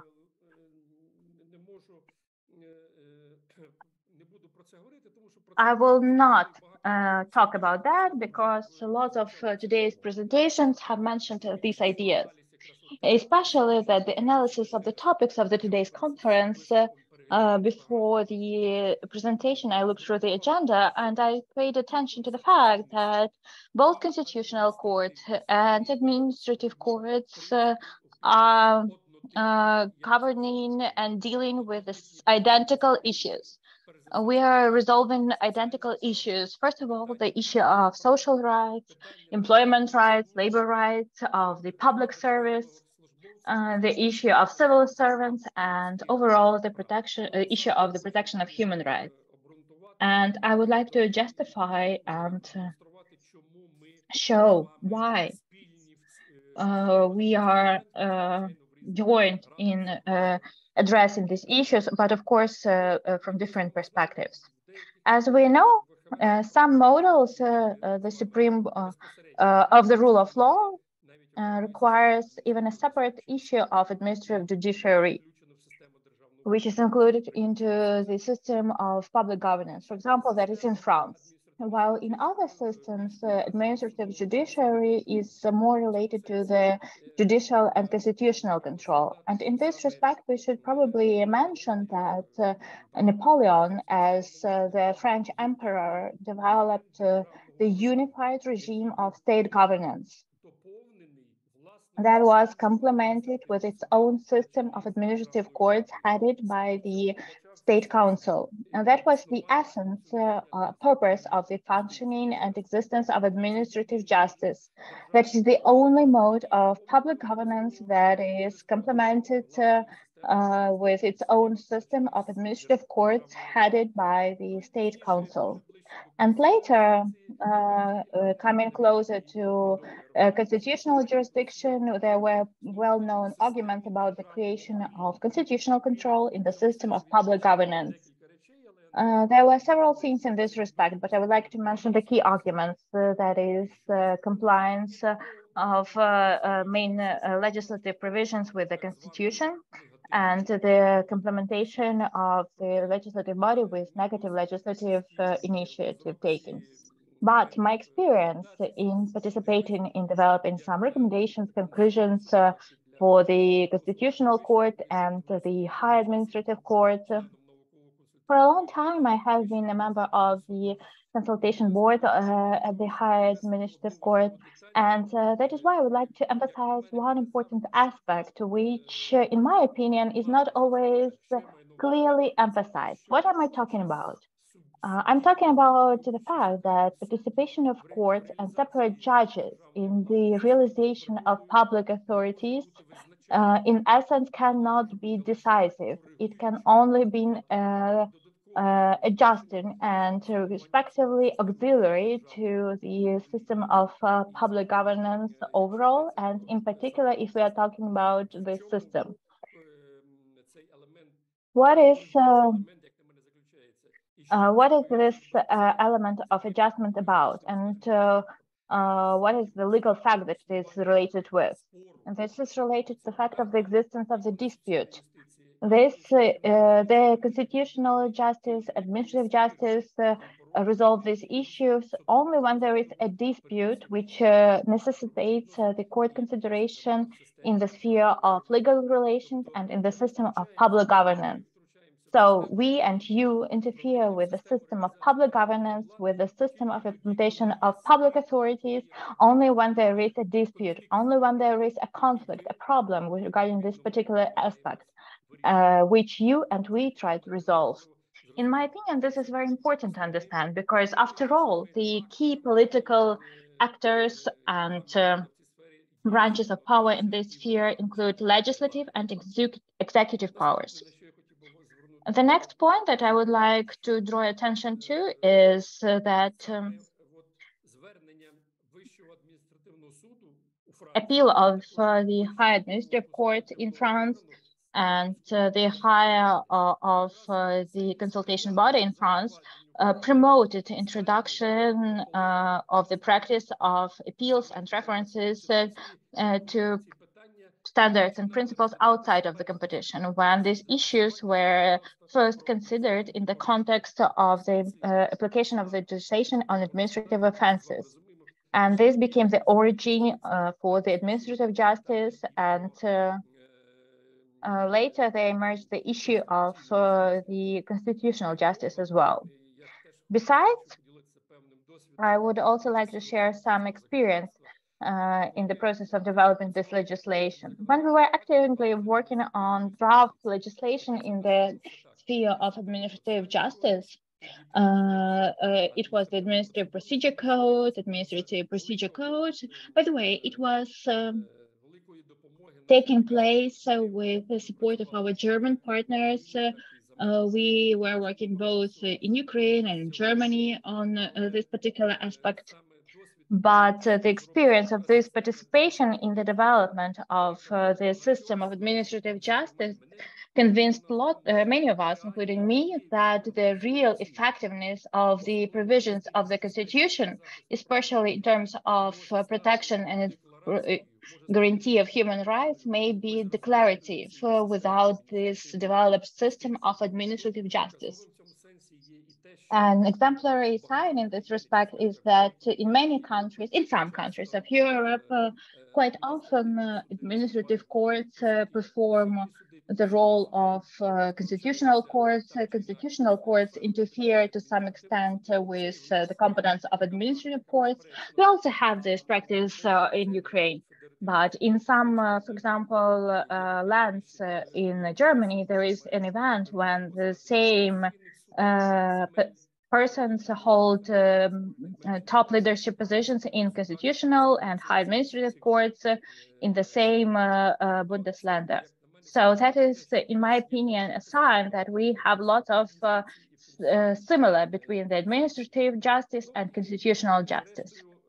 And after all, I would also like to emphasize the following. In many countries of Europe, the system of administrative justice is built separately from general courts. And we know all that. And in this respect, we have the question about the place of the Constitutional Court in the justice system. We know that according to the previous law on the Constitutional Court of Ukraine was considered as a part of the system of justice in Ukraine. It was a quite interesting situation. So on the one hand, the higher body in the system of judicial bodies was the Supreme Court of Ukraine, but on the other hand, in this system, we also had the Constitutional Court of Ukraine functioning. In favor of this approach, we have the fact that, for example, in Germany, the Constitutional Court belongs to justice bodies. In the Constitution, it is listed among in the section on the justice sector.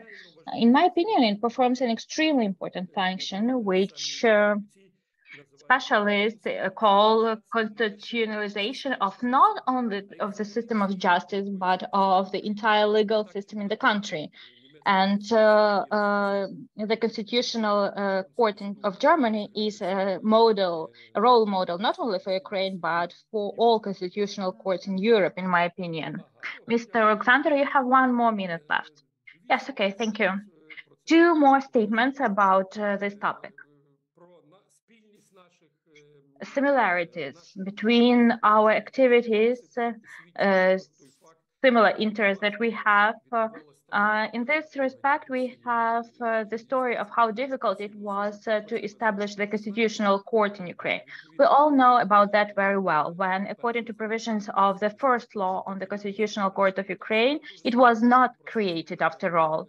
Besides, it was very difficult to create administrative justice. I know about that well as well, because back in July 1998, the decree of the President of Ukraine set out the state-by-state formation of administrative courts in July of 1998. And only in 2005, the Verkhovna Rada of Ukraine finally adopted the Code of Administrative Proceedings. And finally, all of this, unfortunately, I could not mention everything, but I would like to mention 1 more thing. It is not an accident in this respect that the Code of Administrative Proceedings of Ukraine for the first time legalized the definition of the principle of the rule of law. Before that, some codes, some laws mentioned this principle, but only the administrative code and specialists in this sphere undertook this important mission to explain what it meant. And summarizing, I would like to mention everything that I've mentioned today shows that there are grounds to reach a conclusion about the special role of the Constitutional Court of Ukraine and of administrative courts without undermining the role and importance of other directions of judiciary proceedings in terms of protection of human rights and ensuring the rule of law, first of all, during the wartime. But with respect to the martial law, we mentioned a lot today, so I would not repeat. Thank you. Thank you. Thank you, Alexander.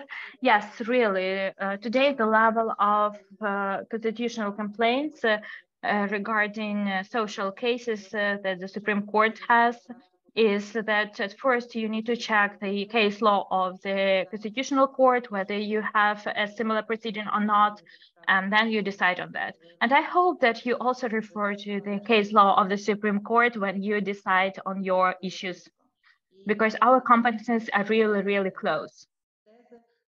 And in continuation of this idea, we have a question from Natalia Maestrenko.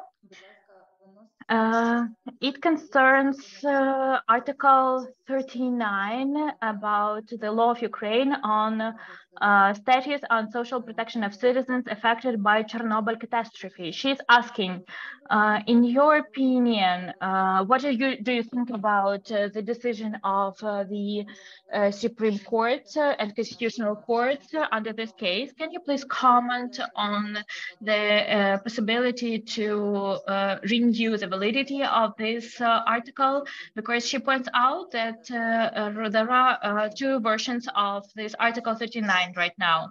And it is also important that conclusions of the model case regarding this issue are not taken into account.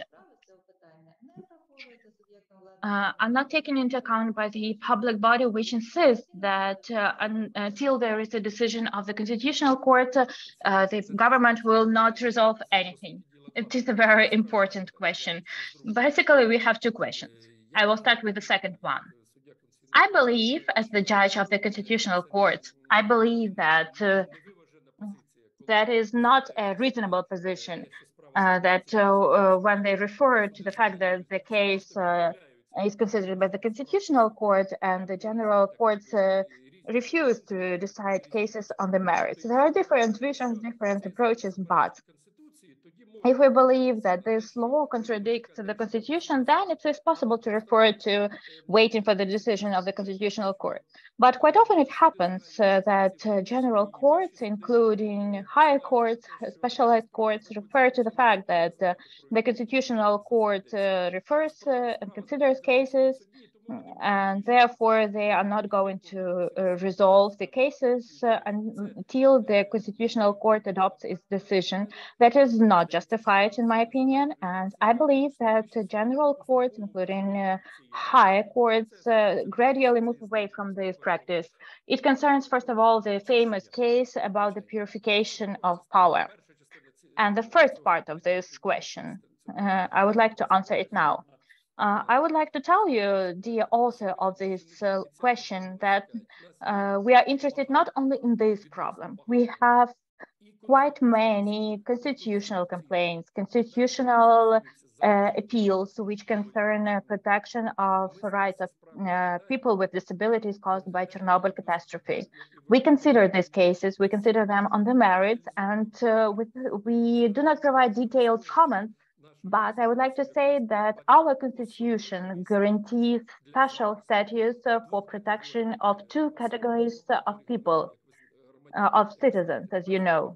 First category includes service members, and there has been a specific decision regarding that. And the second category, directly mentioned in the Constitution, is the category of people who have disabilities caused by the Chernobyl accident. So answering this question, I would like to tell you that let's wait for respective decisions, which in my opinion will be aimed at ensuring protection of interests of these persons. Thank you. Thank you, Alexander. Let's continue our event now. I'm passing the floor now to Oleg Hilnitsky, who is Associate Professor of the Department of Administrative and Financial Law of Ivan Franko National University of Lviv, PhD in Law, member of the Scientific Advisory Board of the Supreme Court. Mr. Oleg, thank you. Thank you, Natalia, for this opportunity. I'm happy to see all the participants of this important event. I would like to join the words of my moderator that unfortunately our reality is that instead of talking about promising spheres for the development of administrative justice, make us look for new solutions and new ways to address challenges caused by an extremely unique experience of the Ukrainian people in the 21st century, that is overcoming the enemy who has attacked us. But we have to live in the real life and pay attention to this real life. We have to continue working in this direction so that hundreds of thousands of young Ukrainians, regardless of where they are and who sacrifice their lives on the altar of this war, would not be wasted. Dear colleagues, the essence of my presentation is maybe a bit different from the rest of topics raised by this conference, because it concerns the procedure of the implementation of the freedom of movement and free choice of residents during the martial law, which belongs to civil rights and freedoms of persons according to the classification. But I would like to justify why I've chosen this particular topic to present today to you during this conference. It would be great if the organizers could show my presentation. Yes, thank you. Basically, the matter is that actually I was involved within the framework of international program of legal aid, which is supported by people in need based on the Ukrainian Helsinki service. I was involved into this extensive study regarding implementation of rights of persons during the martial law period, in order to take into account this experience and in order to take into account those problems that we have in the apparatus of state governance regarding provision of these interests. Because really we are waging the existential war, not only for the sake of the survival, but we are also waging the war which consists in the differences in the worldview. And since we want to live in our welfare, democratic, legal state, while the enemy does not recognize this right of ours, these key criteria that we've heard today, which mention the right of human dignity, etc., are the cross-cutting issues for the existence of our state and our mentality today and in the future as a member of the big European family. Talking about the freedom of movement and place of residence, it is important to pay attention to the fact that international organizations emphasize the implementation of this freedom not only as the desire of the person to move somewhere as the place of residence, but in the context of prerequisites for the guarantee of this freedom of movement and ensuring of the huge number of social rights, like rights for education, right for healthcare, right for decent living conditions, safe environment, a huge number of rights which are included into the category of the private right, like family life, separation from family members with respect to husbands, ensuring the opportunity to create safe conditions for their children in the process of the inability to evacuate children abroad, etc.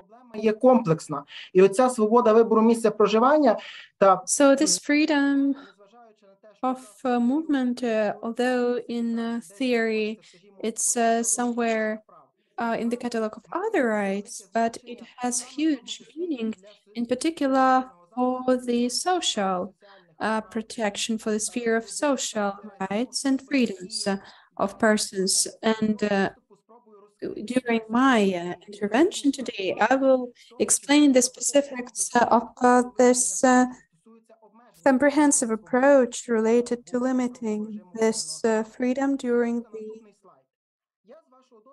military time, during the wartime. And with your permission, I'd only stop on the key findings that we arrived at after having analyzed this freedom. And the first and the most negative conclusion is that the way that we have the regulation today, the freedom of movement of persons in particular, relating to the prohibition for the military, for prohibition for the men who can be subject to military service to leave Ukraine, it's not good enough in view of our rights. Of course, we understand the legality of the purpose for such limitation, but at the same time, we must remember that this freedom is not only in Article 33, but also it's an element of the Universal Declaration of Human Rights, Protocol 4, and 2 covenants. So it's this prohibition is not absolute, and as it was mentioned today by a 3-tier test, classical case of Russia versus Bulgaria shows that in order to see whether it was legal to limit the freedom of movement of a person, we use a 3-tier test. First element where is whether this limitation is done based on the law. Again, from the in terms of the position of the Constitutional Court, if we understand that there is subsidiary form of protection, the Constitutional Court says that the notion of law, limitation of law, provides not broad interpretation of the term legislation, but the regulatory act accepted by the Verkhovna Rada of Ukraine, by the Parliament of Ukraine.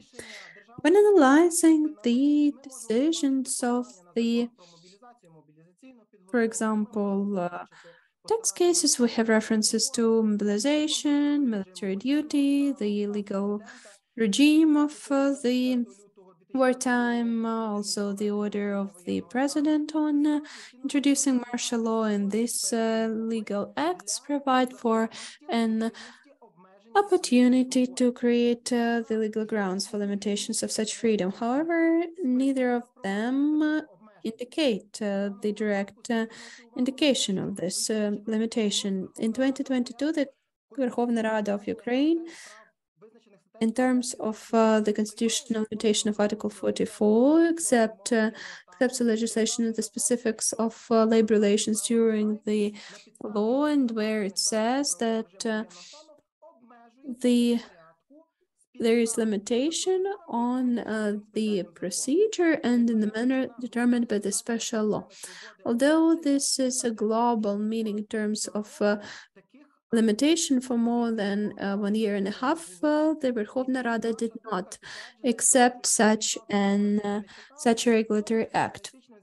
Here we also see the analytical report of the National Agency on the Prevention of Corruption, that after having looked into the procedure for men subject to military duty, how they can live abroad, they say that this system is rather source of corruption schemes and corruption activities rather than ensuring the defense capabilities of the country. We have 40,000 refusals to move to go abroad, and the majority of such refusals are just not formalized at all.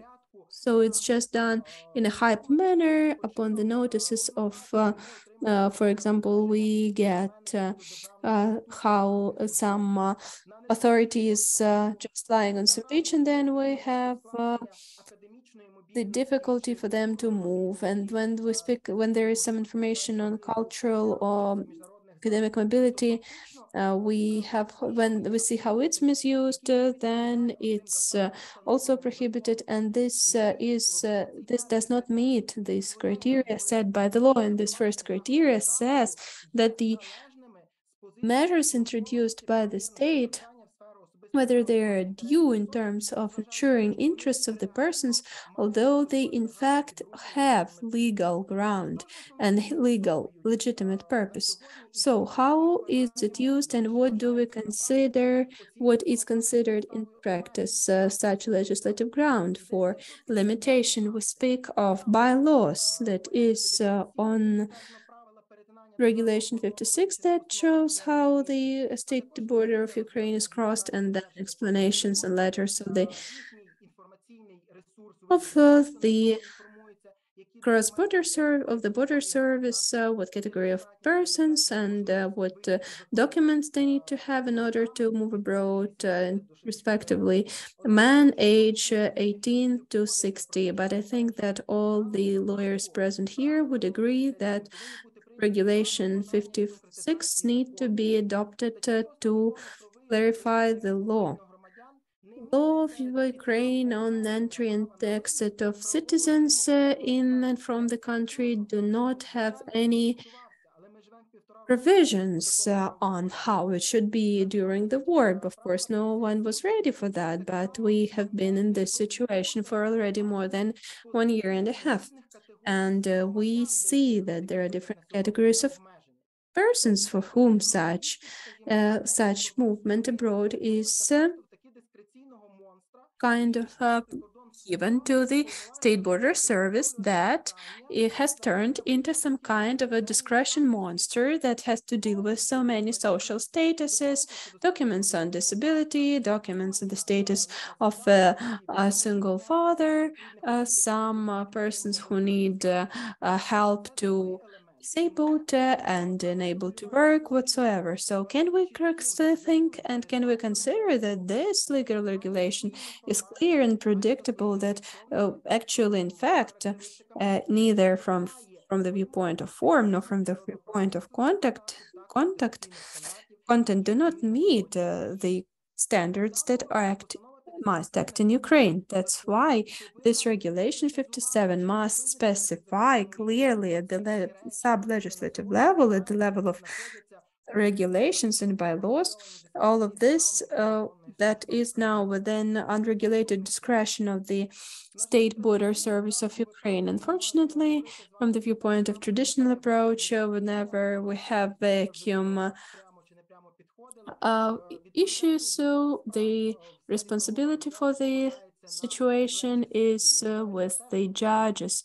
Although, again, I'm saying that no judge has enough resources to deal with the problems that in fact are created by the legislature and by the executive power. But there was some ambiguity in the uses of such decisions, taking these decisions and challenging them until on the 9th of March 2023, the Supreme Court delivered its decision in a respective case 520-62-22-22, when it was said that the Supreme Court has established that during the overall mobilization and the martial law, there are legislative grounds for limitation of the constitutional right for a man age 18 to 65 outside Ukraine. That is for them to cross the Ukrainian border. Prerequisites exist, yes, that's for sure, but is it the same? Do they justify this limitation itself? Unfortunately, in our expert opinion, that's a huge problem, and that's a big issue that is still not solved, in particular in the case law of the Supreme Court. As far as dealing with such a category of cases, and why this conference that is related to the social cases chamber, to its activities, why did I decide to touch upon this point? Because the complaints that are prepared to the ECTHR, it's not only based on Article 2, Protocol 4, that is the freedom of movement, freedom to leave, but they're also prepared also in view of Ukraine's violations, not only by Protocol 4, but also other rights that cannot be implemented by the person within such limitation of freedom of movement. For example, I had a case when the father was trying to evacuate his ill child, and the state border guard said that mother can do that, but mother couldn't do that because mother created another family, and there was a child who was even younger. And there was a question whether she should evacuate a older daughter from previous marriage and the smaller child, but the person, this father, has to remain in Ukraine. He was prohibited to leave, and now this child is suffering from asthma, and this child is having this asthma attacks because of the missile attacks by Russia, etc. So we need to take into account the proportionality and how this need to be addressed. So please take into account that your time is out. I will just say one thing, that the state is trying to solve its problems based on some not adequate provisions on responsibility of persons, slide number 4. But now we see that there are provisions on legal responsibility for persons who left Ukraine and did not return to Ukraine during the wartime. Hopefully, this system will help to introduce a country that would return its citizens and not drive them away. Thank you so much. Thank you for such critical analysis with the elements of legal certainty, etc. Right now, I can say that we have a chance to hear from Vasyl Lemak, the Justice of the Constitutional Court of Ukraine, professor and correspondent member of the Academy of Legal Sciences of Ukraine, about Constitution of Ukraine during wartime, the problems and challenges of constitutional justice. And I remind you that you have 15 minutes to deliver your presentation. Thank you. First of all, I want to welcome everyone. I can see that among our attendants, we have our President of Academy of Legal Sciences, Mr. Zhuravel. I'm welcoming him and everyone who has gathered here today for us to share our opinions about important issues that we have. Today, I was listening very carefully the previous speakers. I will not be delivering any interventions, but I will share my opinions in terms of what it means to protect Constitution during the war and how it's different from the time that we call peaceful. Additionally, because we highlight that the war has been going on not 1 year and a half, but 9 years. But at first, I want to reflect on we heard right now from Oleg his genuine concerns about human rights. It's important, Mr. Oleg, but I haven't heard the fact that meeting people's human rights is always important, but today we cannot perceive it in a different way, like when it's outside the war context. Why? Because at an earlier conference, I said that Thomas Jefferson, who you all know, I'm sure, and respect, he wrote his compatriot once, his peer, that it's important for us to remain a country that will later respond for all the violations that it might have committed during the war. Because if we lose a country, we will lose human rights and property and everything that the citizens enjoyed in their country. Moreover, I have to say that in terms of such large-scale war, there were some, yes, where we have the occupant, there is not a question of freedom of movement, but there is a question of survival and protection against murders and other crimes that are incomparable with what we usually emphasize on. That's why I'm always in favor of a rational approach, and that we will not allow in our understanding. I will cover it later in terms of our understanding of the Constitution and other aspects will not let destroy the country. The Constitution should not be perceived as a fact that let's now look into this or that aspects, but let's just forget about the staffing of the armed forces of Ukraine.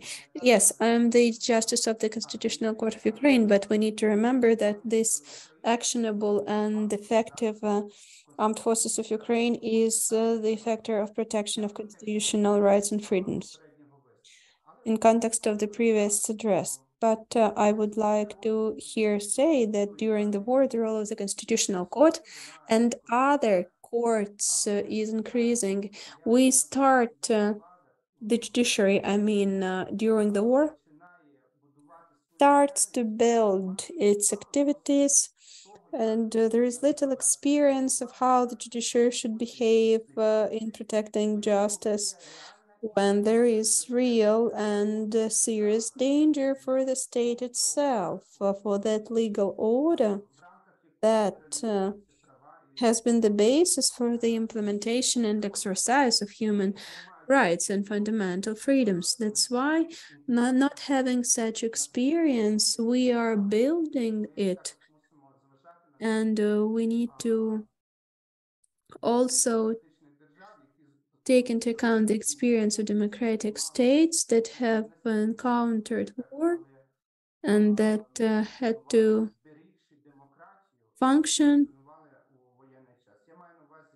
preserving democracy in wartime. I'm speaking now not only of the United States of America or the Great Britain, I'm also speaking about current Israel, for example, the Israel of today. And I would like to read out by Art Barr. I guess you know him very well.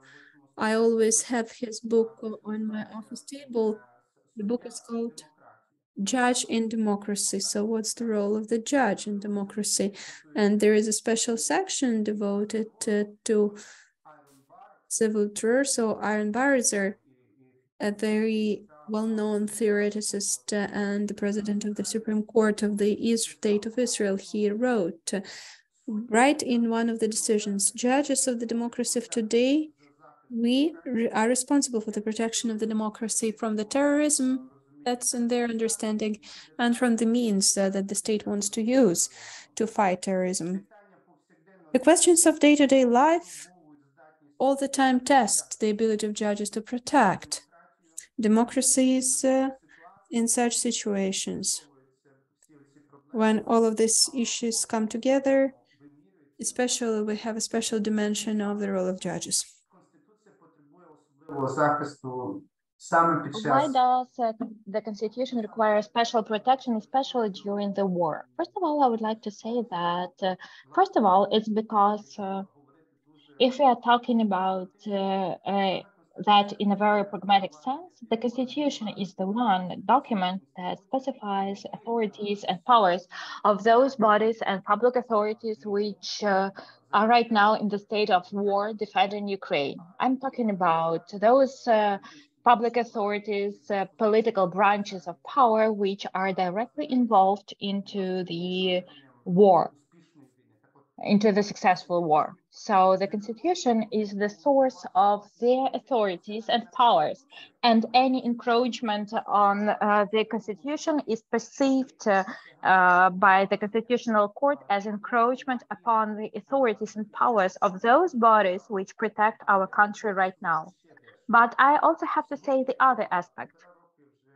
Right now, we almost have a year and a half of the large-scale war, and it has shown that Ukraine has a huge advantage as compared to the aggressor state which has invaded our country. And this advantage is related to the Constitution as well, because effective Constitution, which in most cases is complied with and fulfilled by all branches of power, makes our public authorities during the war limited. Imagine that the limited power is always more effective than unlimited power, which is headed by chiefs and which has no barriers for the war.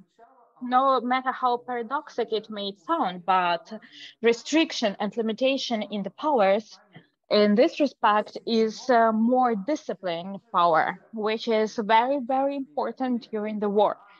When the parliament, the president, or the National Security Council check the constitution before they issue any decrees and decisions. It is also important to understand that the Constitution is the document which determines the martial law as such, which imposes restrictions and peculiarities on public authorities functioning and involves the constitutional mechanism of restrictions of rights and freedoms of people. That's another topic for more in-depth discussion, but I would also like to mention then the limitation of human rights and freedoms during the war. And why is it important to discuss that at the level of the Constitutional Court and to ensure effective protection of these rights and freedoms? Because this mechanism of limiting rights and freedoms is also based directly on the text of the Constitution. What do I mean? I mean three components of this mechanism, and I'm recollecting the speech of the previous presenter, who mentioned that the fact that some right might be limited according to the Constitution of Ukraine does not mean that it is already limited, because the Constitution only provides opportunities for public authorities, including the legislator, to have this restriction imposed. But this is a start. That is the first component. The second component is about those basic laws which involve this constitutional mechanism of restricting human rights and freedoms. I'm talking about the decree of the president on the introduction of the martial law, which should be interpreted together with the law introducing it, which again lists those human rights and freedoms which are subject to restrictions. But I would like to draw attention further that this also does not mean that these legislative acts restrict and limit respective rights. We also have the third component, which is subject to constitutional control, and that is the legislative provision which might specifically, based on a specific situation, limit some specific right or freedom. And always, I will not mention everything, but we are always talking about justifiability and other steps of those important and well-known tests for justification or for the check of the constitutionality of some legislative provision, which imposes the respective interference with human rights and freedoms. Of course, I will not mention everything, but the Constitutional Court has adopted an entire range of decisions which concern respective issues. I started my presentation with the experience of democratic countries as being not only experience for us, but also as being a standard for us, because there are many issues which we face and other countries used to face them in the past, and which know what the rule of law is, what democracy is, and how they can be preserved during the war. For example, we had a question whether the enemy can go to our court for protection. This question was asked at several levels, whether the enemy who has come with weapons in arms, whether this person should have the opportunity to protect his rights. And what was, in this respect, we have a very important case of ex parte quidem, if you remember, that is 1942, a very interesting case when several German soldiers were landed on the territory of the US. They were captured and they faced the military commission. And just imagine, the military commission convicted them for the violation of the laws and customs of war. And these German soldiers didn't think of anything better than to submit a claim to the Supreme Court of the US. Why? They raised the issue not only of their status, whether they committed this diversion or not. They raised doubts about the constitutionality of the military commission itself. And the US Supreme Court, it was a decision, a judgment with many pages, with justifications why military commissions were created for this particular category of people and why they had powers and opportunity to bring them to responsibility according to the laws. Another interesting case is whether the martial law impacts the system of justice during the war, and that the conditions for the administration of justice are not easy, and sometimes they are very difficult. And it is also a very interesting case to mention, and that is case Duncan. Duncan is the person who in 1946 faced the US Supreme Court, and again, this person was challenging that in Hawaii, this person was convicted by the military tribunal. Duncan raised the issue, and Duncan raised the issue why this person was convicted by the military tribunal and not the ordinary court. And just imagine, the US Supreme Court, among other arguments, clearly mentioned and explained that if in Hawaii, there was 1943, 1944,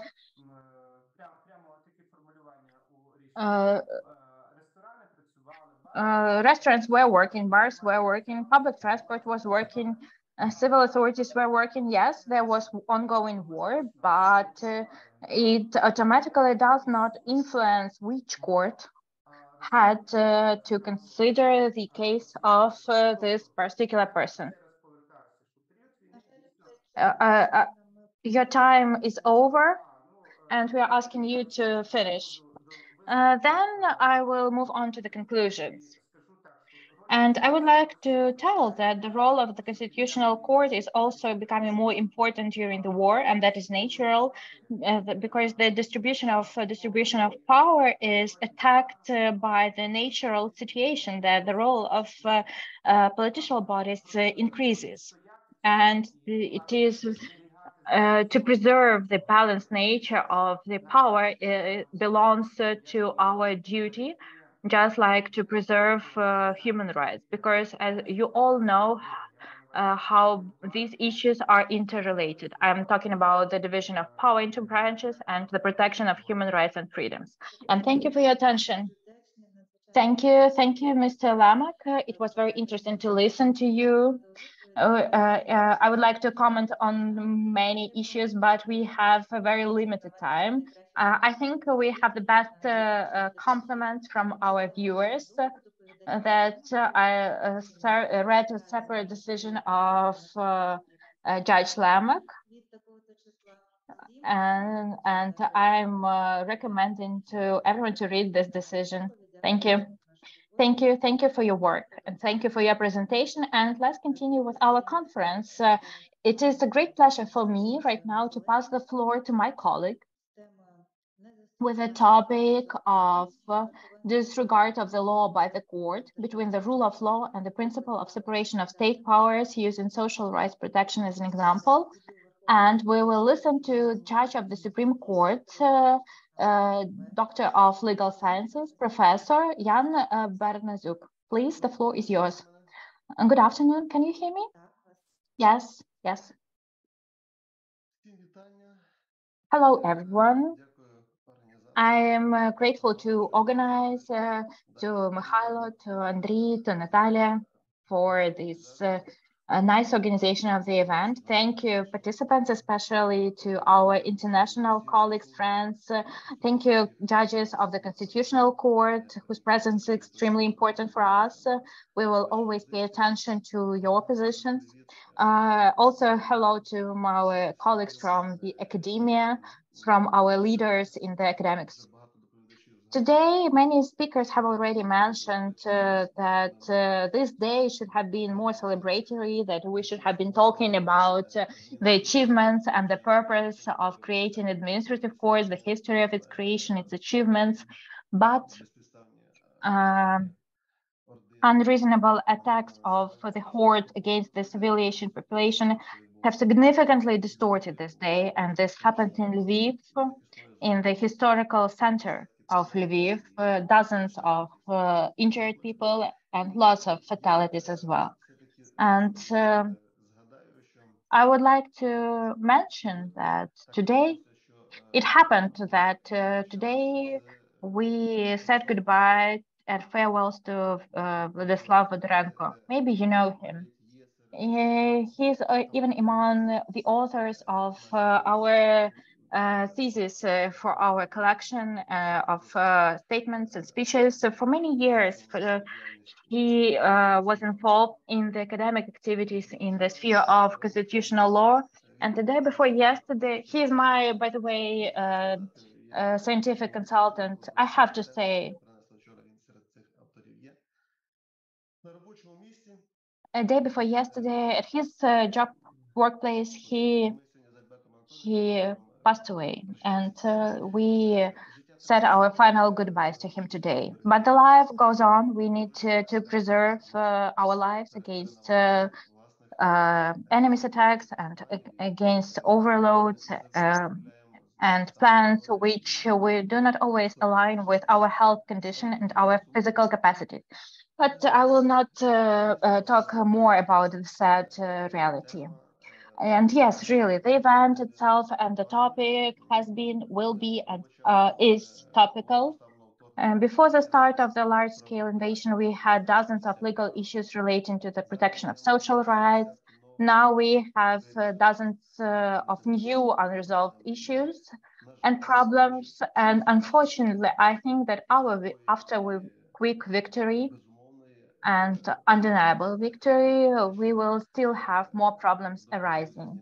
And our good friends from Germany have really mentioned their experience related to the other war, past war in the past century, which necessitated dozens of years of social problems that had to be resolved, among other things, by the court.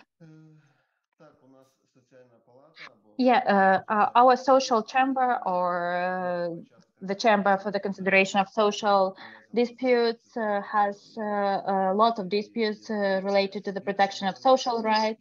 And we have the statistics that about a half of disputes considered by the administrative court concern this particular sphere.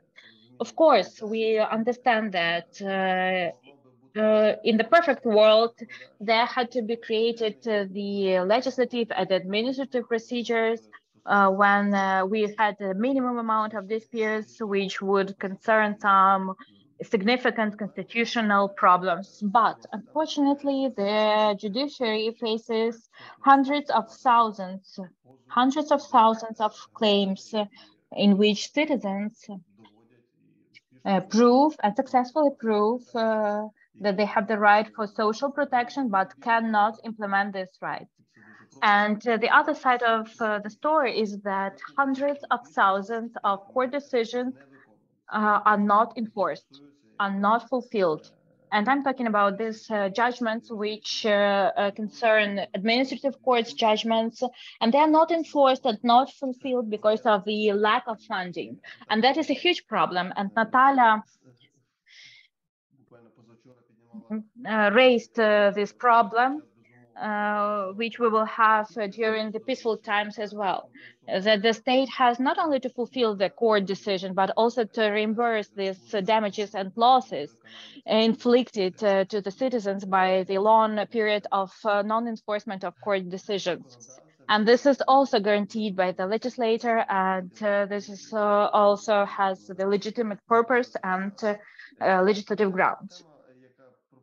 The topic that is offered today for my presentation is eternal.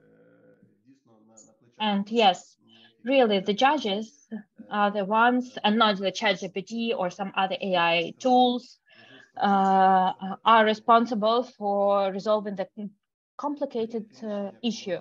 How to take a decision when the legislator motivates and limits some rights, in particular social rights, but the person in the claim explains in quite sufficient detail and with justification that these restrictions and limitations are not constitutional. And the court is obliged to apply Article 8, 129, and to apply the principle of the rule of law. And please, do not read the law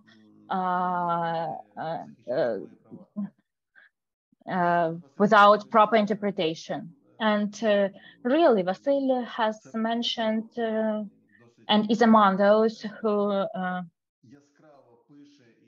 vividly draft these opinions. We have very similar opinions with Vasil, but unfortunately, they are in separate opinions. Not always Vasil's opinions are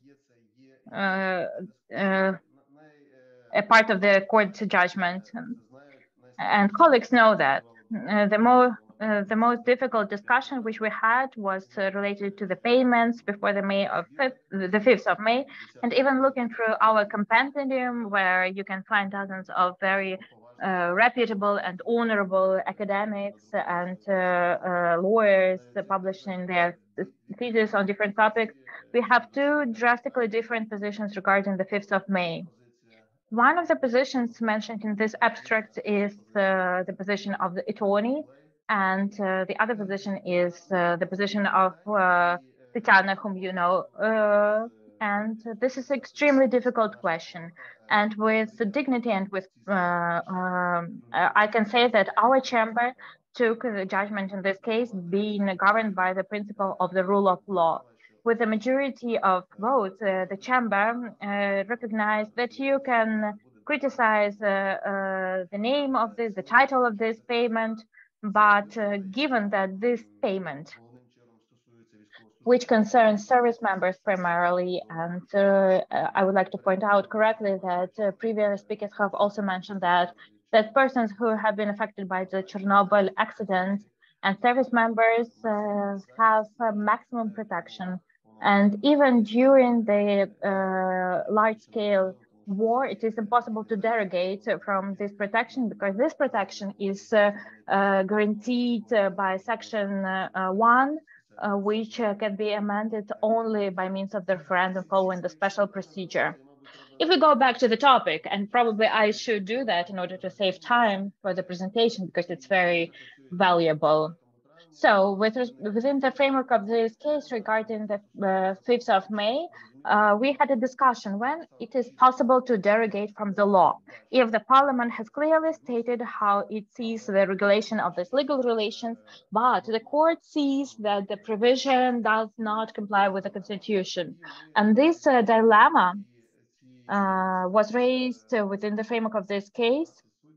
We had 12 judges debating over this question, and we were all agreeing that the law could not be applied when it directly contradicted the constitution, and it is necessary to refer to the Constitutional Court, but as of the moment of the adoption of the decision, we should not use this law.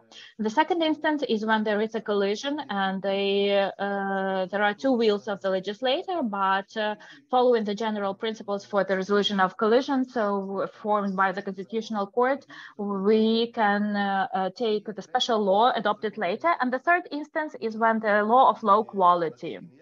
And it's so much poor in quality that it's not necessary to use it. And then when we looked into this case and when we saw this case, when the court saw that the law doesn't meet the constitution and it doesn't meet the number of decisions of the Constitutional Court in these cases, and the legislator, without amending the special law, limited some social payments. And in this case, in order not to go to the Constitutional Court again, because it reiterated that about in terms of changes to the budget code, they limit the rights of social rights of persons cannot be limited, then the law, this norm of the law was not used. Amendments to the Constitution in 2016 in terms of principle of legality was hidden into the principle of the rule of law. And indeed, the court has not only the power, but the duty to assess the will of the legislator, not only as it's written, but to assess it in view of a number of factors and circumstances, and adopt the decisions that in the internal conviction of a judge are correct. I will not try to go over my presentation because it will not be of any use to again change the slides. I'll just like to thank the judges of the Constitutional Court of Ukraine and to provide faster judgments to decide on some issues quite sooner, so that it's clear not only to us but to the parliament, and for them not to let the situations happen when the court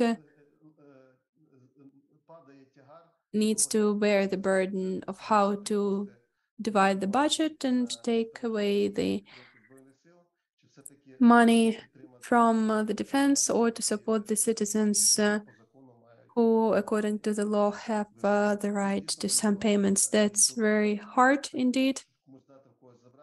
And to give someone and take someone from someone, it's actually the decision in a dispute. We are not driven away from the context of life.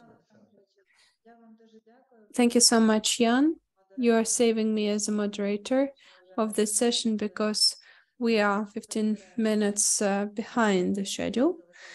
That's why you have no questions, and I thank for answering to the questions on your own. Mr. Vasily, we have a question to you in our chat.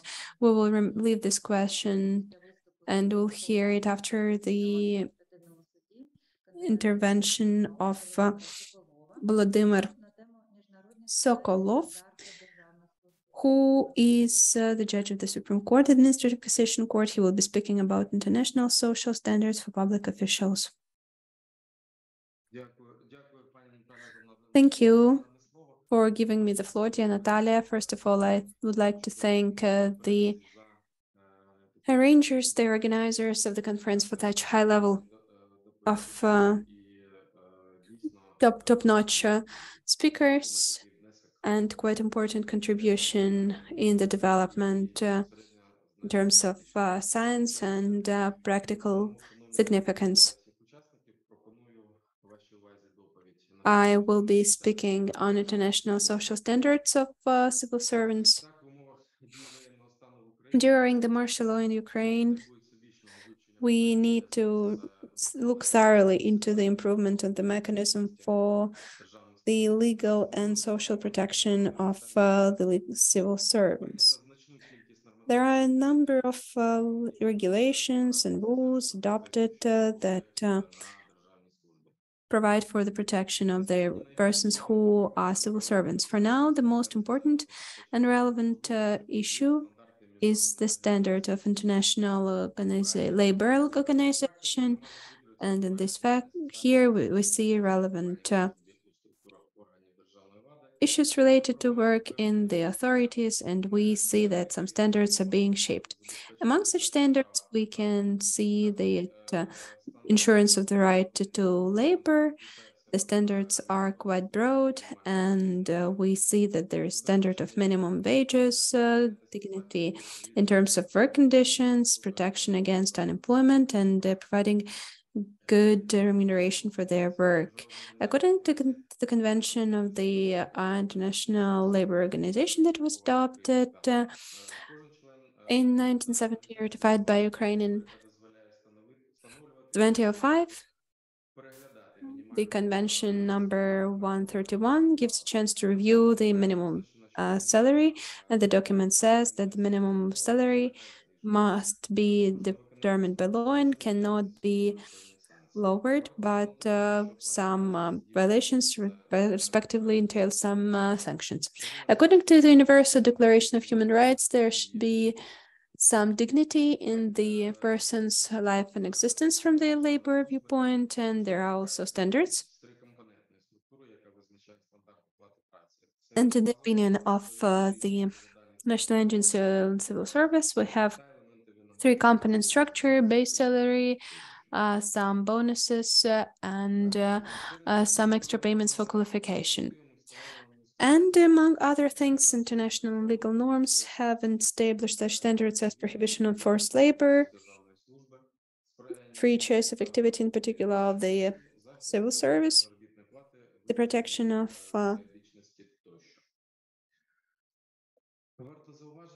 the activity, and duly payments. We have to say that the standard of providing social help and providing for social risks has been quite relevant. Also, the international insurance of providing assistance if there is some industrial accidents and diseases. Respective Convention 102. It provides for help if some social risks come into being that were not predicted by providing some actions. Also, we have the European Code of Social Security that explains what it means of social security,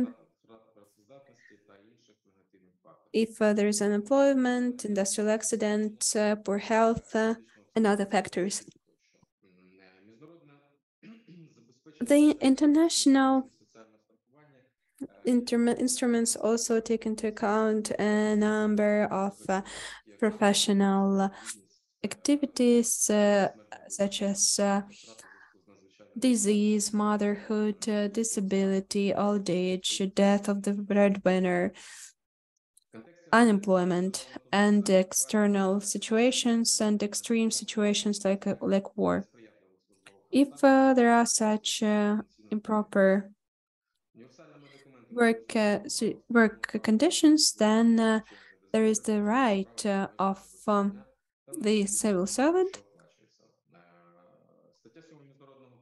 As to the length of the working day and the right to vacation, also we have good conditions, working conditions, work promotion, rest and leisure. The global legal community sets forth also standards for social work in terms of the reasonable duration of the working day. And we speak here not only about that, but about the principles of equality, etc. And the standards of the European Social Charter, Article 2 speaks about such reasonable duration and providing days off and annual vacations. These are the standards for the public officials. Mostly they are determined on the overall provisions of international law. Such limitation of the duration of the working day are important, and in order to, in view of the governance of these relations, Convention of the ILO number 47 about the limitation of the duration of the working day. Also, the right to a paid leave is one of the important ways to motivate the staff, and it sets forth to the at least 3 weeks for persons who are working as employed persons. Also, we understand that there are some elements in terms of the legal status of the civil servants. In the terms of Convention on the right to organize and procedure of determining the conditions for employment in the civil service, this convention 151 guarantees protection against any discrimination and intrusion. Can we go to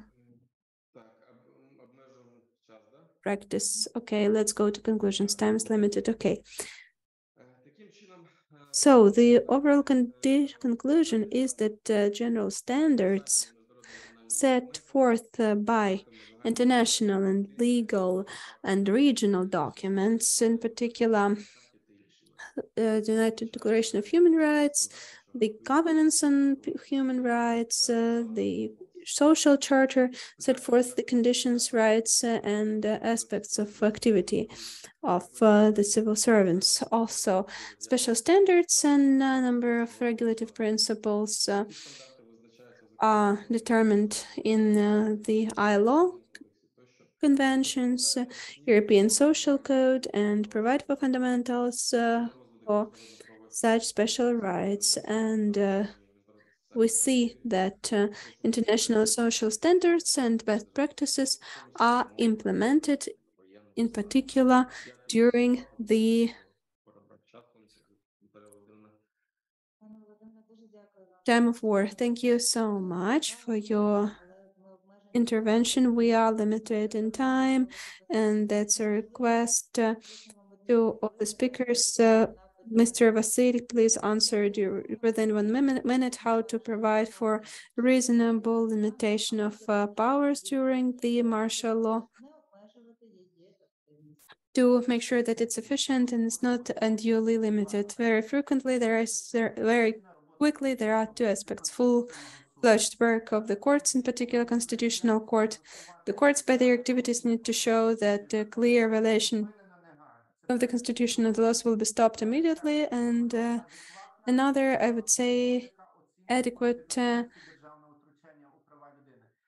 assessment of constitutional intrusion within human rights, assessing not only traditional tests for proportionality and rightful cause, but also very often give a chance to see this rational relation with the conditions of waging a war. And when they overlap, I guess, then we will get the answers of whether they're admissible or no. Thank you. Thank you for a competent and important answer. We have to tell you goodbye within this section for now. We'll have a break, 5-minute break, and then we will hear about administrative procedural components of the activities. Now we'll have a 5-minute coffee break. See you in 5. Thank you.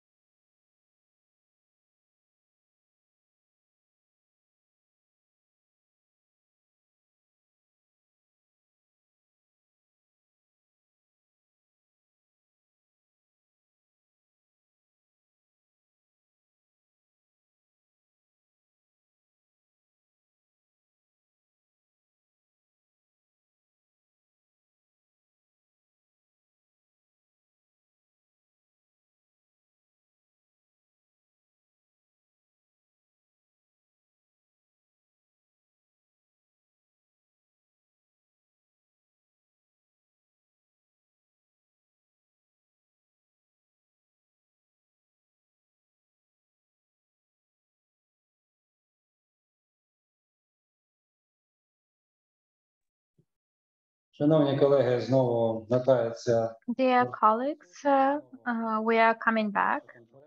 And we are coming back to our conference.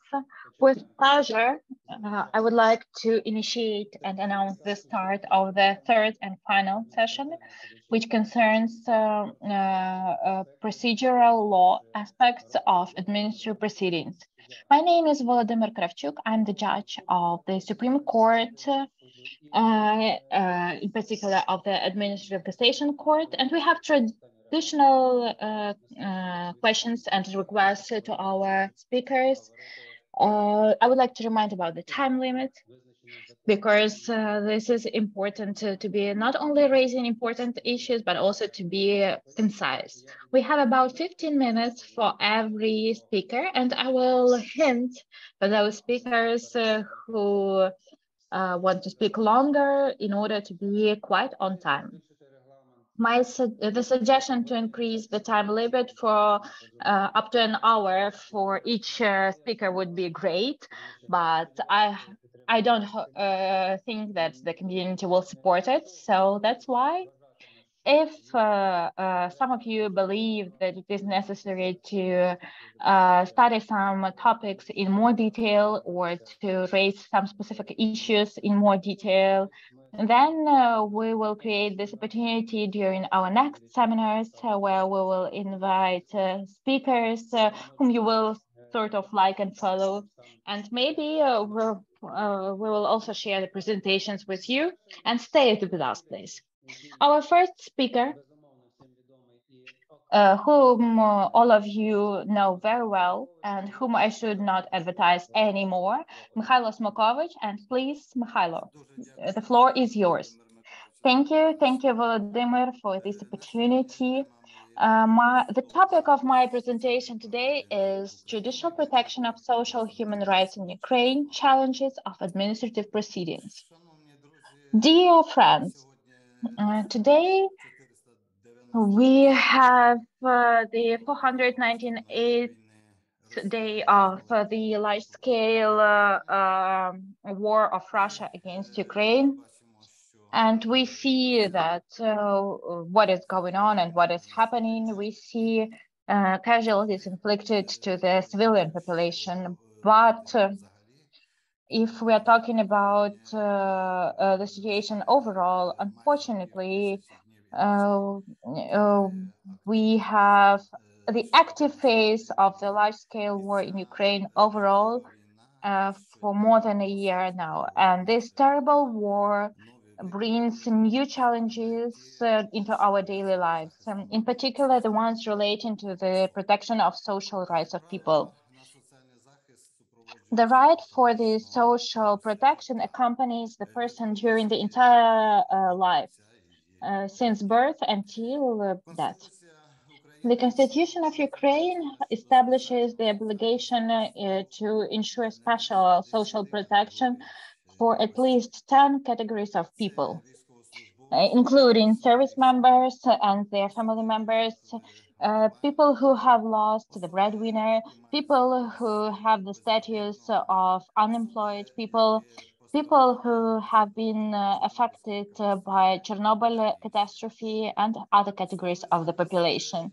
Judicial protection is the most powerful type of constitutional guarantees of social protection of all people.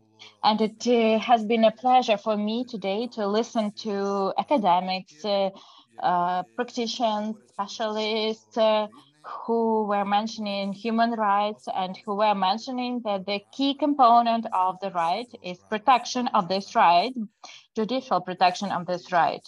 So without this component, actually, this right cannot be implemented. And the administrative courts are the ones which are obliged to ensure the practical functioning of these guarantees in the sphere of social protection of rights. At the same time, everyone who comes to the court to protect their social rights are submitting claims against the state. What does it mean? It means that social benefits, according to court decisions, come from the state budget of Ukraine, revenues into which and expenses from which during the times of war are significantly imbalanced. So on the one hand, the state is the guarantor, and on the other hand, it is the respondent under court cases. So the state has a significant financial burden regarding payments under the court decisions. Hence, we have the question, what does this format of social coordinates mean for administrative courts? I will be very simple in answering this question. The courts have to provide the reasonable balance between the social rights of the person and constitutional obligations of the state regarding their provision, among other things, during the war as well.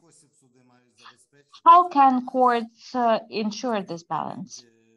The answer is that with proper judicial control regarding the proper application of provisions of the law, which results in the restoration of the violated social rights of the person. Restoration only within the legislatively determined scope.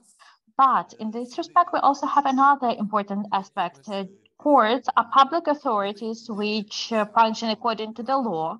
They are not authors of provisions of the law. So they are not responsible for the quality of the law or the legislation. So we have a question, what are the challenges faced by administrative courts in the process of resolving court disputes regarding social disputes? It's obvious that all judges not only know about these difficulties, but also face them in the process of administration of justice. In particular, this is true for judges of administrative courts, in particular for judges of the Supreme Court, who work within the judicial chamber on consideration of cases regarding social rights.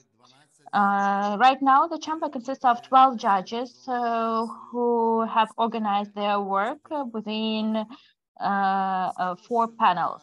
I would like to mention that this number of judges in the chamber is not sufficient because it imposes significant workload on judges. I would like to point out that judges from this particular chamber considered over 8,500 cases in 2022, and this year they have considered over 5,000 cases and materials. So, going back to the other challenges faced by administrative courts. First of all, this is the multiple sources of the social legislation. For example, only the question of pension provision, which is one of the types of the social rights, is the subject matter of legal regulation of over 15 laws. This is the law on the pension provision of 1991, on pension provision for persons released from the military service, on social and legal protection of service members and their family members, on mandatory pensions insurance of 1997, on the key principles of social protection of veterans of war labor and other elderly citizens of Ukraine of 1993, and other laws. We can continue this list for a long time. Even though, by the way, the Constitutional Court of Ukraine, in its decision as of February 27 of 2018, number 1 R 2018, under the case on taxation of pensions of the monthly pensions, drew attention to the fact that in the legal system of Ukraine, there is a significant amount of legislative acts which govern the issue of pension provision. So the Constitutional Court hinted at the codification of this legislation, but since then, nothing has changed. And being a judge of the Cassation Administrative Court since 2003, I have repeatedly raised this issue, and our court has raised this issue in the parliament and pension bodies about the codification of the legislation. But as far as I understand, I'm talking not as a head, as a president of the court, but as an academic, that it is more beneficial to have it like that when we have these tenets and this web. And for some reason, it is better for our public officials and for persons who are responsible for the pension provision for citizens.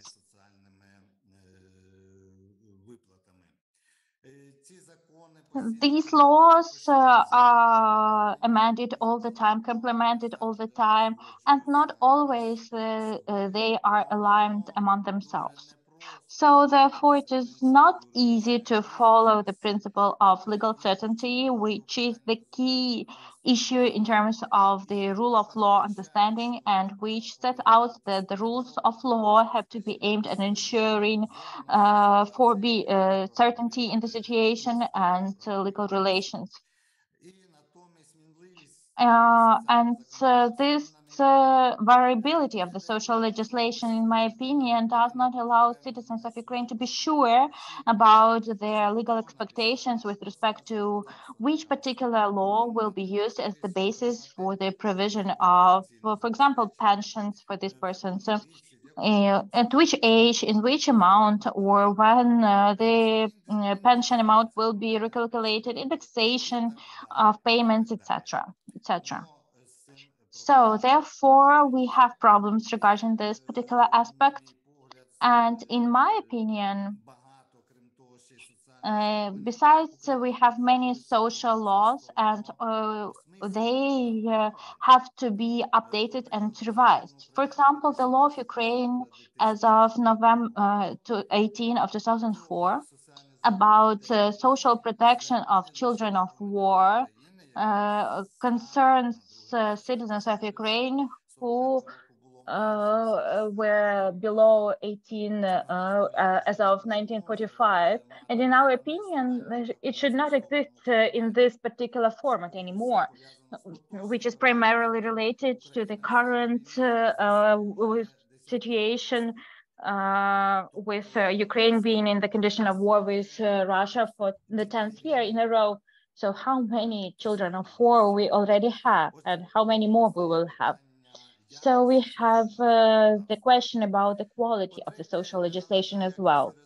Thirdly, improper quality and the variability of legislative acts results in the collisions and conflicts revealed by the case law. And in my opinion, this issue has to be resolved for a long time. And the social code is long overdue in Ukraine. Then, in the legal sphere of Ukraine, we have an ongoing discussion about the opportunity to provide the judiciary with the legislative initiative rights in the parliament, but this concerns people's deputies of Ukraine, presidents of Ukraine, and cabinet ministers of Ukraine. Of course, I'm not the supporter of this idea. After all, I believe that the judiciary should not attempt to become the legislative branch and to become the fourth initiator, but still, no matter how much we try to ensure cooperation with the Verkhovna Rada, with the committees, with respect to adoption of corresponding laws or introduction of amendments, because sometimes we see that laws are adopted, and when we have dozens of, or even hundreds or even millions of disputes in the judiciary, and this shows that the law is wrong, that it has to be amended, corrected at once, so that people would understand it, and so that it would be clear for people how they should act. But unfortunately, they do not want to cooperate with us, even though I'm against the Supreme Court in particular being the legislative initiator, but this cooperation can be ensured with the Verkhovna Rada, with the committees, and to work together so that the laws are more understandable. Then, I would also like to mention the category of court cases relating to indexation of pensions, in particular, pensions for service members. And let's imagine that since 2018, no one has carried out this indexation of pensions. And right now, the state owes to military retired persons over 22 billion hryvnias. So that is also the factor that destroys human faith in fairness and justice. And in this respect, I would also like to mention that the European Court of Human Rights has expressed its opinion that the state has drafted international legislation has to be implemented. If it is impossible to do that, the state has to amend the law. Then, with respect to the fact that administrative courts have to take into account that in addition to the legality of the challenge decision of the public authorities, courts also have to check proportionality of this decision as it is set out by the respective code of administrative proceedings of Ukraine, which is the key document for us in all respects. And the European Court of Human Rights also mentions this fact. And the seventh aspect, which is very important for this category of cases, and that is enforcement of court decisions and social disputes. This is a very topical issue, very painful one. And if we talk about court decisions, then we have over 1/4 of GDP, which has not been returned as debt. And therefore, these are the main, in my opinion, challenges which we have. And Volodymyr, I'm right on time. As you can see, I've shortened everything as I could just to be on time and to follow the agenda. As the cassation court and all judges do everything possible in order to ensure that we can protect social rights at a proper level for our citizens in our country. And we are doing everything possible in order to make sure that everything complies with the European and international standards. Thank you. Thank you for providing me with this opportunity to make a brief presentation, and I will say goodbye to you today.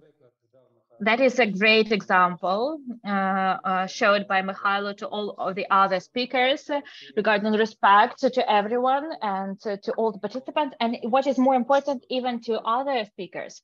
And everything starts with timing. Of course, when we are talking about administrative judiciary, we often mention our task, our objectives, our purpose, and in those projects in which I participate, every time I recollect that our task is to consider cases and the purpose is to ensure effective protection of violated rights.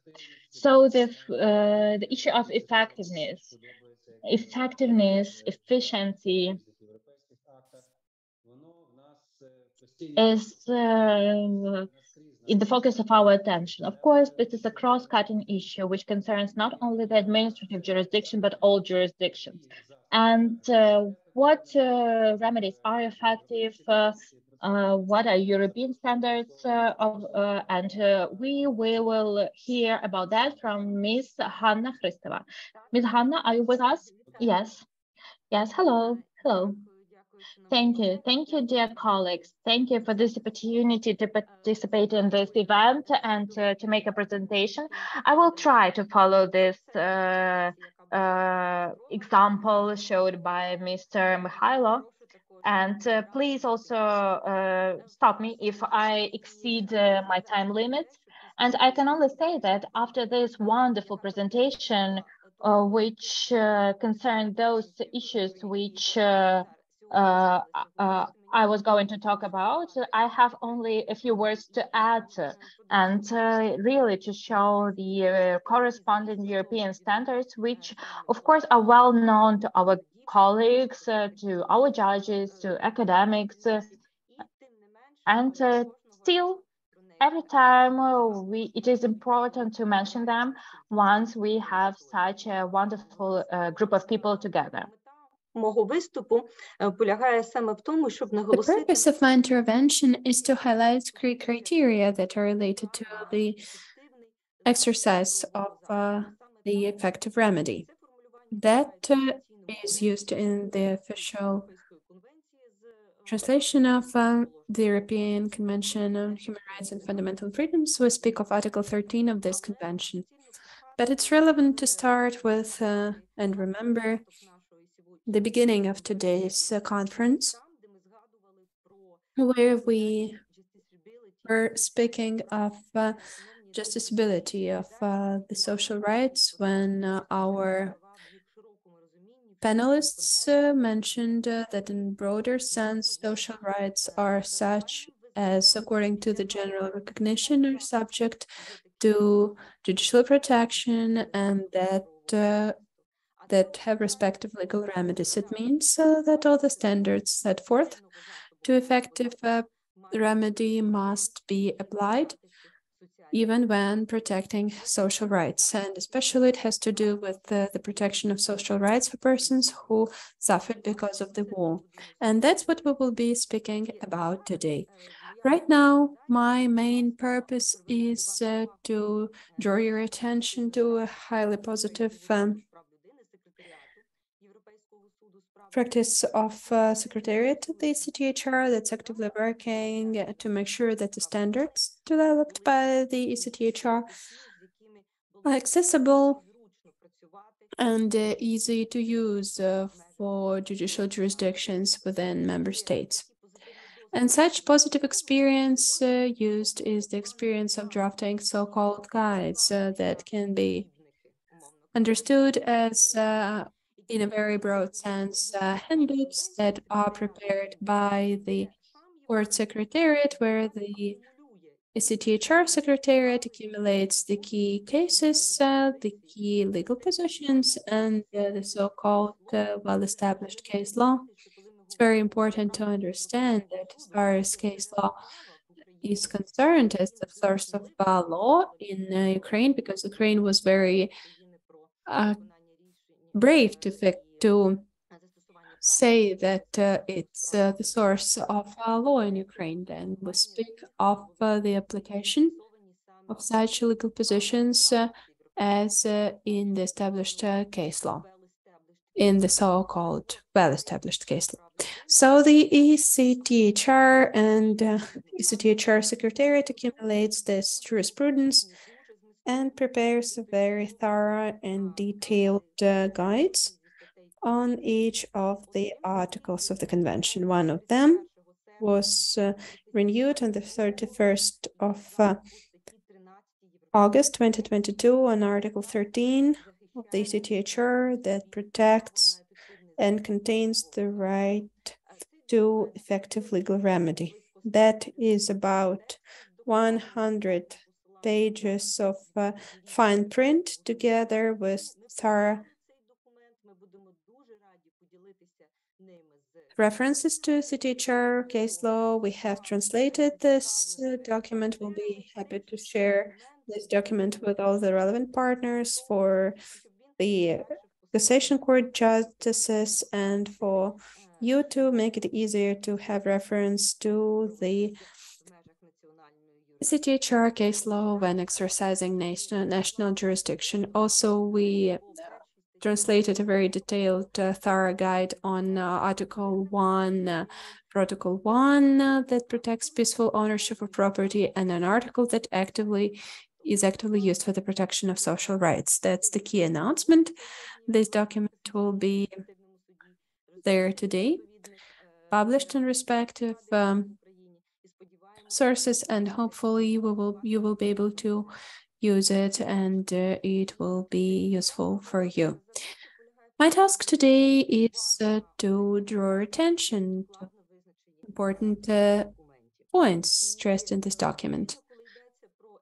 As far as it comes to effective legal remedy, the ECTHR emphasizes that Article 1, Protocol 1 protects everyone who is under the jurisdiction of the respective country, and the remedies proposed by the ECTHR are of subsidiary nature and they're supplementary to the national system of the protection of rights. It has to do with all international mechanisms that exist for today, jurisdictional, quasi-jurisdictional, that will be introduced in the future. It also goes with the functioning and introduction of International Register of Harm and Damages as the first step of shaping international compensation mechanism. Article 13 of the European Convention says that everyone whose rights are recognized by the convention are violated has the right to respective legal remedy, even if this violation was done in exercise of the official powers. It means that this criteria for the effective remedy have to do with the activities of the administrative jurisdiction that considers disputes against the state, against the authorities, and then quoting Article 13 that exercise their official powers. However, the article itself and the ECTHR that has considered numerous cases related to conflict in connection with Article 13 of the European Convention says that this article is not independent and it goes hand in hand together with the articles of the conventions on substance that protect the substantive rights. So you cannot say that the convention doesn't meet Article 13 without indicating exactly what substantive right was violated and why there was no remedy. The same goes with the national authorities. It's about the judiciary bodies that are aimed at efficient legal remedies, and at the same time, depending on the essence of the substantive right, such protection can be considered effective if it is done not by the judiciary, that is, in terms of extrajudiciary institutions, there can be some executive powers and compensation commissions that we will speak in detail later on. It's also important for the criteria that the same criteria will be used as for the effective remedy in part of analyzing the power, the mandate and powers of the body and meeting procedural guarantees, that is representation of the parties and a chance to rule on the cases in a just matter. These are the requirements that need to be met in terms of the court protection, extrajudicial protection. What actions are such as can be considered as ones to which sufficient legal remedy is applicable? We speak of all the actions of the government, of the executive power, of the administrative bodies, of the persons acting within their official mandate. Still, Article 13 of the European Convention is not applied, and the ECTHR has indicated directly that this article cannot be interpreted as broad as cover the law and a chance to guarantee for a person that he or she can challenge these provisions. It's also not related to efficient legal remedies in terms of constitutional powers, because constitutional provisions and constitutional powers is steering the whole legal system in a given national country. Article 13 also doesn't relate the violations that allegedly happened because of a given judicial act. It's the standards that must be brought in line with in the justice sector of Ukraine, in the judiciary of Ukraine, but it doesn't govern the chance to go to Constitutional Court within the activities of General Court. It's important to understand this for the lawyers, for the advocates, and respective references to these THR decisions are also given in respective guide. And then very briefly on the standards themselves. In terms of actionable protection, these remedies can be preventive in nature. That is, when we speak of a chance to complain on the lengths of the proceedings, when we need to suspend or to put an end to such violation, or when we speak of compensation measures like material and moral damage. Summarizing the key requirements for the efficiency of the legal remedies, the court secretariat highlights 10 key points, and one of them, first of all, I will cover it, is that when exercising such protection measures, the court must assess overall political and legal context where the events are taking place. Of course, the conditions of the armed conflict will be taken into account by the ECTHR when assessing whether Article 13 has been complied with. And of course, under no circumstances can they be ignored. The same goes with the fact that the state has a chance to have some derogations from its rights according to the convention, from the convention according to Article 15. Ukraine announced such derogations. However, at the national level, we have the number of obligations provided for by the national laws, and they lead to the consequences, in particular in terms of social rights and guarantees that were covered by Mr. Mikhailo.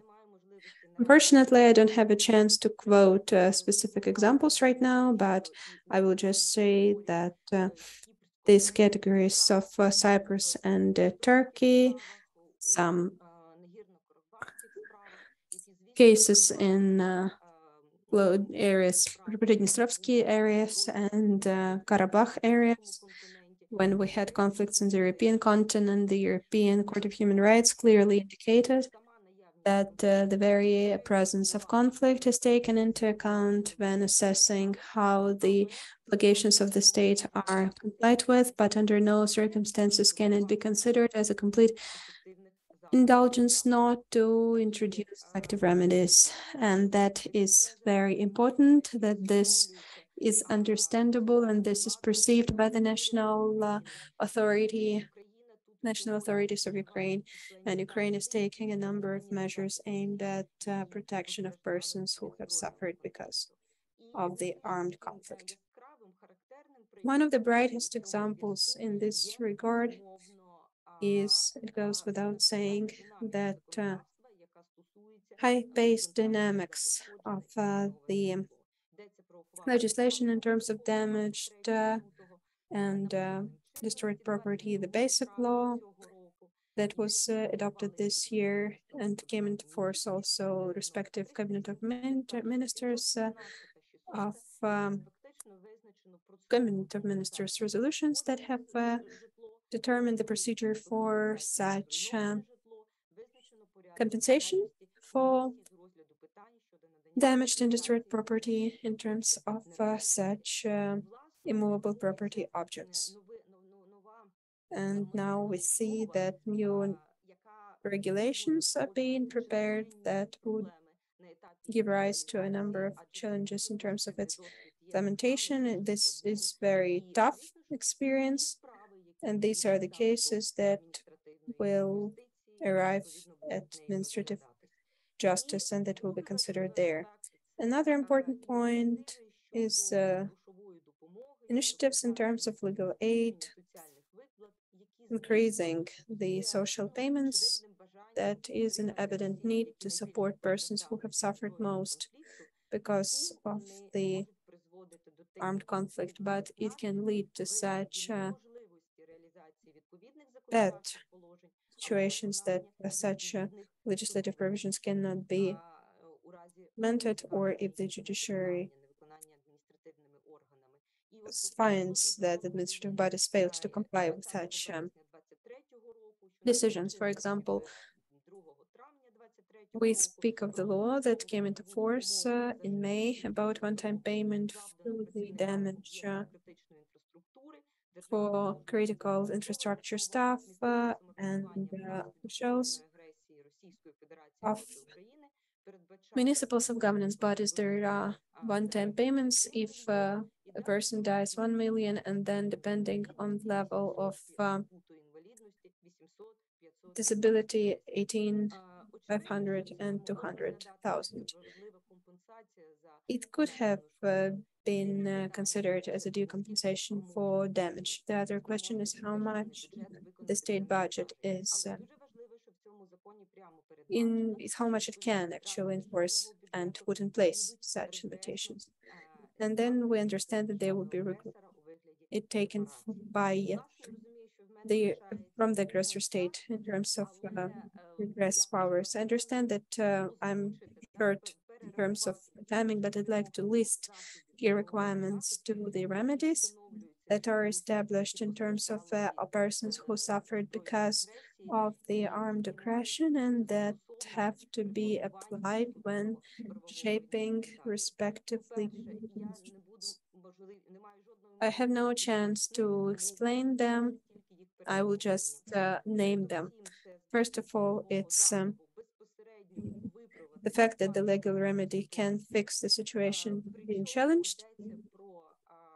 And we speak of restoring the right violated, stopping violation, due repayment, and the situation will turn to better only when the court decision is enforced. It's very clear postulate, but it needs to be reminded. Second criteria is that the legal remedy has to provide a chance to consider the case on merits, that is, to find all the material circumstances of the case and respective assessment of the case. Third criteria is the criteria of fairness and justice that covers equality of arms and the representation of each of the parties. And then it's very important also in terms of the limitation of the state immunity that is used in the Supreme Court in terms of cases against the Russian Federation. The fourth criteria says that remedy needs to be enough, acceptable, adequate, accessible, and also needs to meet the speed requirement. And then the fifth point is that it's be timely and that it would ensure immediate effect or closest effect in a reachable perspective. And also another point is that it must be actionable not only by law but also in practice, so that the rights are not theoretical but that they are efficient, as we know from the case area versus RN. And finally, the next criteria is that Article 13 doesn't guarantee successful outcome, that is, the person has to apply, but the criteria of the efficient protection do not require that the demands of the person be satisfied. And finally, the scope and the mandate courts is that Article 13 be met. And also, that's a final point.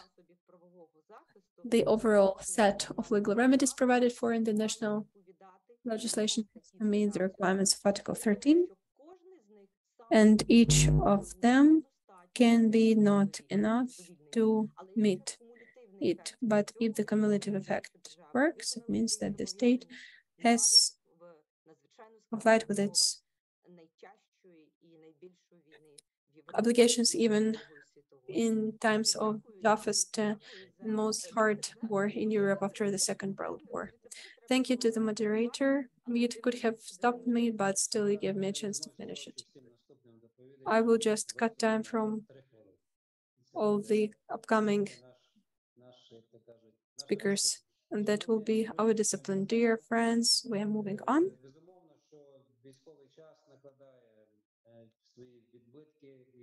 Of course, the martial law imposes its impact on the courts, on judges, and which aspects emerge in this respect has been studied by Tatiana Kolomeitz. Tatiana, are you with us? Yes, thank you. Thank you, dear colleagues. Let me be from my phone because I have some problems related to the absence of power supply, but I have an unbreakable wish to participate in this conference. So if you don't mind, I will be from my phone. And as you've probably correctly pointed out, we have the topic of the peculiarities of functioning of administrative courts in these extreme circumstances. The issue of security of all participants to the proceeding as of now is a priority one, because really, the introduction of the martial law has highlighted that administrative proceedings have to take place even during this difficult period of time. So therefore, having regulated the issue of remote access, the state has resolved this issue in part, but we cannot say that this issue has been comprehensively resolved.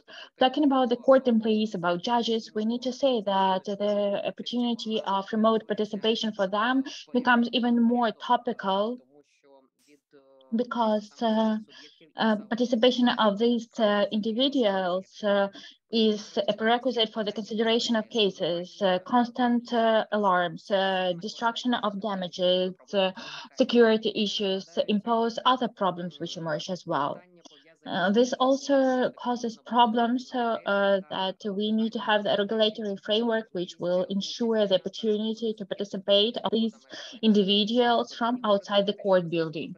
We need to say that the security issue concerns not only the presence of these persons in the court premises as such during the court consideration. We need to approach this comprehensively. We need to approach the preparation of procedural documents, signing of documents as well.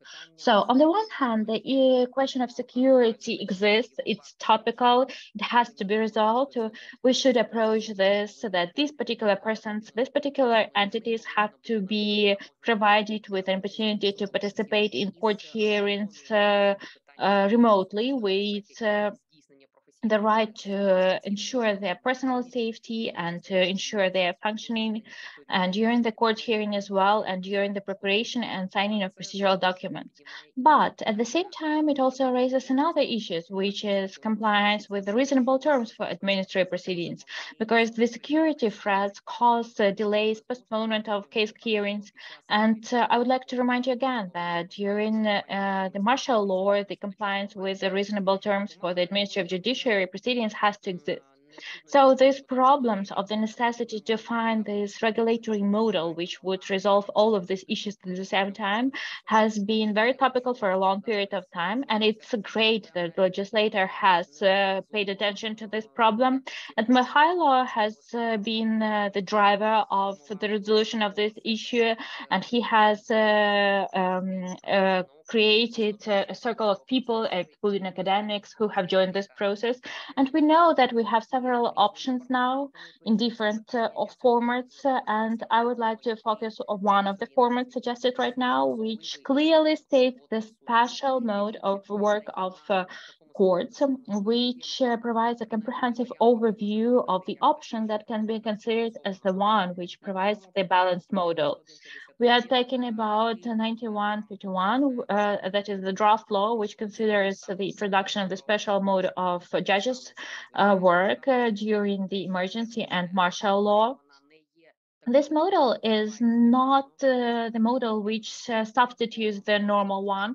This is the exceptionary model. Its introduction envisions the introduction of the martial law or the emergency situation. So we cannot talk about the usurpation of power in this case, because, and that is also the response to critics who say that the introduction of this model threatens administrative judiciary as such. Absolutely no, because it does not quash the traditional model. This is the alternative option, sort of a challenge that has to be resolved in this situation. Secondly, we are talking that, yes, on the agenda, we have the personal security of judges and court employees as the priority. And it's great that we see that we are talking not only about judges, about all people participating in this process. We are talking about the autonomy in decision-making regarding their own security, with being inside or outside of the court building. And we're talking not only about digitalization, but we're talking about the comprehensive solution for this problem. Thirdly, we are also saying that this model offers lots of guarantees which remove opportunities for any abuses.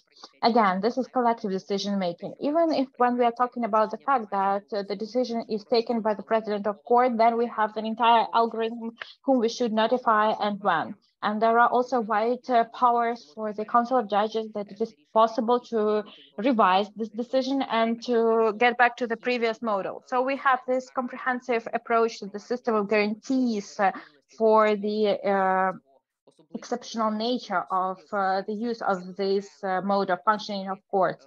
And this allows us to address this multi-profile issue, which has become topical right now. And it's great to see that this model has been suggested. Of course, there are challenges, but it's still moving forward.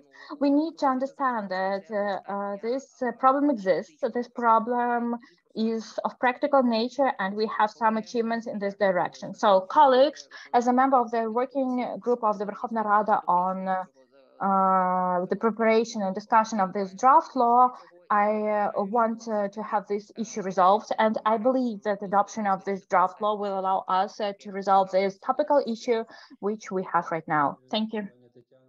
Ms. Tatiana, thank you for your position. Thank you for being active participant of all of our war-related and post-war transformation as well. Thank you, thank you, thank you. Of course, the war imposes its impact also on the application of procedural norms, and in the context of poverty of the judiciary, which we've tried to address by means of alternative means of notifications and other improvements of the procedures as well. But of course, the principle of procedural economy becomes even more important under the martial law. This is a principle that is not directly stated in the code, but the idea of reasonable spending of all resources of the judiciary for the justice administration is obvious. And we will talk about this with Anna Buchik, the judge of the Supreme Court. Good afternoon. Thank you. Thank you. I'm greeting all the participants of this event. I would like to express gratitude to the Armed Forces of Ukraine for the opportunity to work, to perform my duties, and accordingly to participate in this today's event in a proper environment. 12 minutes, a warning at once. Okay, thank you. I will try to be on time. I will try to focus on the key issues. While presenting my topic, which Volodymyr has mentioned with respect to the application of the principle of procedural economy under martial law, I would like to mention several aspects. I would like to point out that judiciary in Ukraine is really aimed at being an effective element of democratic governance. That is the most important and the most powerful guarantee of the human rights and freedoms and citizens, ensuring sustainability of social legal relations, competent governance of social needs and interests, as well as establishment of the rule of law. Even in the context of those challenges that we have right now because of the large-scale invasion into the territory of our country and the prolonged aggression from the Russian Federation. Despite instantaneous introduction of the martial law and the existence of the highest threat to human life and freedom, authorities of courts could not be terminated because of the law of Ukraine. So after the introduction of the martial law, accordingly, there was high time to take priority and urgent measures in order to overcome crisis events and situations, in order to ensure transformation and sustainable functioning of the judiciary in the state. Contrary to the undermining of the values of the democratic state by the aggressor, we have faced the need to prove our sustainability, our resilience, including the judiciary resilience. Accordingly, the need to support a continuous administration of justice, a fair and public trial, and guarantee of the effective trial consideration of cases for the legal state, and therefore we need to have proper conditions. So that was important to ensure the openness and transparency of the trial proceedings, and this necessitated the adaptation to the new reality of the martial law. On the one hand, the priority task is access to justice and ensuring human rights and compliance with the procedure of restoration of violated rights. On the other hand, there should also be guarantees of personal safety and security for judges and for people who get access to courts. The legislator has outlined the peculiarities of justice in Article 26 of the law of Ukraine on the legal mode of the martial law, where we have an entire range of specific aspects which are reflected in this particular article of the law. And we have some specific organizational provisions regarding functioning of judges during the martial law. And they are generalized and summarized and quite brief in the law. They have formed and specified in order to understand the role of justice. At the same time, the reality and the effective guarantee of compliance with rights and legal interests of individuals and legal entities while in the process of administration of justice and adoption of a justified decision under any case, even during the most difficult circumstances of the martial law. And all of this is related to the compliance by the courts with the key principles of effective judiciary. And these principles are the foundational ones, they are the primary ones, they are specified in procedural norms and provisions, they are related with each other, and they are the foundation for resolution of any procedural discrepancy that might emerge in the process of administrative judiciary proceedings. These provisions, these principles are the key motivation for any judge. Overall, the national rules of judiciary proceedings have been introduced in order to ensure compliance with correctness, consistency, and unified nature of procedural actions, and the proper conduct of the judicial proceeding.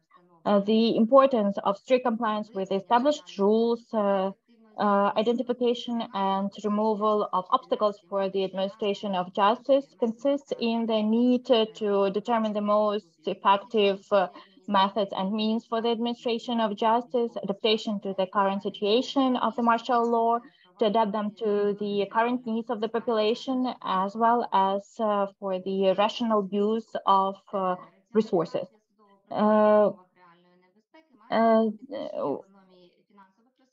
We need to also pay attention to improve reasonability, to have procedural economy, to speed up the process of considering cases and to save time while considering cases.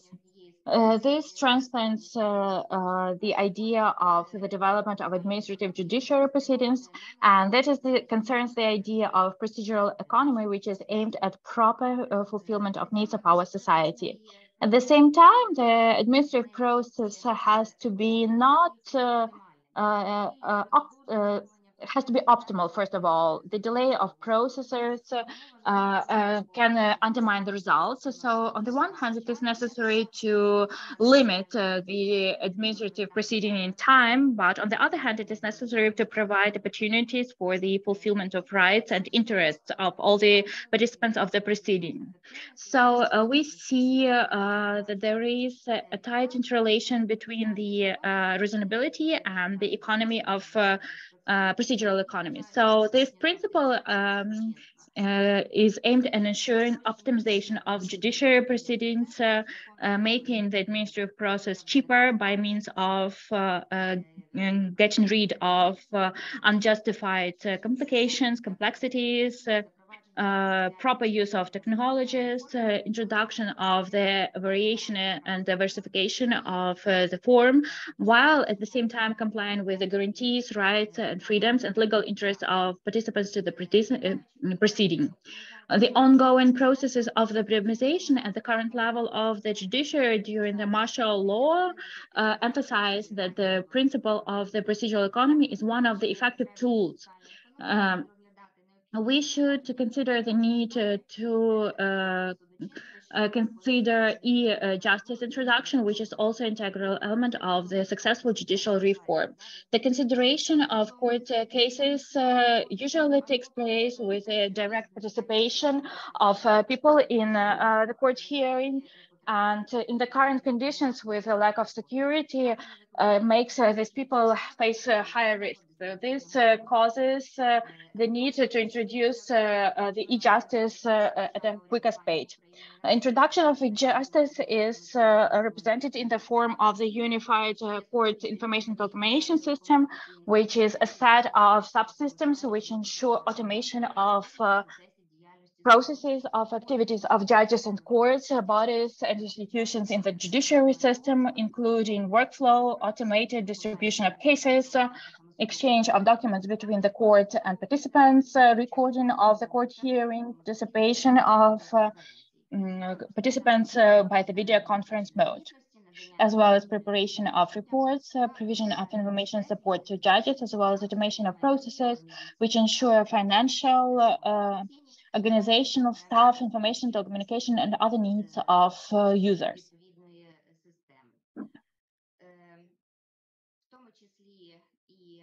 Among other things,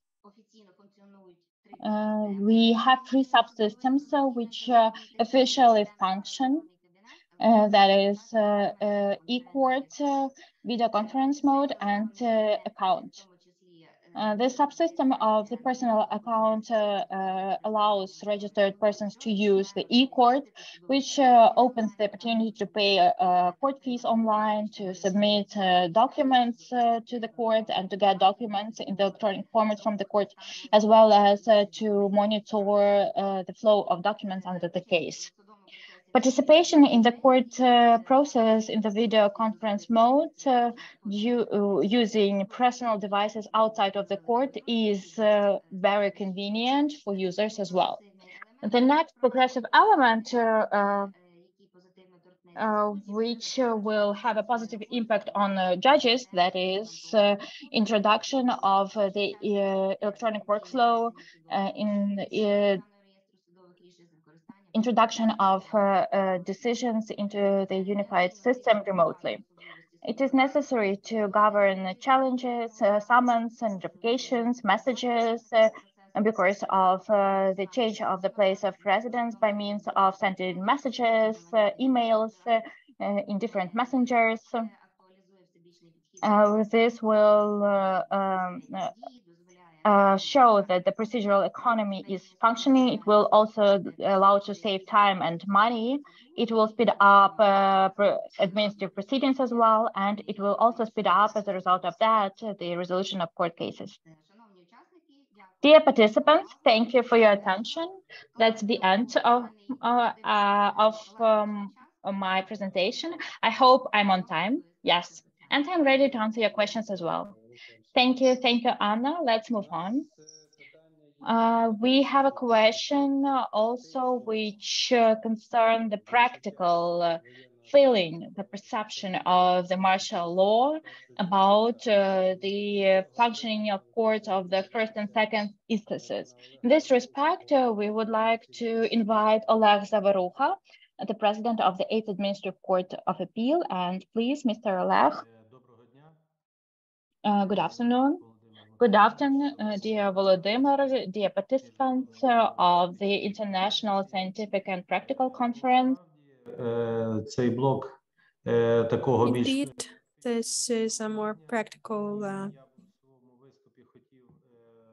panel, so I'd like to draw your attention to some aspects of a procedural nature that, in my opinion and the opinion of my colleagues, have proved to be challenging, and we can also, among others, name challenges that arose in wartime in terms of law enforcement activities, in terms of application of laws. Social rights and freedoms are important for the activity of any civilized country that introduces legal standards in its activities. It goes without saying that it's important and useful for the progressive development such a chance to implement them in exceptional circumstances, but we rarely have that in real life. And the Constitution set forth that Ukraine is a welfare and legal state, and the welfare state includes the introduction and insurance of legal right of such rights and their protection if there are any violations on the part of the authority. An important issue for today during the wartime is efficient access to justice guaranteed by the Constitution of Ukraine, International Covenant on Political and Civil Rights, and the ECHR. According to Article 1 to 4 of the Constitution of Ukraine, only courts administer justice, and these functions cannot be delegated. And even during the wartime, there can be no termination of powers of the judiciary bodies and the 8th Appeal Court, as well as other courts, when the wartime was introduced in Ukraine and up until now is administering justice, therefore thereby protecting the rights and interests of persons whose rights and freedoms are challenged in appeal instance that actually, in terms of the jurisdiction of the 8th Appeal, we have the biggest number of regions of Ukraine, and therefore the right to judicial protection in this territory can be given to almost 8 million people. Because of the armed aggression, after the survey of respective ministry, almost 5 million persons are officially IDPs, and according to international estimates, the number of such persons is over 7. According to the military regional administrations within the areas and within the regions, the 8th Appeal Court, there are 700,000 IDPs, and there are more IDPs, and there are more cases where we are considering social protection cases. I'd like to also mention that we can feel it in absolute indicators because in the first 6 months of the 2023, the court has been considering over 1,600 cases and has considered over 1,100 cases. Thanks to the efforts of the judges and the members of the court staff, we have been able to achieve such statistical data. In each of them, behind each this number, there are people specific people, and compared to 2022, almost 40%, we have seen almost 40% increase by written proceedings. Also, there is bigger number of cases that are considered via video conference. Looking into the ways and into the numbers of such cases, among 40% of the cases are cases related to social protection. At the same time, what challenges are there? The challenges that I started with, I'd like to draw your attention to a couple of them that have to do with application of procedural rules. In the previous interventions, we have heard in part these issues being raised, and there are very important messages related to the legal opinions of the Supreme Court and the Grand Chamber. That's why I'd like to concentrate on a couple of them that are most important. First of all, it's more procedural documents, and given that it's very often impossible to pay the court fees, though we see that there are more cases on living case without motion, and some later payments of the court fee, and then the court returns the appeal challenges, and then the authorities again ask for that and provide a motion to renew the procedural timeline missed. And in such a situation, the courts renew such time missed when the person comes again, or the authority comes again, and this time pays the court fee. In terms of procedural legislation, it still doesn't have any provisions on the governance of such positions, and it's done in every case based on the opinions presented in the motions. The introduction of the martial law cannot be a basis for termination or suspension of such statutory limitations without proper grounds. That's why the situation that has arisen because of the war has become quite an impediment to due procedural aspects. That's why we are trying to avoid both too much red tape and too much flexibility to make sure that there is proper balance there. If the air raid alarm happens, we might have some breaks in the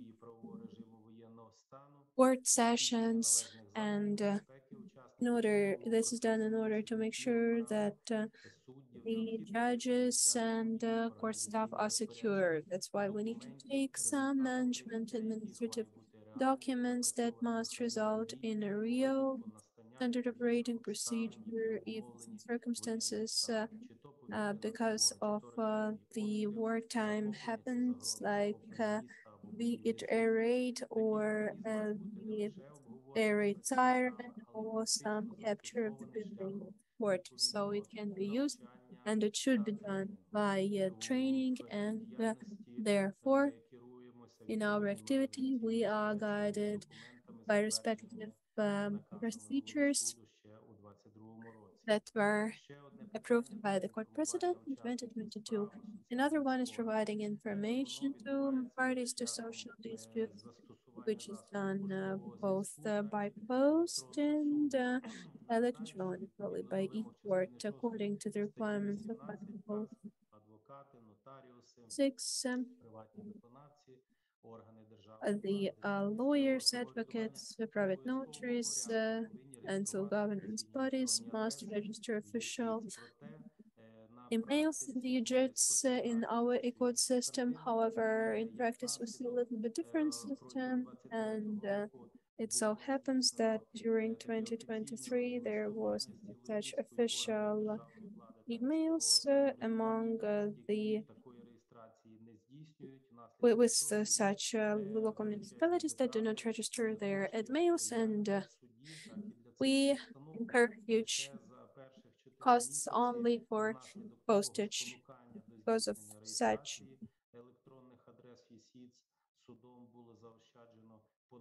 We have been able to save almost 700,000 hryvnias. It was only due to the fact that we encouraged within 4 months to register such official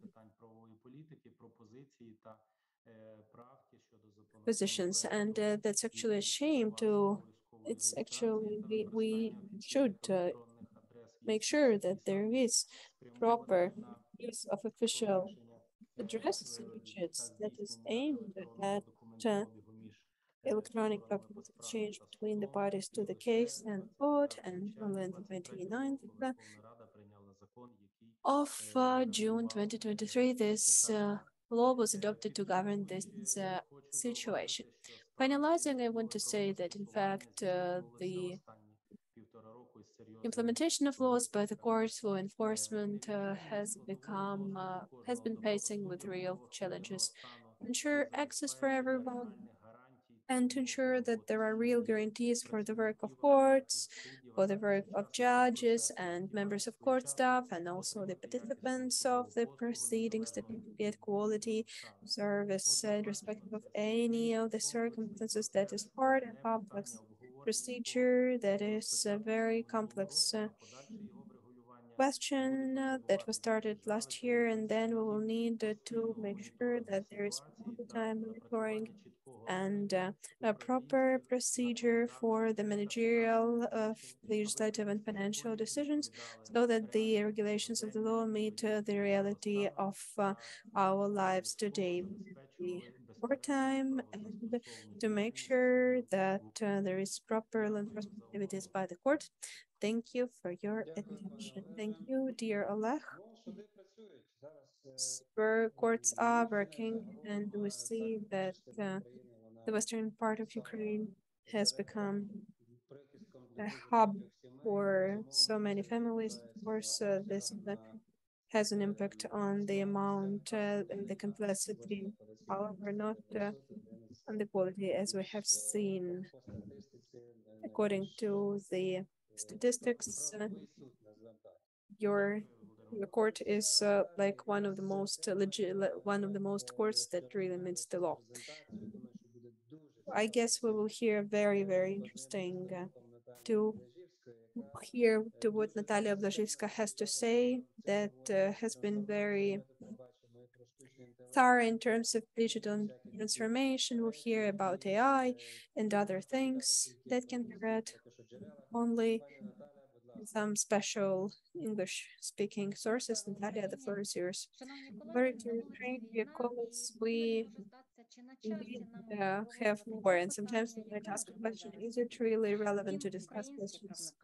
However, Ukrainian legal practitioners, we see that we always keep abreast, and within the upcoming 12 minutes, I invite you to look into the contributions in terms of digitalization of the other countries of the world that I have been able to share.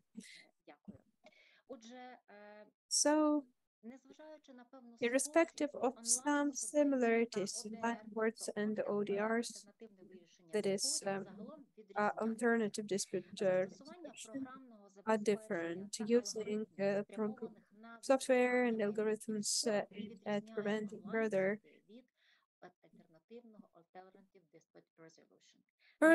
disputes is how online courts are different from ADR. ODR are somehow they change, and they provide supplement for a person.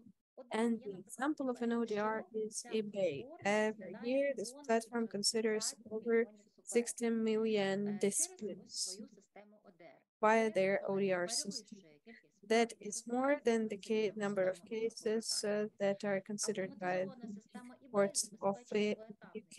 ODR has a two-level tier dispute resolution. First, they want to reach agreement, both buyers and the sellers. They provide their claims and information in a asynchronous manner, and then these are divided into such aspects, so then the decisions are made. And so the statistics show that almost 90% of these issues are solved at this first stage. Another example is Alibaba, that is back in 2010, entered over 2 million disputes. And in the first phase, there were 92% of such disputes were resolved. That's why use of such software gives a chance to such giant companies to settle numerous conflicts by minimum human interference. That's how ODR is different from online courts, because in some cases we do, in most cases we do hear that there is human's hand necessary, and we heard about the necessity, relevance, and importance of such legislation in such online digital consideration of the cases in Ukraine. So we'll speak of the first Civil Resolution Tribunal, one system that is fully integrated with the judiciary. This tribunal makes sure that minor cases are considered fast and in accessible manner. The procedure for consideration of these cases is made of 4 stages in terms of online negotiations, online facilitation, and judicial consideration. It's how small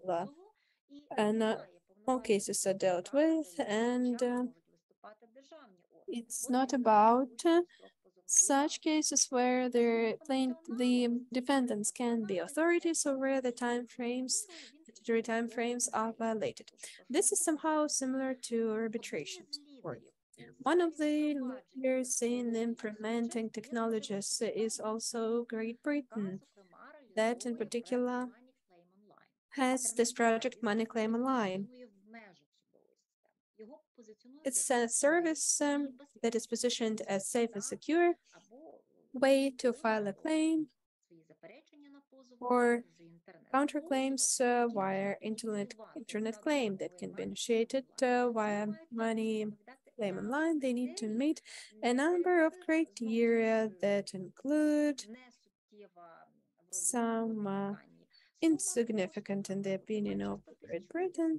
It has to be less than £100,000, and it can be against the state or person or child that are under the protection of the state. And now let's go to Brazil.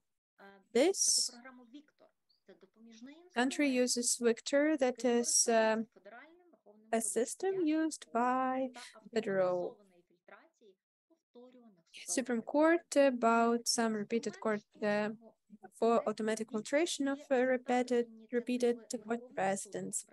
It's upon the initiation of the Supreme Court of Brazil as to using AI in the judiciary. It's dealing with the most challenging and toughest system of AI in the whole judiciary and administration. That's this Victor, this AI first can read all the appeals, all the appeal challenges that go to the Supreme Court, and determine which of them are related to such general topics. It's just a small initial part of processing the complaints in courts, but it provides for a huge level and huge difficulty of learning.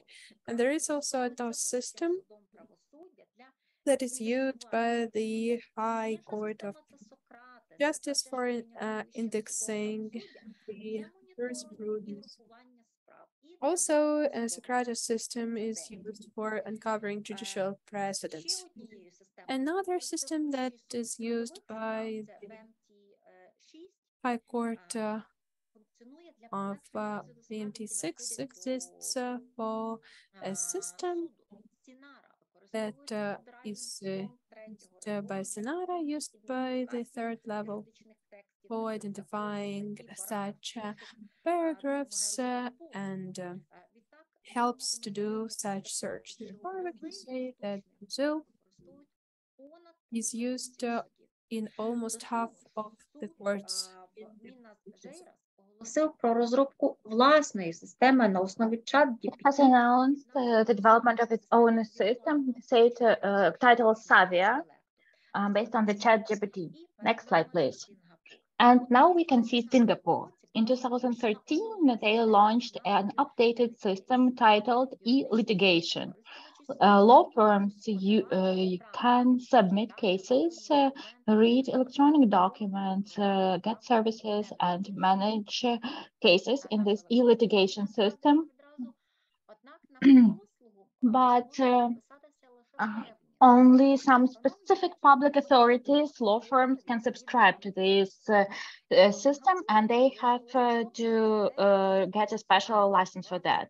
And in Singapore, they have emphasized that this has allowed courts to continue working during the pandemics as well. Our Ukrainian courts do not have these complicated, refined systems, and they also worked. And this has helped a lot by the fact that our parties had an opportunity to connect through their own devices, and that is really important. Moreover, contrary to other examples, the ICDR tribunal acting in Singapore is also applied to official documents. There are given arguments about the use of this system because quite often these artificial intelligence systems will safeguard cases, and they will speed up the process of consideration of cases because these systems can process this information. And at the very end, I will mention my position about Ukraine. Ninth slide. Let's consider India. Starting from regional courts, district courts to the Supreme Court, every court in India has required infrastructure. Documents can be submitted online. The case consideration situation is published in the internet, and there are monitoring committees in the Supreme Court and in other high courts which regulate the process of digitalization and provide recommendations. The Supreme Court of India has been studying the opportunity of using artificial intelligence for quite a long period of time. In 2019, there was established the Committee on Artificial Intelligence, which consisted of judges of the High Court and Supreme Court, as well as technical experts. The committee has considered different programs, and they decided to focus attention on two programs: separate software for the Supreme Court, ANVA, and the portal of the Supreme Court, SUPACE. The first system is the system of automated processing of documents and translation of legal documents from English into Indian and vice versa. And this service is accessible for several main languages: Hindi, Bengali, Marathi, and a range of other languages. This software, this artificial intelligence program, has been taught with the use of a large volume of language arrays consisting of millions of sentences. And therefore, lawyers from India now state that this translation has reached a high level of accuracy. In turn, the other system, SUPACE, helps judges find answers to questions under the case which is being considered. A judge may raise a question to the system, get to the answer without looking through all the documents of the case. Please do not confuse how with the question how to resolve the issue, but questions like some statements, phrases from the text of the materials, it will be redundant to mention that this saves lots of time for judges. It speeds up the process of processing documents. Next slide, please, about China. It's very interesting. China lives in a completely different reality. Having started experience of introduction of e-justice, we need to single out China because China invests huge resources into the introduction of artificial intelligence. And they have some achievements, for example, like the program Xiaoji 3 or at first, this program was performing simple tasks, but then it was used to record testimonies of witnesses, voice recognition, analysis of the case materials, check of information from the databases, and all of this is happening in the real time.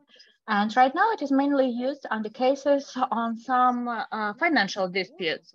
But subsequently, this technology was used also by the court in Suzhou for traffic cases, with the help of which they studied evidence and took decisions. In China, they also have the system of Xiaobao Bank, which is the system of intellectual forecast of decisions. Since recently, Chinese judges have the obligation to look through decisions of the artificial intelligence system before taking decisions. And if judges decide to move away from the decisions made by the AI systems, they need to justify that. Volodymyr, how many minutes do you have left?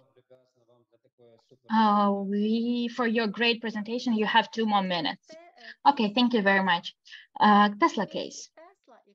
In Tesla case that you can see on the screen, we have a very interesting question right now, which we need to think about in Ukraine as well. And this is the question which is mentioned by the Committee of the Council of Europe as to where they ask in this discussion debate where the human being is a responsible user in a vehicle, even if the person does not participate in the process of driving, while the vehicle itself is used to work according to the manufacturer's settings. So who is responsible? That is the first question, and this case shows it. And the next question, slide 13, concerns the discrimination based on the skin of color. This issue was considered in the New Zealand, and this person whose eyes were not recognized by the recorder, and this person said that this person has always had narrow eyes. But technologies are being improved all the time. And on the next slide, you can see the example from the Netherlands. And in this decision, the Dutch court expressed a concern with high-risk pool indicators regarding confidentiality. So we can see that courts in Europe already consider these issues. Slide 16.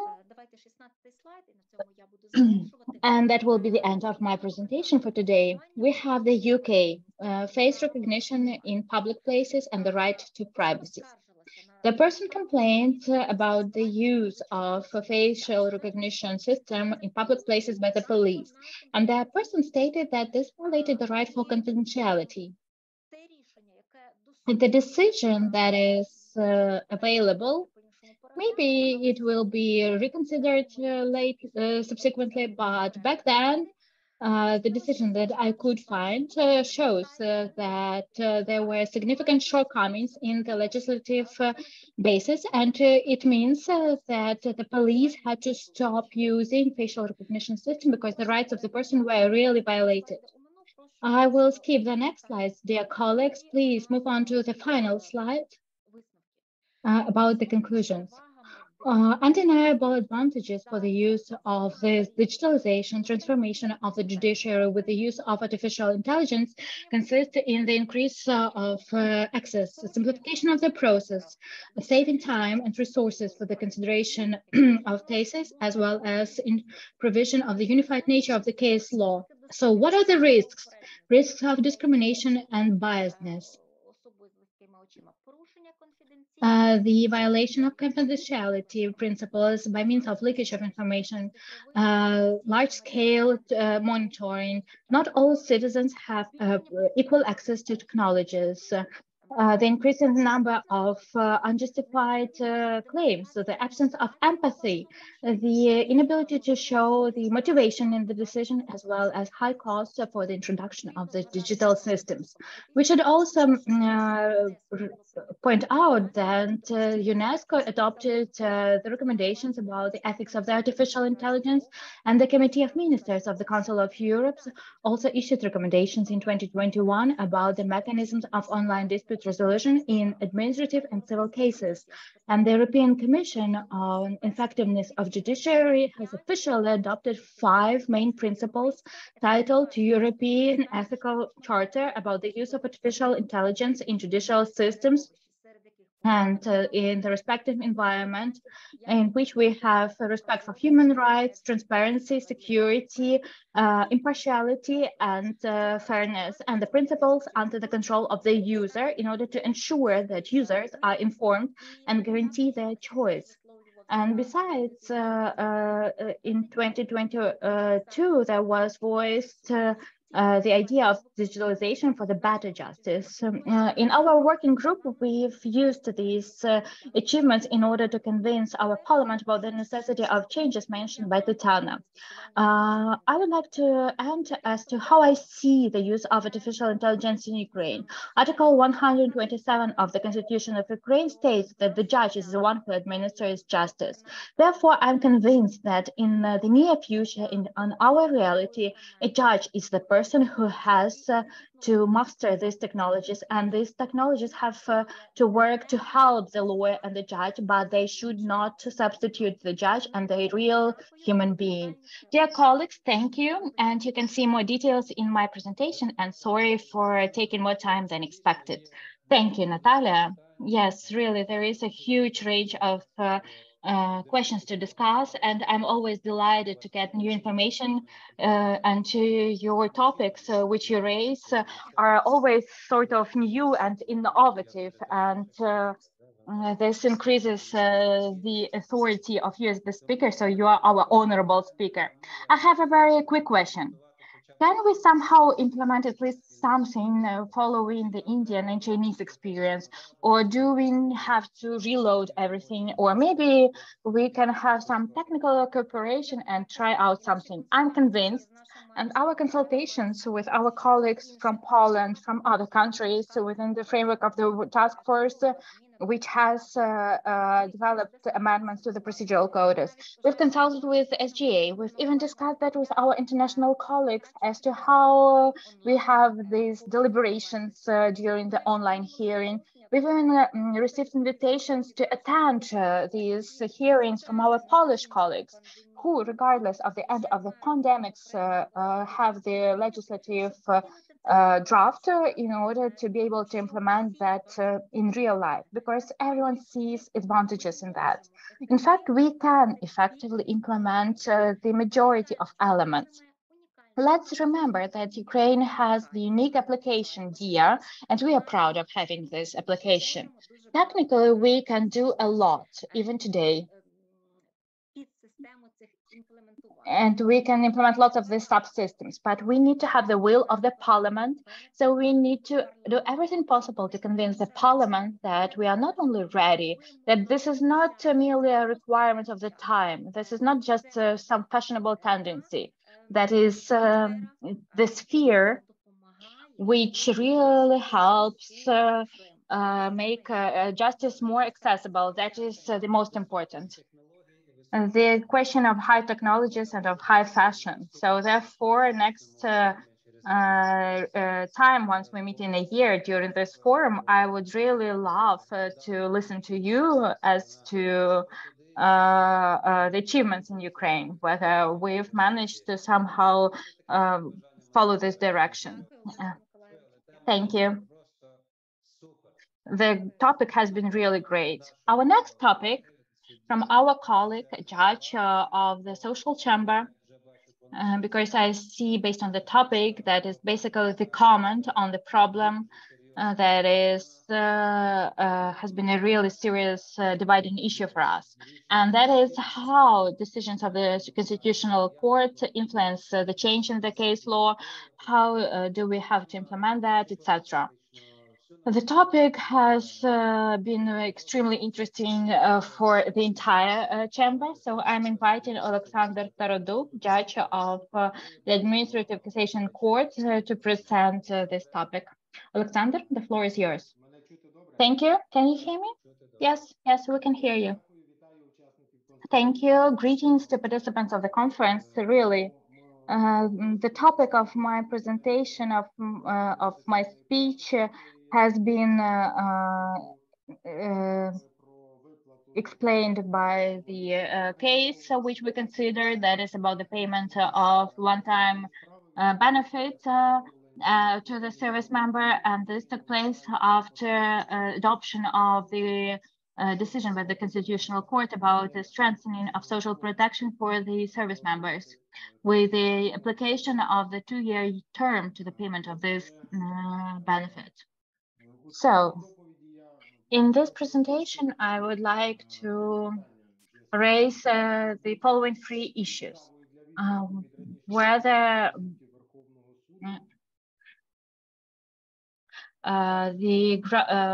the change in the legislation, decision of the Constitutional Court of Ukraine about the unconstitutionality of the law, and rules of Article 7, Part 4 of the Code of Ukraine Administrative Judiciary Proceedings of Ukraine may become the ground for the derogation from the previously formed conclusions of the Supreme Court.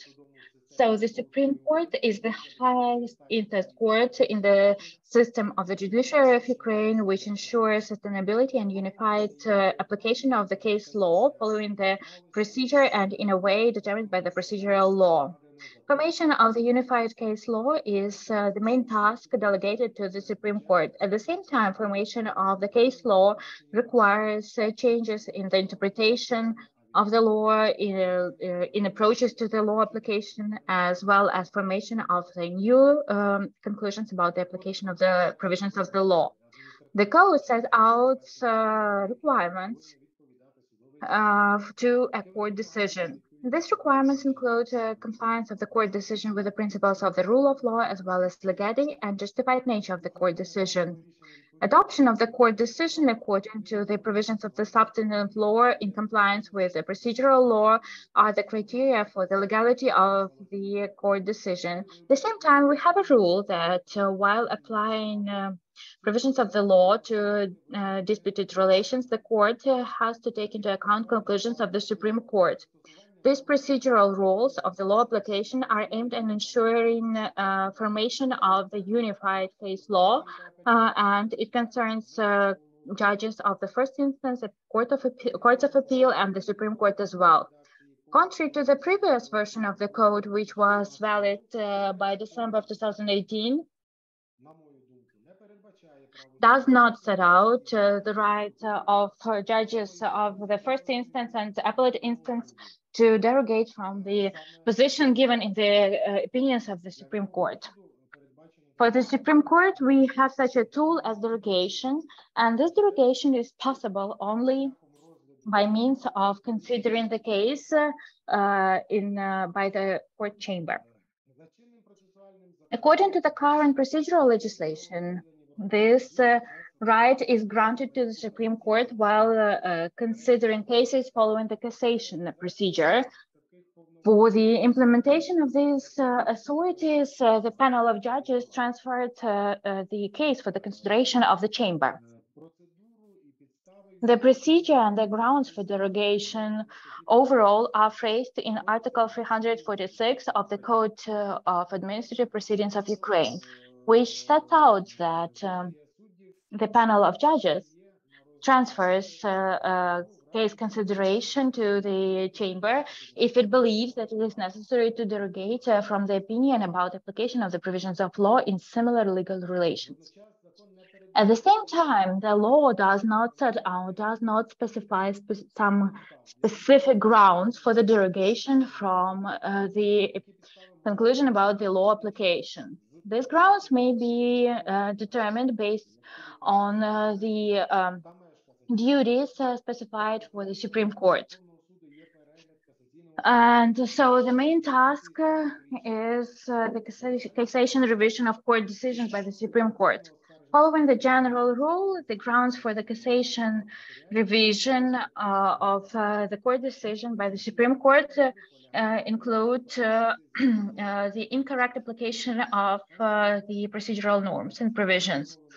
And the essence of the cassation review consists in the check of correctness of the application of the law by the courts of the lower instances. This way, authorities of the Supreme Court, first of all, as of the court of cassation, come down to the check of the correctness of provisions of the substantive and procedural law by the courts of the first and appellate instances.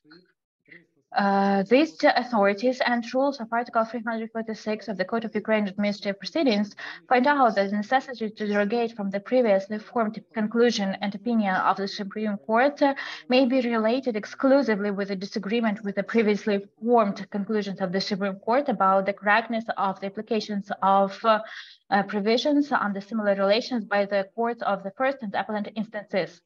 Hence, such disagreement may be caused by different factors like the change of social relations being outdated and the lack of correspondence between the law application case law with the contemporary conditions.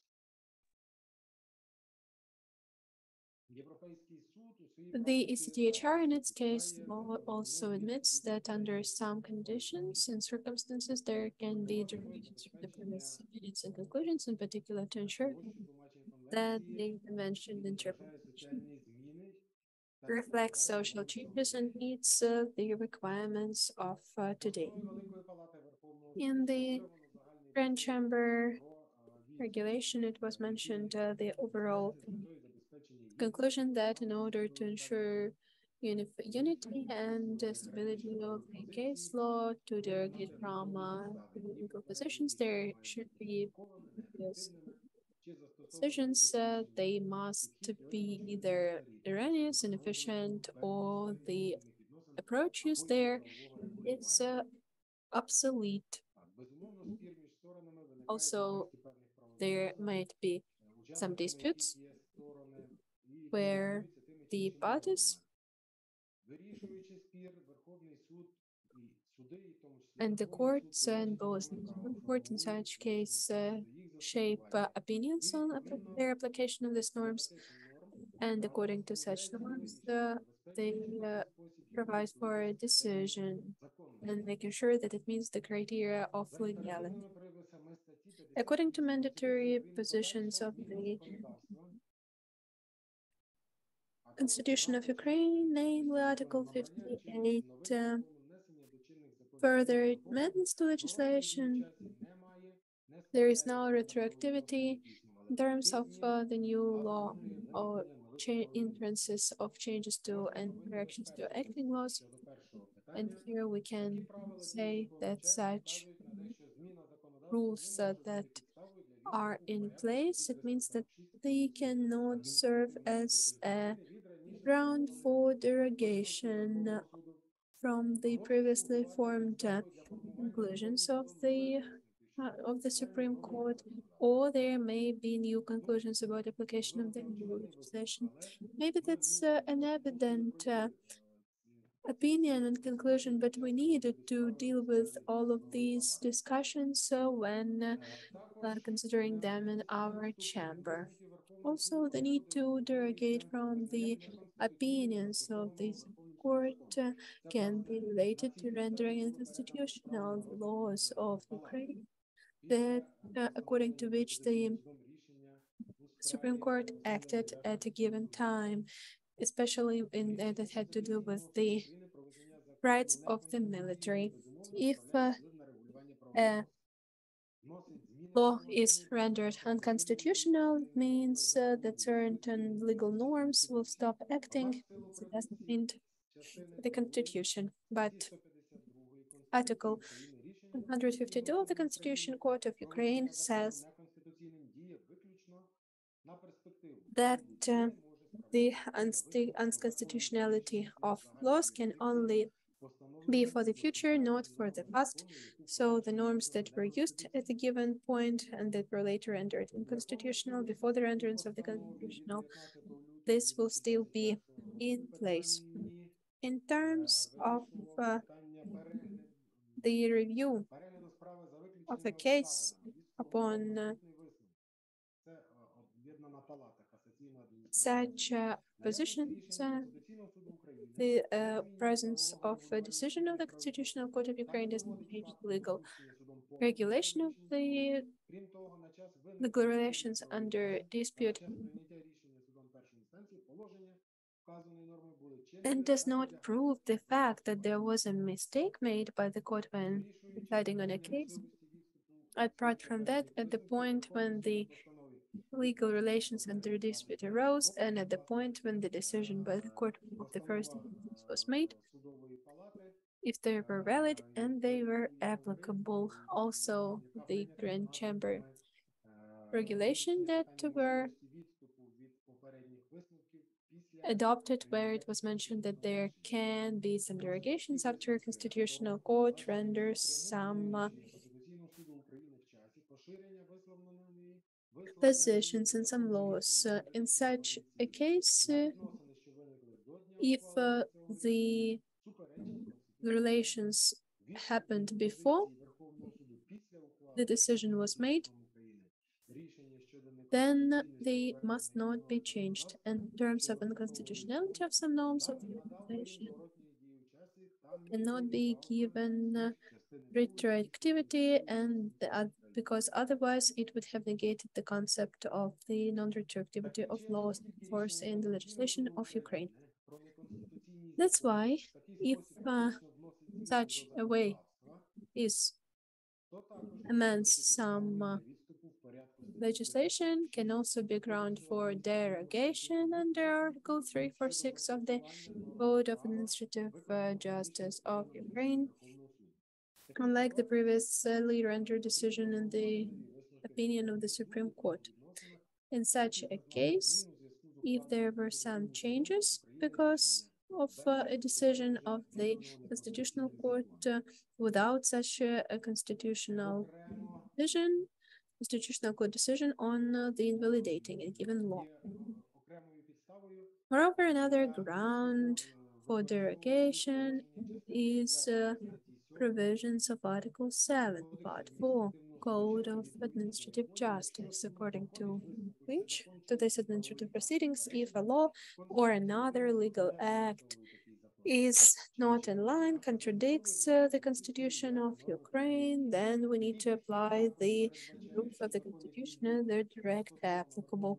And this approach means that the law applied by the Supreme Court during shaping the opinion from which there was a derogation needed will not be applied. Therefore,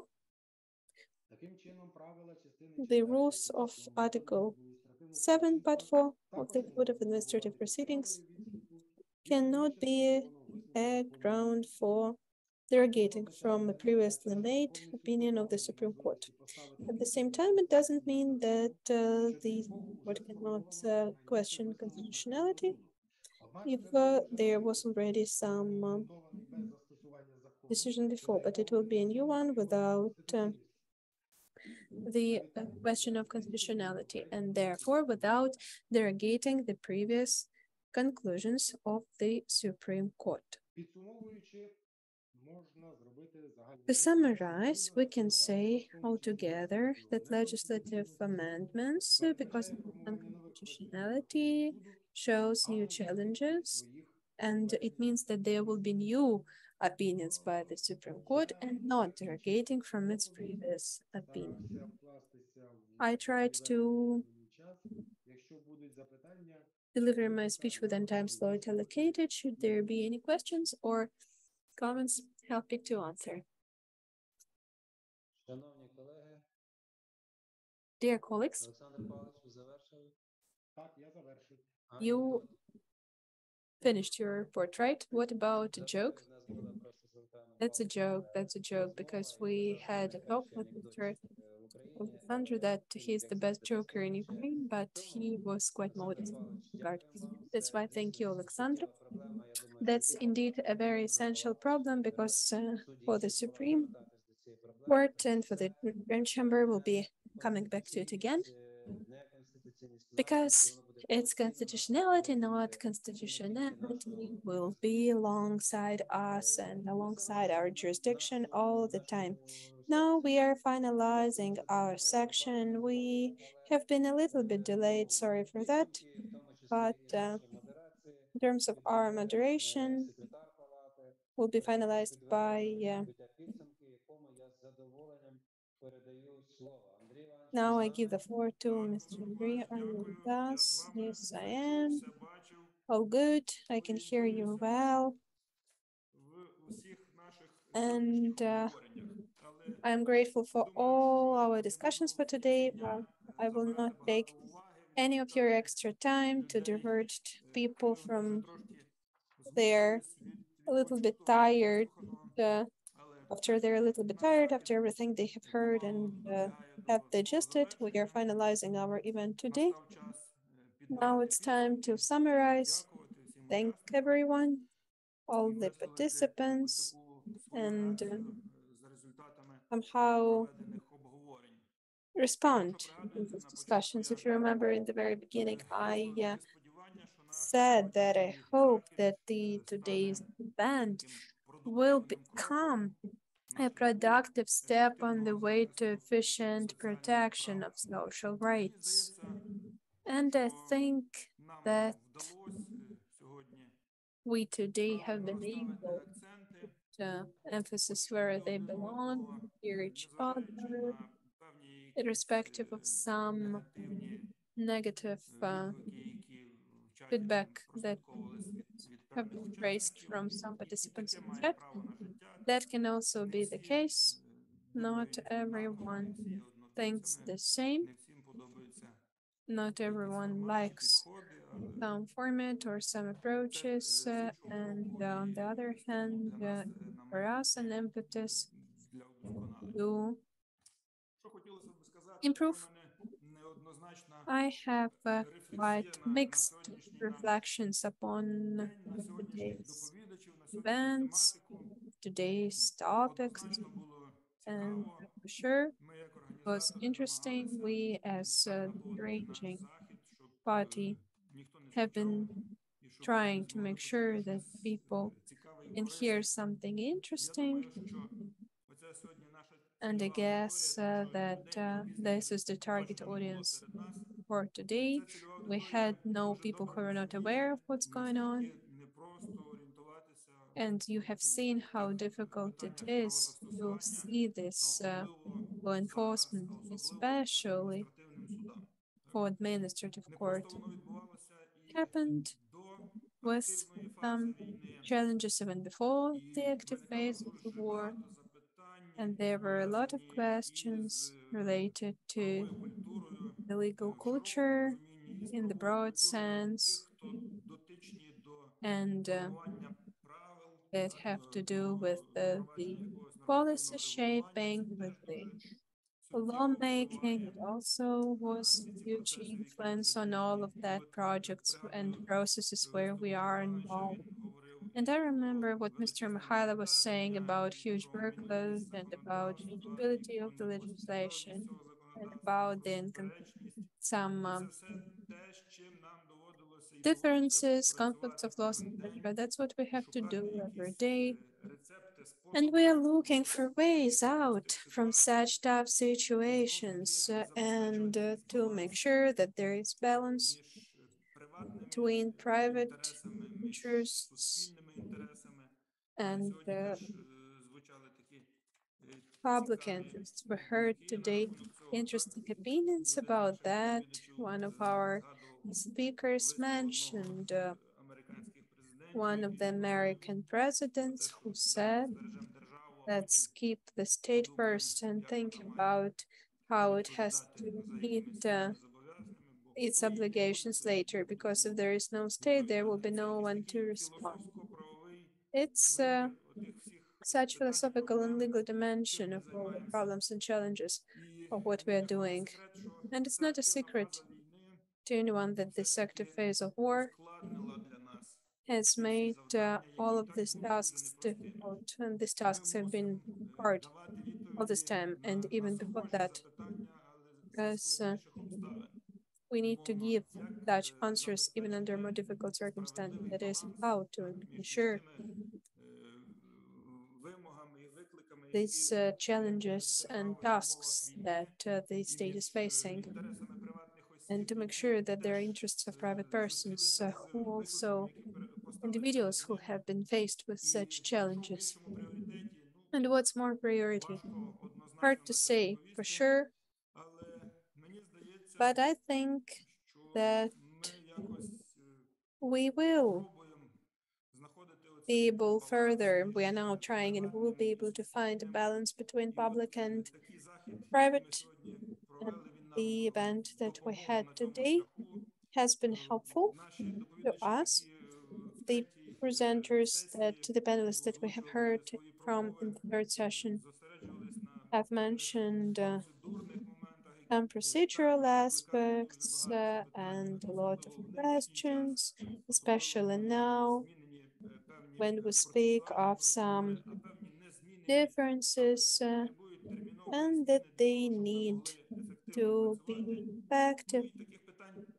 And there are a lot of such questions, and there are no easy questions with answers. And all of these challenges are really hard, and this all exacerbates, as I mentioned, by the lack of legal culture, not only among the citizens, but also among the authorities who mustn't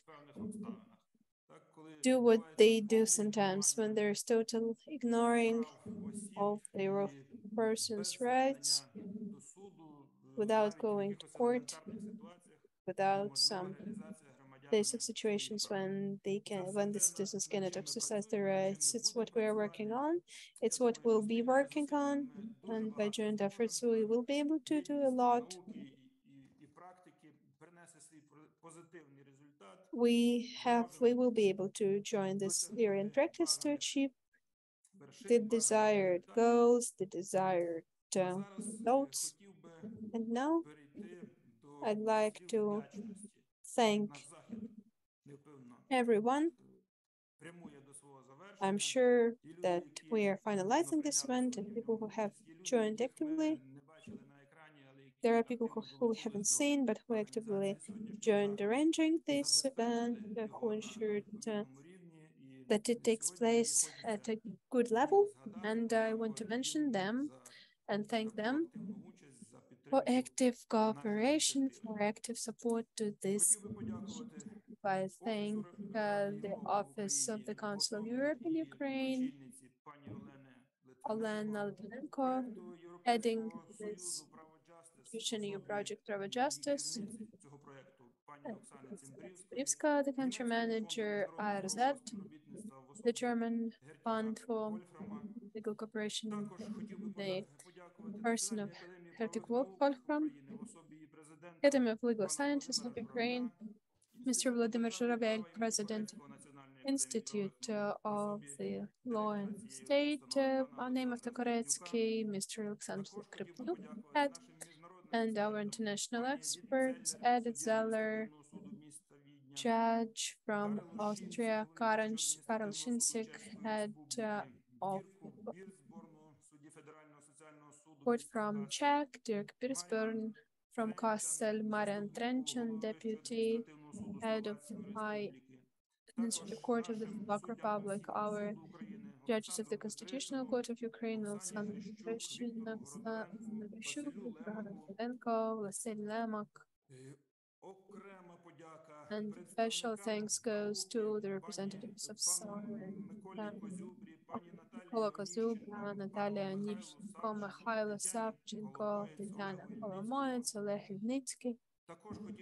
Also, I'd like to thank every speaker, every moderator, interpreters, representative of technical support providers for all the dual staff members and the merit of the cassation support for a wonderful event, for a wonderful chance to cooperate like that and to finalize. May we all be in peace and may we all be victorious in this tough war. Be healthy. Glory to Ukraine. На все добре, Україно. До побачення.